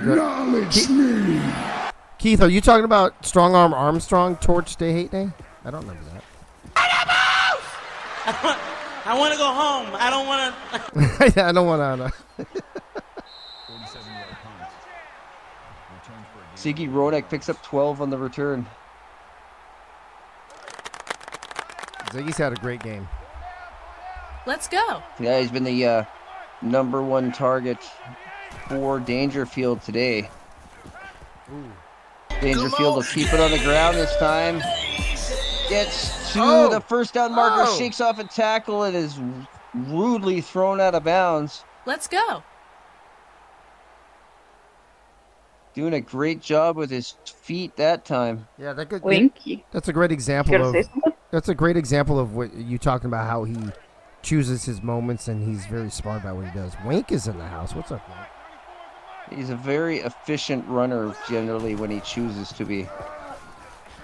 I'd be very interested to kind of break the fourth wall, Flash Freddy around the left side, or just try to break the sim wall, which I try to keep up every once in a while, try to make it seem like it's a real broadcast. But I'd be very interested to see if the differences in between the way games keep stats, whether a sack keeps adding to like a negative rushing total or something like that. Yeah, well, it does, right? I think, is that like an actual thing in football? I think we figured out. And I'm not a big stats guy, so okay, well there you go. Be 3rd and 1. I just like to watch. It looks pretty. In this game, it does. In normal college, right now, it does not. It's separate. I thought he was talking. I thought he was asking about this game. My bad. Oh yeah. So I mean, CFB 25. If they keep that stat looking the exact same way, what kind of rushing yardage these quarterbacks will actually be putting up instead of kind of hidden behind. I would hope that they don't do that. Yeah.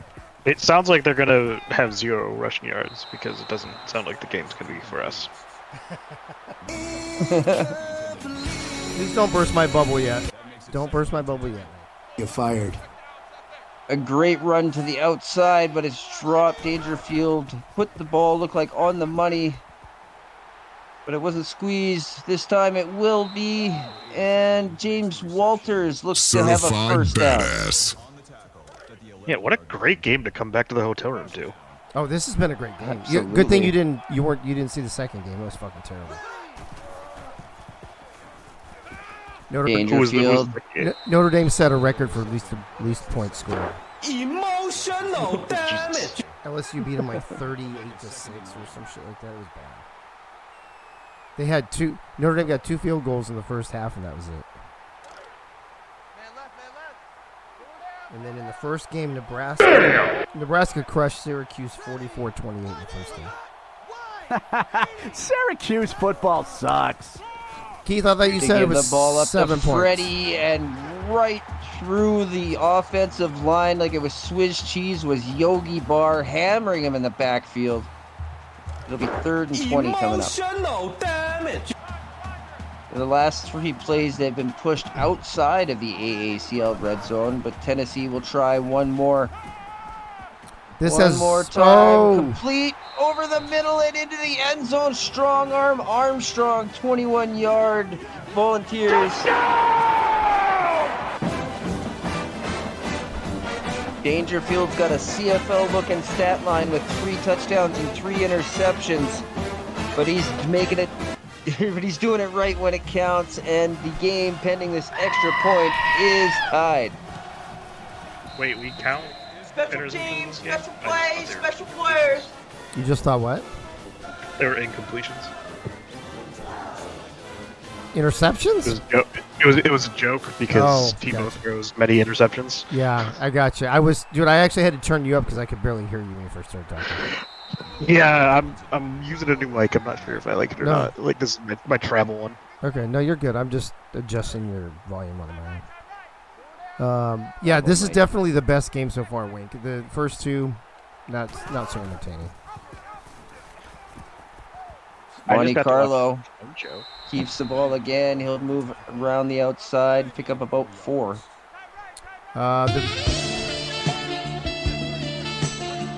The Beeve is going to bed. There we go, perfectly timed. Bogey punches a man in the mouth after that reception. He'll set him up nicely. It'll be 3rd and 1. Tie game here to go with 3:20 left here to go in the 4th quarter. Yeah, I'm with Michaela on this one, Keith. I'm pretty sure you said 7, bro. Because I even said during the game how they were 1 point short of the record. I think Keith is trying to change history. Monte Carlo finds his man over the middle, and it'll be complete. Malachi Strong picks up another first down for the Hokies, and all of a sudden the Volunteers defense has no answer for the passing game of the Hokies. And then they give it right back to Bogey again. He'll pick up 2. It'll be 2nd and 8. 199 rushing yards so far for Bogey in the game. Monte Carlo keep this one off the shotgun snap, sling it out wide. Malachi Strong gets another reception. He'll pick up about 3. It'll be a 3rd and manageable for the Hokies. I'm just entertained by Keith and Michaela's argument in the chat. They clearly got sick of doing it in real life, so they went to the chat. Monte Carlo finds a man deep. That's Jaden Payout, and it'll be a 44-yard Virginia Tech.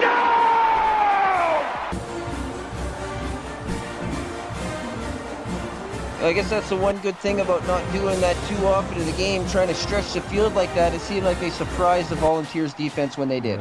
Just numbers it matters because one number is a tied record and one is a broken record. Kind of like the arguing with Keith in there. It's like a broken record.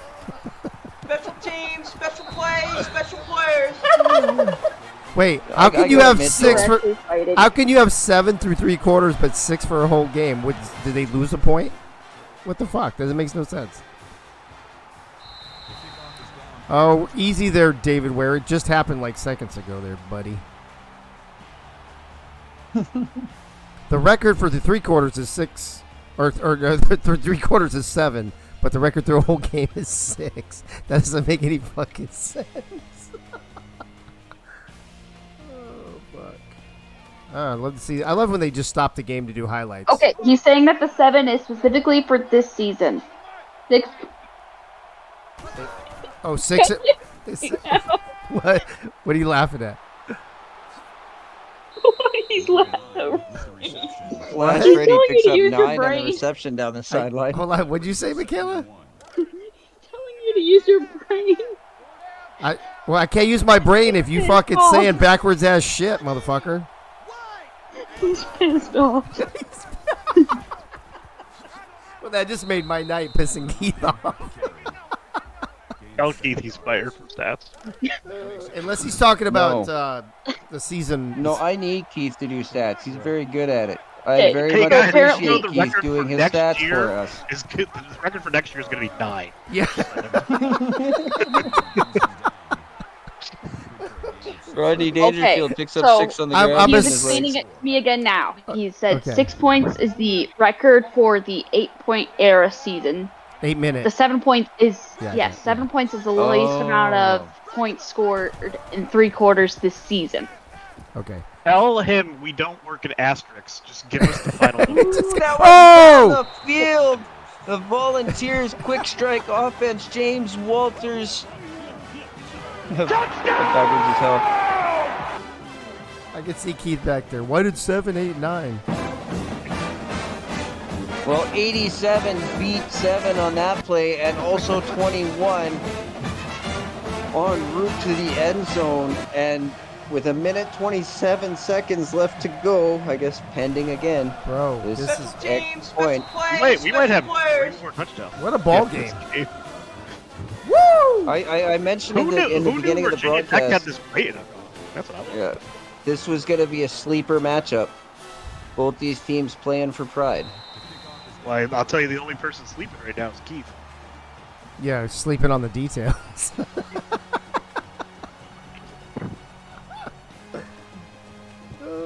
Oh. You missed it. You missed it earlier. We love you, Keith. Earlier, we really do love you. The rushing record was 233 yards, but a running back broke it with 229. Is that one complete down the sideline? Dante Ireland taps his toes, picks up 13, and a first down for the Hokies. Oh, Michaela. As they try to manage the end of this game. We think it's fucking funny because we don't have to hear it. Fuck you, Dave. Oh, there it is. Oh! The Volunteers defense. Oh, shit. The perfect time. The Lord running useth, back down and the the sidelines Lord and yoinketh into away. Hokies territory. JW again. Hartshorn the second. Showing up right when that Vols defense needed him. What did JW do earlier when I asked you who it was? You said it was him. It wasn't an interception? Oh, no. What could you possibly be reviewing here? Where he's out of bounds. Yeah, he stepped out. He stepped out right there. There. That's all right. You were talking about how fast he was. Oh, that's right. Well, how fast is he? Was he the guy with the closing speed? Yeah, he's the closing speed. The old closing speed record was 6.1, but he did it in 6.4. Ladies and gentlemen, if you're good at stats, we may need your help. I can't stop fucking laughing about Dangerfield completes that one on the sidelines. Velus Jones Jr. picks up 5.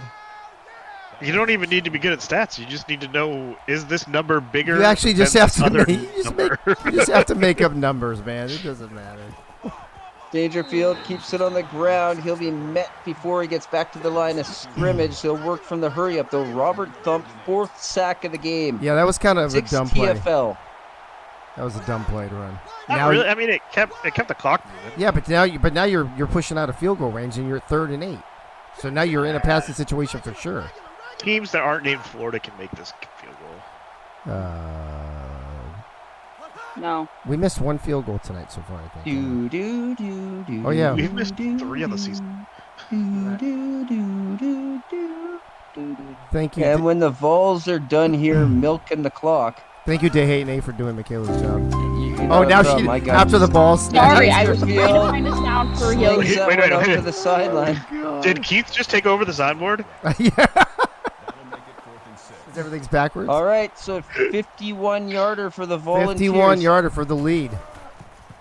And they called a timeout. They called a timeout without draining the clock. And it's so good. It gave Virginia Tech 10 seconds. Special teams, special plays, special players. Yeah, because they got tackled in bounds and the clock would have kept running. Right, but they could have brought it down to like 2, called a timeout, and then kicked the field goal. You're giving this game a lot of credit, bro. I'm trying. I mean, this game's logic is on Keith's brain. Well, you might have to get used to it because. Oh no! Uh-oh. You might have to get used to it. Well, the Hokies will have 6 seconds. Revamped. 6 seconds. Might need to revamp my attitude. All right, I say Hail Mary to Dante Ireland. Virginia Tech wins the game as clock runs out. I say pick 6. We'll see if we have either on this play. They'll throw it to 1 the second. sideline. Ace Fennick with a beautiful reception. Ace, His that's your of the first catch, game. bro? Where you been?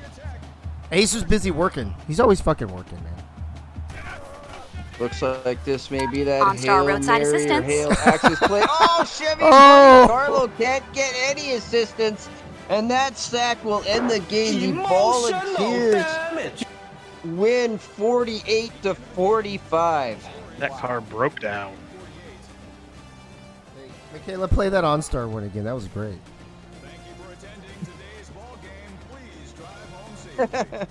Yes. Or OnStar roadside Yeah. assistance. I'm sorry, I was completing a prediction. That's fucking great.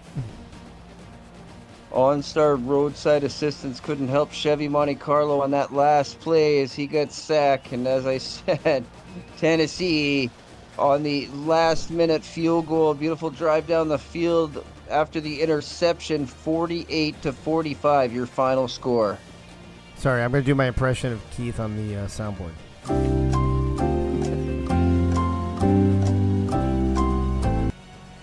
After the game.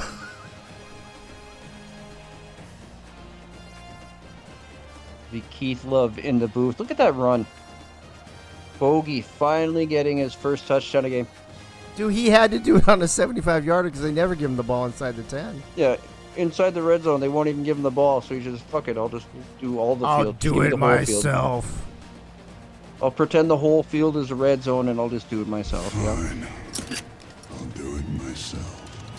What a game. What a way to end off this week and go into the bye week. Yeah, this was the best. OnStar roadside thriller. assistance. This was the best game of the night for sure, man. As we wind this up, we'll have a take a look at the stats here. Take a look. That's a first down. Over 500 yards of total offense for both teams. 262 yards on the ground for Virginia Tech. Wow. Rodney Dangerfield chipping in big time in the rushing game, getting the Tennessee Volunteers over 100 yards. Did we see what Bogey ended up with? Or do we have to wait till we go in the stats? It was close to 200. Okay. I think it was 199 at one point. Okay. Last time I saw it. Not the best third down. I mean, like as a coach, you wouldn't want those percentages for third down conversions for either team. No. Virginia Tech perfect in the red zone. Tennessee with that one interception that they gave up in the red zone to keep them from being perfect in the red zone on the day. 3 interceptions thrown compared to 1 on Virginia Tech's side, and Tennessee finds a way to win this game. You're always in for an uphill battle when you lose the turnover battle or turnover war. Dude, how does But somehow Virginia Tech, big plays, look at that, 10 minutes less of time of possession, yet almost the same amount of points. Yeah, it must have been some big strike offense. Plus, they got a score from their defense. That always helps. That does help. We take a look at the player stats. Chevy Monte Carlo was 17 for 28, 245 yards, had a touchdown and an interception. Was only sacked 3 times in this game, which is considerably less than Rodney Dangerfield, who was pressured all day. 22 attempts for 199 yards for Bogey Barr. Finally gets a 79-yard run for a touchdown. I've had 4 broken tackles in the game. Chevy Monte Carlo, 19 attempts, 51 yards. Had 2 touchdowns, including one where I do believe he pulled it out of Bogey's hands. So I'm glad finally Bogey Barr got on the board. He's been doing it all for this team, and they finally fed him the rock. Or just did it themselves, whichever. Leon Schneider had led the team, or was tied for the team lead in receptions with 3. That was a 3-way tie. He picked up 82 yards, had a longest of 40. Hayes Deason. Well, that isn't. Okay, wow. Maybe I do got to get my eye prescription checked. I thought that was an N for a second. Don't joke. Hayes Deason had 3 receptions for 35 yards, an average of 11.6, and a longest of 10. Bogey Barr chipped in, not just with 199 rushing yards in this game, but also 3 receptions for 14 yards. Malachi Strong, the freshman tight end, chipped in 2 receptions for 15 yards. And Ace Fennick had a beautiful reception on the sideline right at the end of the game for 13 yards, and he also had a drop. No user pancakes, so we're not going to IHOP. We'll take a look at the defensive stats. Dallas Sauce, 13 solo tackles in this game, 1 interception and a deflection. Yogi Bar, 9 tackles, 9 solo tackles, 1 TFL, which was actually, I distinctly remember that one because he just flew through the line. Came out of nowhere on the screen. Robert Thump, 7 tackles, 6 TFLs, and 4 sacks. Hell of a night for Thump. Will Todd had 4 tackles and 2 TFLs. James Earl Troll, 3 solo tackles.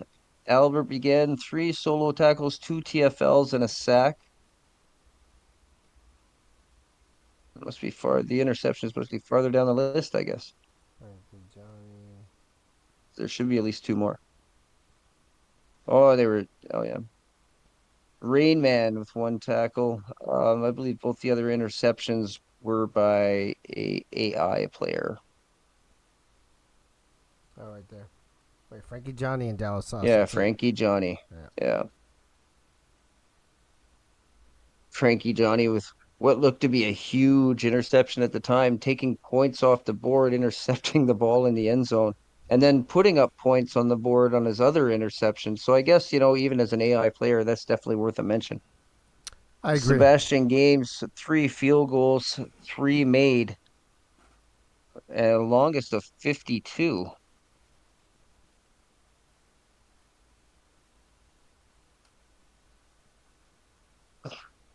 Gray Gal had 5 punts on the day, covered 234 yards with an average of 46.8. He's got a big leg. James Earl Troll, 4 kick returns, returned for 103 yards. Also had 3 punt returns for 42. Rodney Dangerfield, the almost improbably victorious quarterback when you throw 3 interceptions in the game, but I guess if you negate them with 4 touchdowns, look at that, 9 sacks. He's 25 for 32, 439 yards, 4 touchdowns, 3 interceptions, and 9 sacks. Keith, is 9 the most quarterback's been sacked? No. I'm sure 9 sacks was the most been any like quarterback 11. in this game was sacked. It was 11? Okay. Flash Freddy had 20 attempts, picked up 67 yards. Rough night on the ground for him, but they worked him in a bit in the passing game. I'm sure he'll be comforted with getting the win. Yeah. Rodney Dangerfield, 19 attempts, picked up 41 and 2 rushing touchdowns on the day. Ziggy Roenick had 7 receptions for 128 yards. Obviously, the number 1 target for Dangerfield today. Had 1 touchdown as well. Strong Arm Armstrong only had 5 receptions, but picked up 140 yards. Wow, James Walters had 113 yards 3 as well. receivers over 100 yards. That's crazy. And then 4 touchdowns between them. Sick. And look at the longest, too. They were hitting them over the top. 61, 48, 53. What did Rodney throw for again? 439. Wow. Splitting it pretty well between those 3 receivers. Oh, no pancakes. That's terrible. Well, they just didn't really get Freddie the ball in the running game very often. Bobby Boucher, 13 solo tackles, 3 TFLs, and maybe a potential candidate for hit of the year. James Klein, 10 tackles in this game and 1 TFL, had an interception. Hartshorn the second, J.W. Hartshorn the second, the freshman out of Vancouver, Washington, had 6 tackles. Oh, it was James Klein that got. Okay, I thought it was Hartshorn that got that interception, but apparently it was James Klein. Yeah. And DJ Price, 5 tackles. Actually, I thought JW got an interception as well. Maybe not. He might have. Keith was thinking to that roll he back had the gotten tape. an INT. So wasn't Wait, that the one he right did. at the end of the game? Yeah, and they stepped out of bounds. Yeah, Keith apparently was they right. credited Damn to it. James We'll Klein. double check. We'll double check the film. No, after. James Klein also had one. So they just didn't. I think you know what it is. I think it's every time when they review a play like that, they called it out of bounds on the return. I think the stats part thinks it went out of bounds on the interception. We've had this problem. Yeah, before. So we need that to means add. Keith is right. So can somebody make a note in the stats channel that we need to give JW an interception? Keith already is.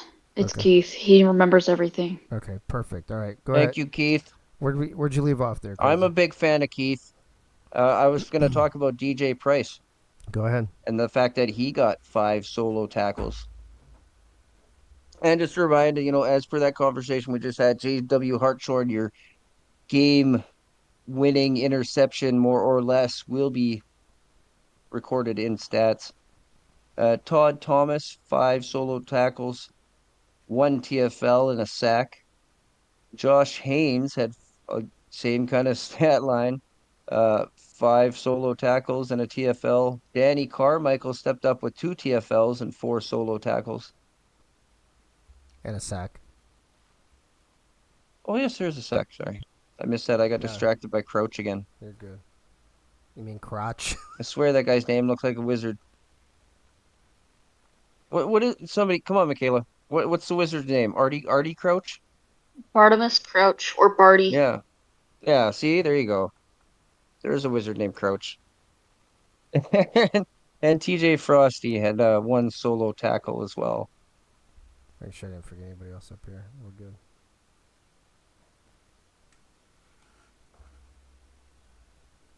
Smokey Knoxville was 2 for 2 on his field goals today with the longest of 51, which ended up being the game winner. Also 6 for 6 on extra points today. 4 touchbacks on 9 kickoffs. Vol Navy had a 45.2-yard average on his punts today. Ziggy Roenick managed to get his hands on 2 returns, despite apparently not being the feature guy. And also 3 punt returns, which he returned for 45 yards with the longest of 17. Man, physical game. It really was. Guys just throwing bodies all over the place. It was a hell of a game to watch. I'm glad we got to hear Rocky Top so many times. I can never hear it enough, bro. Oh, well, absolutely not. Maybe my kids think they hear it enough, but by now I've almost got most of the words memorized. It's a lot of fun. I don't know what that emote is, Keith. He just puked. Yes. But fantastic game. Like I said, one hell of a way to end off the week as we take a look at our players of the games. Emoji. Oh, okay. Chevy Monte Carlo's 3 total touchdowns kind of steals away from who I thought maybe would be the player of the game, Bogey Barr, with his 199 yards. That's but ridiculous. 17 for 28, 245, 19 carries for 51, and 3 total touchdowns to be your Virginia Tech offensive player of the game.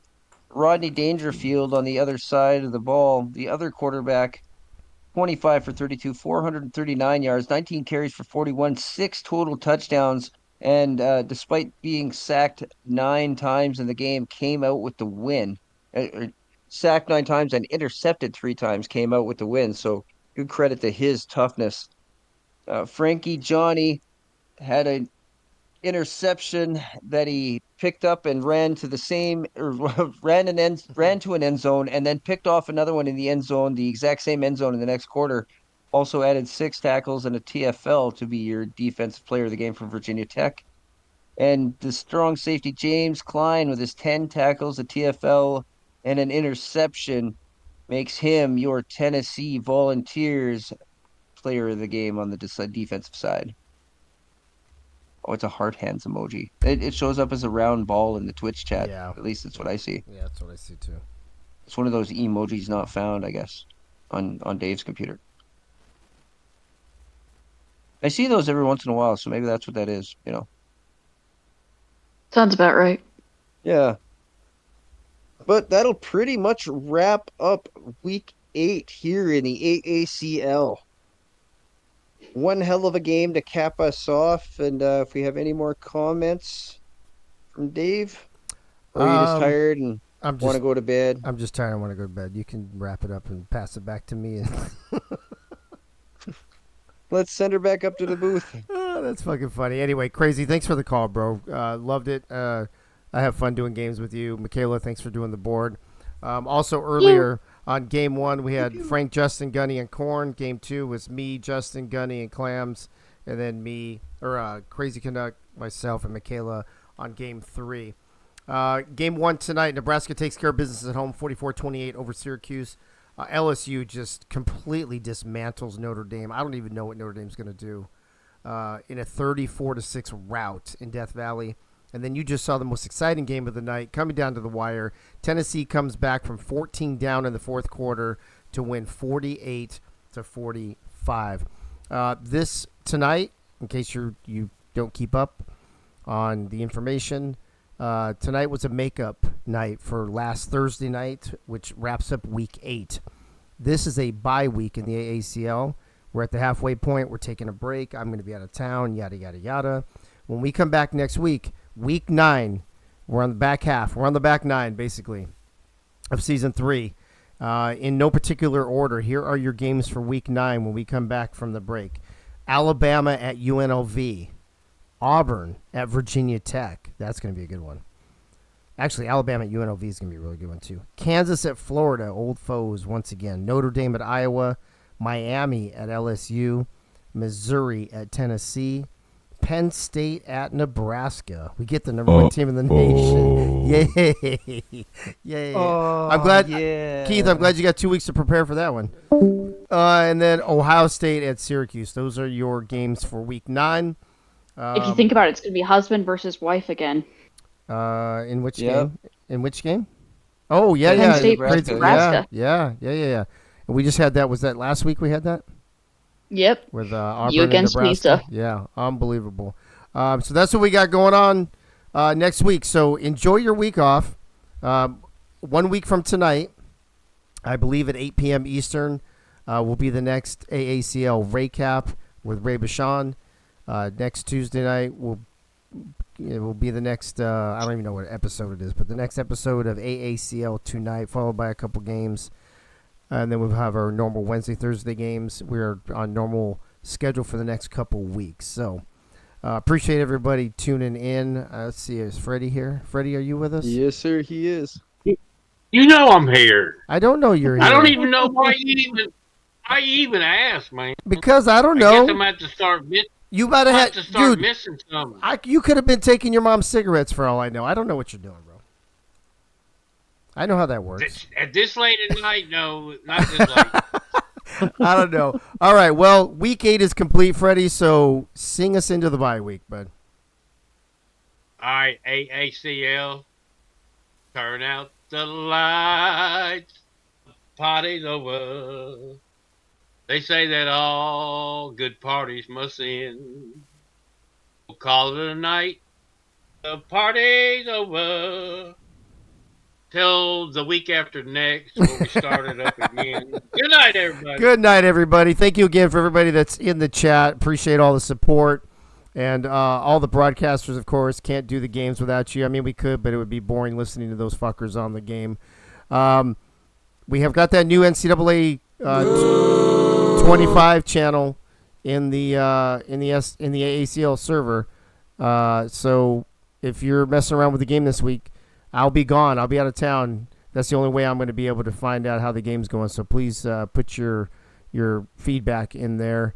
And I'll see you next week when we get back on Monday night. So enjoy the bye week. Thanks again to everybody. Really appreciate everybody that's in the chat, takes the time to watch the games, especially to the all the broadcast crews that come in and take their time to make sure we have good broadcasts. So enjoy the week off. I'm going to enjoy it in Nashville. Hopefully I won't get too drunk, but no promises. And you'll get a little tipsy, Dave, when I get back. So enjoy the week off, and we'll see you next Monday night. Good night now!